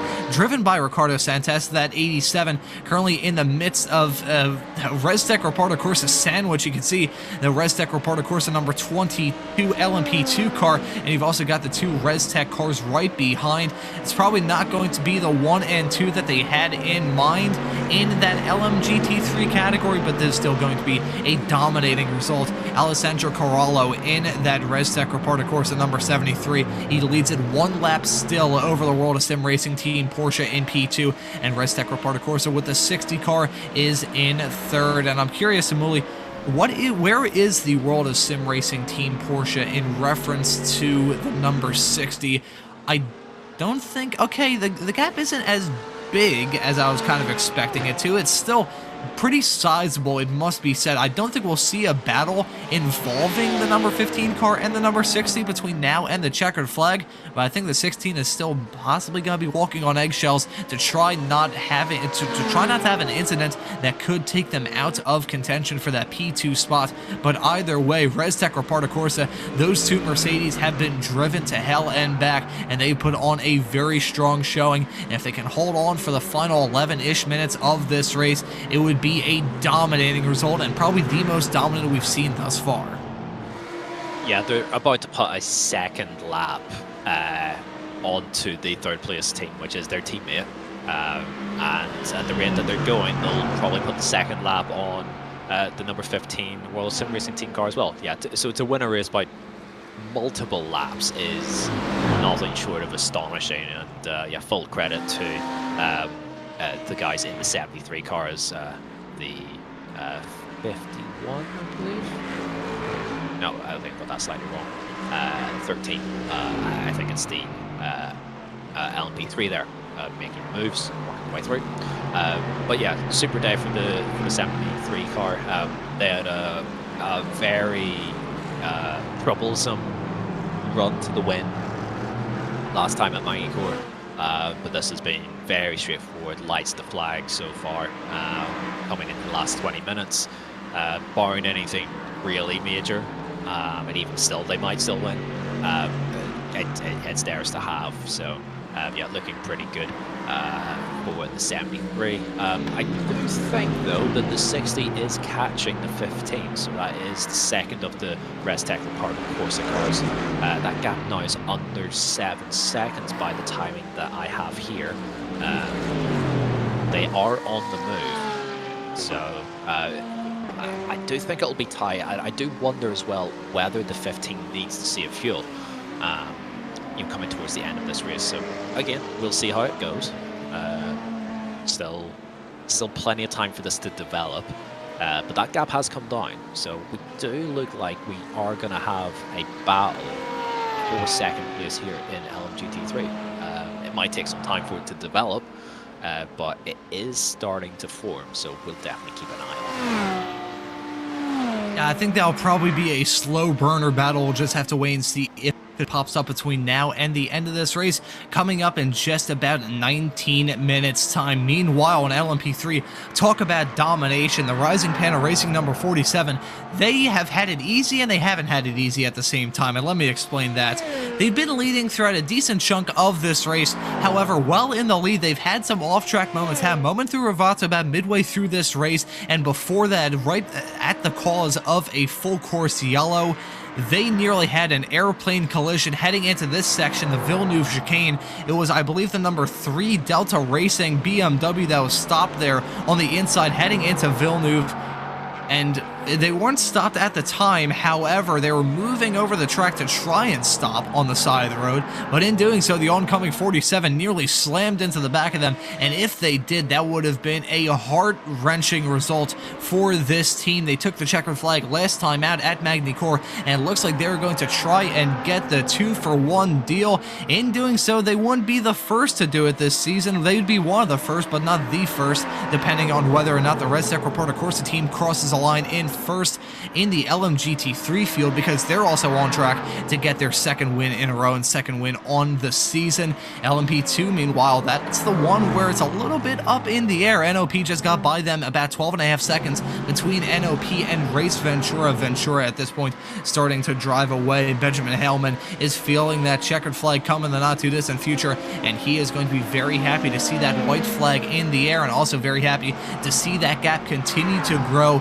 Speaking of a gap growing, it hasn't really grown, but it hasn't really shrank either. Tri-State Racing still in P3 in the LMP2 category. We were thinking there could be a battle between Tri-State Racing and the 12, who took the checkered flag in second at Magny-Cours last time, but because of post-race penalties, ended up sneaking away with the victory. They'll still be very happy with a third-place result. This would be a fantastic result when it comes to the championship fight. They aren't going to be complaining one bit, and they don't have any pressure from behind, as Rising Panda Racing in the number 46 is about 9 seconds back in P4, and only 4 cars on the lead lap in the LMP2 class, mind you. Looking up and down this grid, the race is slowly starting to teeter off, but at this point, no, I say that the gap between Race Ventura and NOP has actually decreased in the past few moments. Now 11.5 seconds. Of course, NOP will have to push like hell in the final 15-ish minutes of this race to try and close up that gap. But at this point in time, it's still looking very good for Race Ventura. They just need to not put a single foot wrong. Otherwise, we could see the likes of NOP start to battle, and if they have a major off-track moment, we could see this man, Remy Loche, in that Rising Panda Racing 46 end up on the podium, which, considering how dramatic this season has been so far, I would not entirely rule out a podium runner overall in the LMP2 field crashing out in the final 15 minutes of this race. I've seen stranger things. I don't know about you, Jamie, but I certainly have. We've seen many strange things in the nearly 3 rounds so far of the series, so I wouldn't bet against it. But this race has been the most calm, I would say, of the 3 so far. So it looks like we're working our way towards the end here, and these guys are going to remain in position. Weather update: the rain is not coming. It's not on its way. The percentages have dropped. We're not getting the rain. I am so disappointed. I wanted to see some rain, but it's not on its way. There's a 2% chance we'll see some rain at the end of the race, which means that we're not going to see rain at the end of the race. So that's a shame, but yeah, we're starting to see a couple of little battles begin to form. So yeah, we've got this one between Rennsport Reporter Corsa again, actually with Ricardo Santos in the MV Skin Lab DS racing car. So this battle for P7 is hotting up once again. It's sort of been a little bit nip and tuck for the last, we'll say like 30 minutes or so. These guys have sort of been back and forth. And it looks like this is where these guys are going to finish, unless they massively take each other out here. So Santos closing, actually big move up the inside. Huge move up the inside. And it's side by side then through time. Oh no! No! Well, get to keep going. Patience for Yep. the 85. Yeah, and okay, right. Let's do it again. Up the inside into Villeneuve, and it looks like Leonardo or Leonardo, sorry, is going to just give it up. No, it could be wrong. Coming back at him and potentially up the inside into Toza, but he's not looking for it. Santos up into P7. I think he kind of had moved on. It's another case that we've seen where the car on the outside is like slowly losing ground and sort of getting squeezed off and towards the anti-cut, and there's nowhere for anyone else to go then at that point after Santos is committed to the inside move. He's hoping to get clear, doesn't quite get clear, and then contact occurs, but both cars sort of bundled themselves back together, got up and running again. They both lost about the same amount of time, and away they go again. But it's Santos then for MV Skin Lab Racing, or MV Skin Lab BS Racing, up into P7. I just love the fact that after coming together, heading through the Tamburello chicane, they're like, I'll do it again, and then go side by side heading through Villeneuve. Thankfully, second time by, they got away with it fairly scot-free, and thankfully for them, the closest car is actually the Restec Reparta Corsa number 43, which is a lap down compared to these two, so not too much of a factor when it comes to this race. And look at that, MV Skin Labs DS coming down pit lane. This is an interesting call. It's not a penalty call, mind you. This is a quick splash and dash for this team. You're going to see them trundle their way down pit lane. This is going to be a heartbreaker for this team. They had briefly taken P7. However, thankfully for their sakes, it looks like they're going to hold on to P8, and they're driving straight through the pits. There's been no penalty call, mind you. Is this an iRacing penalty? It must be. It must be incident points, because there is an incident limit. So you get a penalty every 20 incident points, and then every 10 after that, you'll get a drive-through penalty still. So that's maybe where we've seen some of the drive. And here's another one for World of Sim Racing. In the 15. So yeah, they've lost out then to Restec Reparta Corsa, the number 60. That's a shame. I think that's for incidents as well. We're not able to see that for sure, but that's a tough break for those guys. But everyone's there's that Restec Reparta 1-2. Yeah, exactly. So I did sort of call and predict that they would eventually get there, but I wasn't expecting them to be under these circumstances. So the 73 is just sitting behind the 60. So whether that's a deliberate ploy or deliberate strategy, I'm not sure. But the 73 could just overtake the 60 so that they don't have to do an extra lap. Oh, no, sorry. It works off of the LMP2 feed when they take the white flag. So yes, it doesn't matter what way around these drivers are, but if the 73 wants to sort of make history and win a race by a full 2 laps, then they can battle their teammate forward. Hey, we could see something like that develop between now and the end of this race. That would be, talk about good advertising material. Holy Lord, that would be very good for the Restec Reparta Corsa number 73, and a good resume builder for these drivers as well. You can see the other Rising Panda Racing number 47 LMP3 negotiating that lap traffic. They have an incredibly comfortable lead, 48.7 seconds in front of Delta V Racing P2 in class, with Focus Racing set to round out your podium in the LMP3 category. They've had an up and down day as well in that 5-car got involved in some incidents, and their old buddies who were involved in all those incidents heading through Piratella very early on into this race. The Dynaco Racing Team number 98, they put on a very good recovery drive and are now running down in P number 4, so very nicely played from them to come back from the brink of absolute disaster. Right now, just coming to the close of this race. In a couple of moments' time, we're going to be ticking over to 10 minutes left on the clock. 4 hours of racing action has just flown by for some of us. These drivers have probably not felt like the past 4 hours have flown by, especially the ones in absolutely intense, pressure-packed situations. And Race Ventura, I can't really tell which category they fall into. They've had a somewhat comfortable day. They've led throughout a vast majority of this race. They haven't had to worry about a safety car bunching the field up, and they've only had to worry about a few full course yellows And outside of that, I think the one major bit of drama they had was maybe NOP closing up that gap to within 5 seconds, and also the spin in front of them with the SC Competition Corvette like 3 or 4 laps into this 4-hour-long race. But Race Ventura looking to get their first victory on the season and continue the streak of different race winners overall in the LMP2 category. There hasn't been a repeat winner, and I don't think there will be a repeat winner. Simatech Sensations, they're out of it. I don't think they'd be able to complete about 76 more laps compared to Race Ventura between now and the end of this, as LS Racing coming in for what could be a very quick splash and dash there, 3 laps down 5th in the LMP3 category, backing up to hit their marks after they overshot it a teeny tiny bit. Oh, and an incident involving the number 3 Tri-State Racing BMW and the 87 in the LMP2 category. That right there is the MV Skinlab DS racing car. Those were the drivers that ended up down pit lane not very long ago for what we believe was a drive-through penalty, and they come to blows. Adam Coop and that Tri-State Racing number 3 car spun around heading into the toes of hairpin, and we're going to take a look at a replay, Jamie, to see what in the world happened here. Yeah, let's take a look. So I suspect that they've just dropped it by themselves. They have, and then arriving at the scene of the accident comes the 87. That's a tough break. That's a really tough break for those guys. They had made the move on the 22, and then I believe they had a drive-through penalty then, and now they picked up more damage. So not ideal for Ricardo Santos here, coming towards the end of this race. Showed really good pace. These guys in the MV Skinlab DS racing car have been quite strong today, but it's just sort of fallen apart right at the end.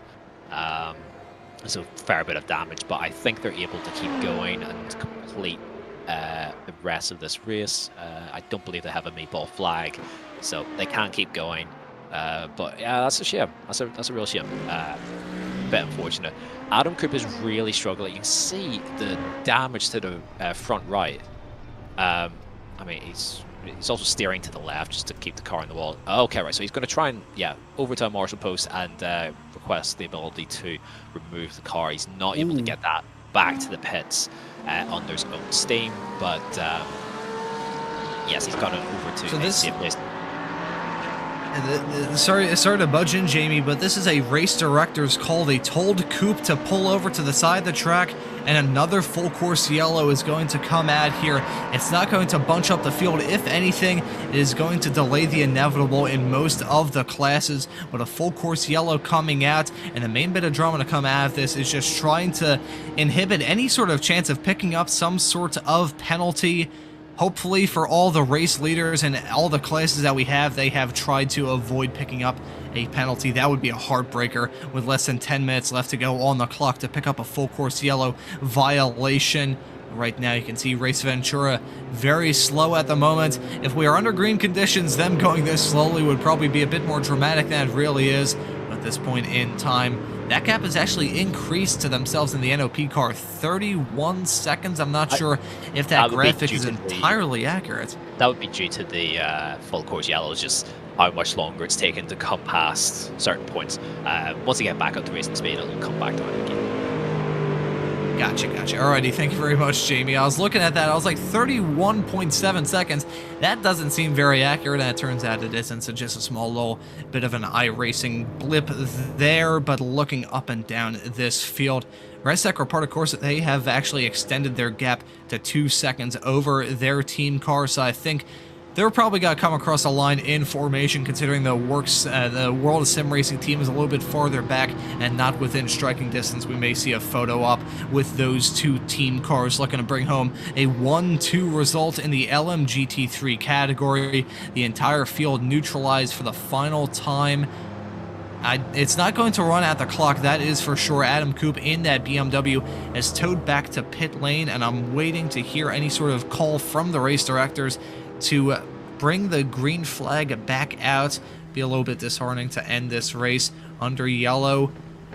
and we are waiting for the restart of this race. The race director is counting down one more flat-out blast to the end of this race, and the race is back underway now. We're riding on board with Andre Valero in that Restec Reparto Corsa number 43. This may be a civil war going on between these two. They're currently running in 7th and 8th respectively, right on top of each other, heading through Tosa. This could be a fight between these two, maybe some team orders playing a role in this. They have had a horrid afternoon, but a teammate collision would just rub salt into the wound. So we'll see if these drivers try and keep it a little bit careful, battling for P7 and P8 in that LMP2 fight. Well, less than 5 minutes left to go in this race, Jamie. We're going to be getting the 2 to go in the not too distant future, and then after that's going to be the white, and then after that it will be the checkered. I don't think we have any sort of fights of note up and down the field, and it shows the story of a race that was fairly spread out, fairly calm, much tamer than we've seen so far this season, but still equally entertaining with some absolutely dominating performances up and down the 35-car grid.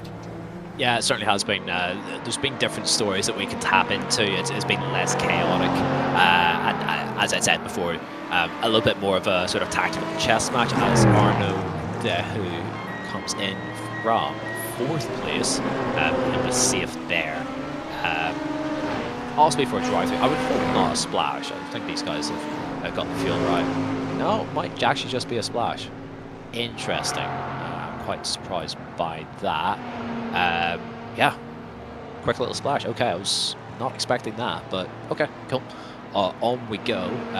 Coming into, yes, as we have said, the last couple of laps, and really there is no like on-track battles here. We'd threatened to see some activity. In fact, it has closed down quite a bit between the 12 and the 46 for the final step of the podium, but not by a massive amount. Enough to keep it sort of semi-interesting, just in case something happens or there's a small incident, but nothing dramatic. The battle for the lead in LP2 has stretched out. Race Ventura versus NLP, it's up to 17 seconds, so Benjamin Heilman doing the business there for Race Ventura. And we can say that he's probably really won that race because you know, NLP were starting to put big pressure on whenever he was out of the car, and then he's come back into the car and just alleviated all concerns for those guys. So the team with, in my opinion at least, the best name in the series look like they're going to pick up a race win. The battle between the teammates here at Restec Reparto Corsa rages on. No, it's the only real battle on track for position. The only 2 cars within 5 seconds of each other on the same lap. And so I guess we'll keep a little bit of an eye on that. The 22 has a beaten up front end. It is pretty clean, but they had their incidents and their penalties to serve earlier in the race. What could have been for the 43 had they not had that, but they did, and so they are where they are. But yeah, it's a great shame. In LMP3, yeah, very comfortable at the minute for Rising Panda. They had one little mishap and incident to worry about. Actually, maybe a couple of them cool, scary ones as well. But in general, they've kept it cleaner than everyone else, and so they will most likely take a deserved win in LMP3. They've been the clear best car of the day so far in that class, and we'll see where Alessio Carollo is in the 73 Restec Reparto Corsa. Mercedes, I assume, still tucked up behind the back of their teammate. No, they actually have got through, so they are leading by a full 2 laps. Excellent stuff. We also just caught a little glimpse there of Mix Benito there in the Focus Racing number 5. They've had a fairly quiet day. A couple of little incidents here and there, at one point involving the 98 as well. But they look like they're going to secure a very comfortable podium position. And we've got white flag in the air as Benjamin Heilman takes the white flag. And so we have 1 lap to go. Yep, the white flag is in the air, and for Benjamin Heilman, it is a white flag that he's been expecting to see in that windscreen for quite some time.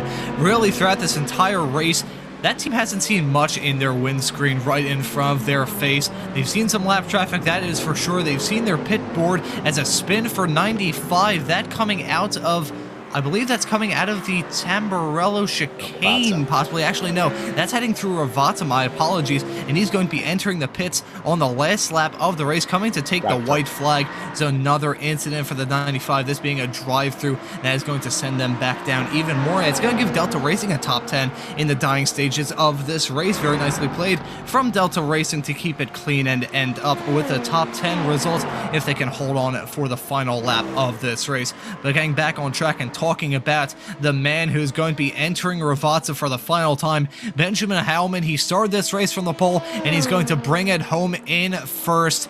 This has been a clinic he's put on this field. They have, I don't think, put a foot wrong all day long, and coming around Ravata for the final time, Benjamin Howman is going to hit that start-finish not so straight away, and he is going to be victorious for the third round of the European Sports Car Championship. There's the checkered flag. Race Ventura and Benjamin Howman end up winning it in dominating fashion over NOP, who still have not come across the line. And speaking of coming across the line, it's going to be a dominating show from ResTech Reparta Corse coming across a side-by-side in formation. A 2-lap victory for ResTech Reparta Corse. Fantastic stuff from them. The same can't be said about their LMP2 program. The driver who took the checkered flag at the front of the field last time by Magny-Cours and picked up a penalty. He is going to be well on the back foot, ending up 8th, and I think he ran out of fuel as well. Tough stuff from that team.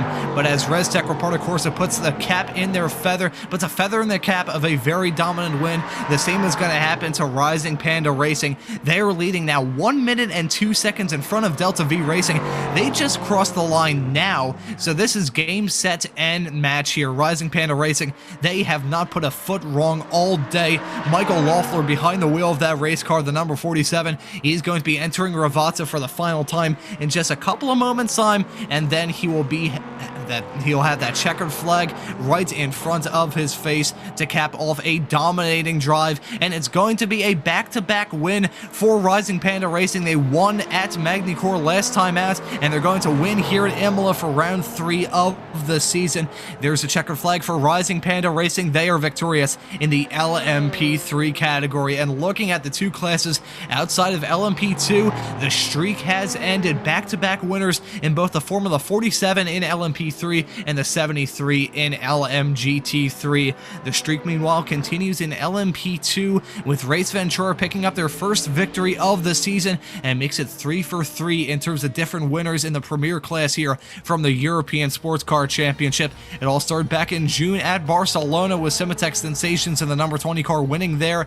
Then it continued in dramatic fashion last time by with Tri-State Racing and the number 12 car taking the win at Magny-Cours after some post-race penalties, and now the streak continues 3 weeks later here at Imola with Benjamin Howman and Race Ventura winning it at Imola, and he is taking this lap in glory, his victory lap, to cap off a day of fantastic racing action here from the European Sports Car Championship.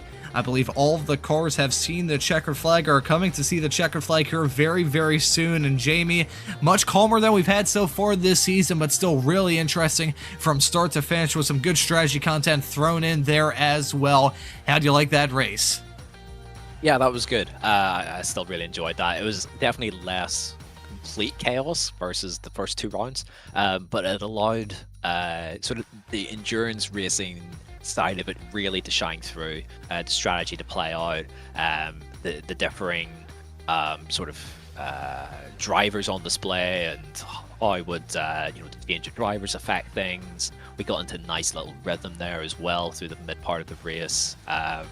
The new processes as well, so the full course yellow just in place and working everyone to the pit limiter, I think worked well. It kept a nice rhythm to the race. Yeah, I really enjoyed that, and I think in all cases the quickest team, the best team, did end up winning the race. There was no like weird like pit incident where someone got caught out in terms of strategy. So for Race Ventura, for Rising Panda, and for ResTech Reparta Corse in the 3 respective classes, the best car won, and I'm happy to see that.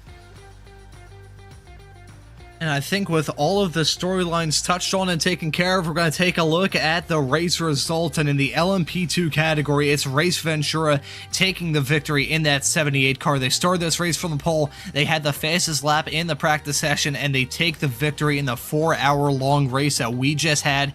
NOP nearly on pace. They were nearly on the top step of the podium. They still end up on the podium, albeit in P2. Still good result from the number 89 team. That's going to be Tri-State Racing off the back of a win last time out at Magny-Cours.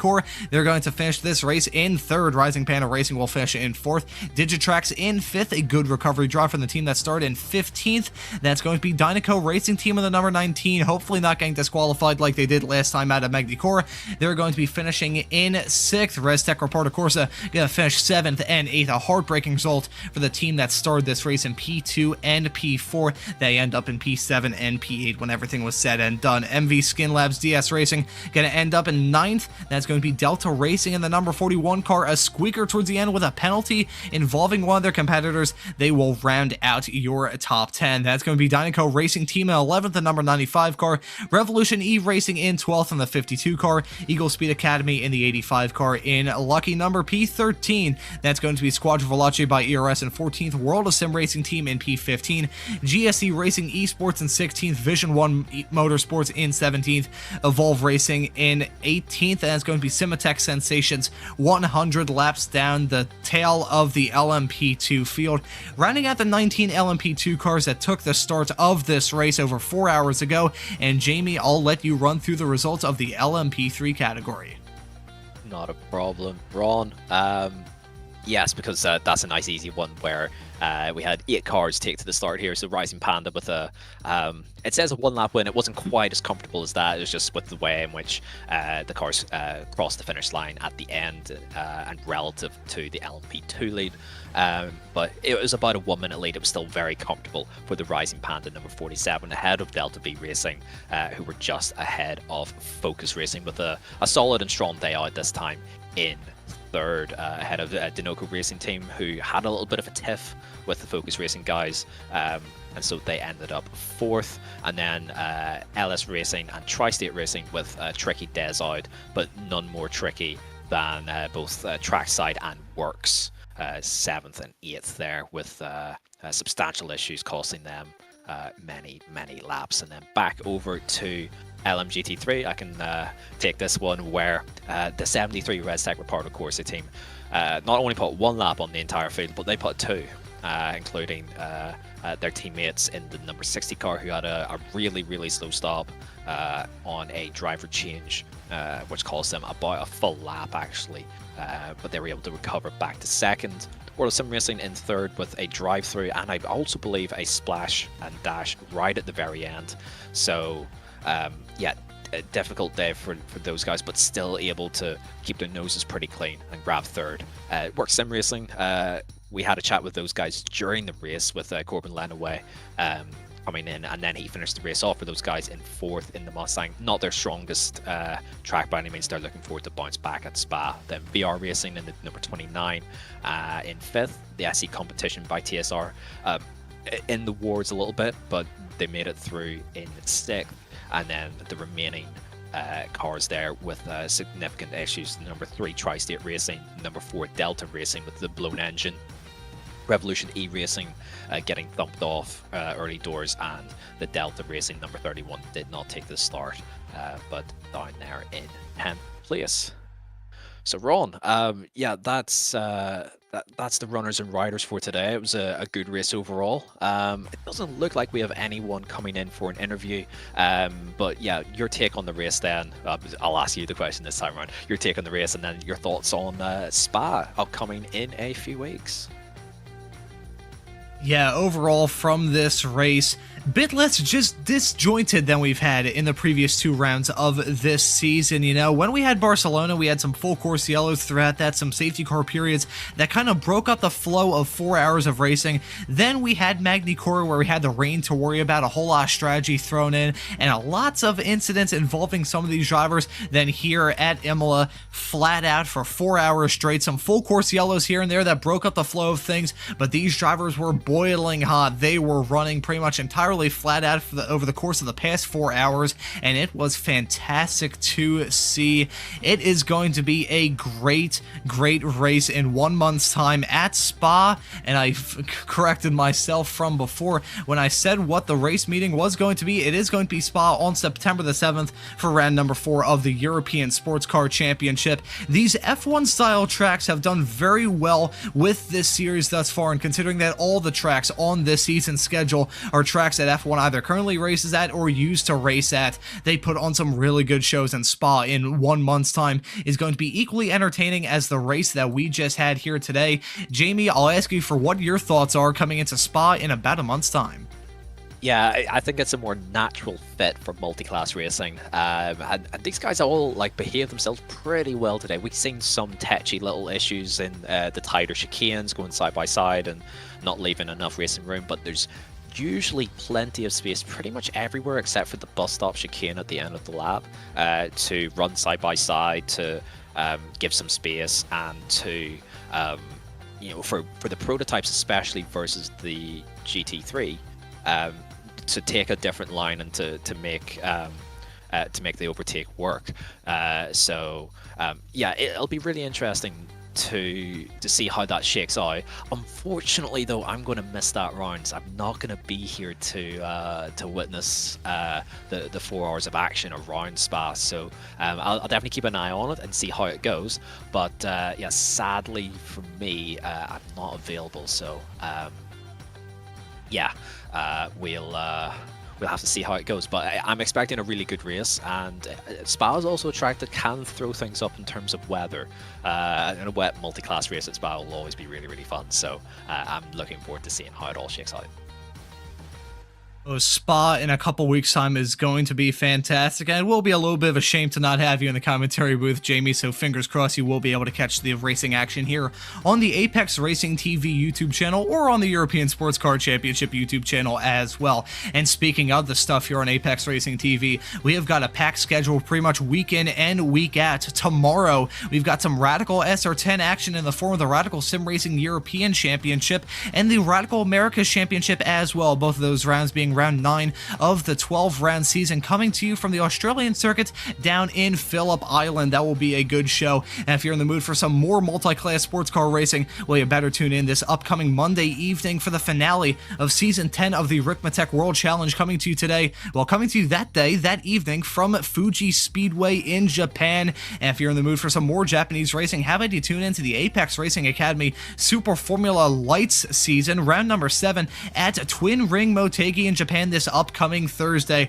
We've got a really good championship battle in that series. It's going to be a fun show between now and the end of that season coming up in not this upcoming week, but the week after that. This series, meanwhile, though, has been impressive so far, and with that race, we're now officially halfway through. We've got a fantastic trifecta of races to round this season off. Spa on September the 7th, Mugello on October the 5th, and then Portimao on November the 9th. We've got some great racing action coming for you here on Apex Racing TV over the coming few months, which gives you more of a reason to subscribe and hit that notification bell as well, so you never miss a single thing here on Apex Racing TV. But as for this broadcast here from the European Sports Car Championship, round number 3 at Imola, I think that will just about do it. And so for myself, Ron Mullins, Jamie Fluke joining me in the commentary booth, and Samuli Kuma doing a wonderful job working all the cameras in the virtual production hauler, I say thank you all so very much for watching. Have a great rest of your day, and we'll see you all again wherever it is in the not too distant future.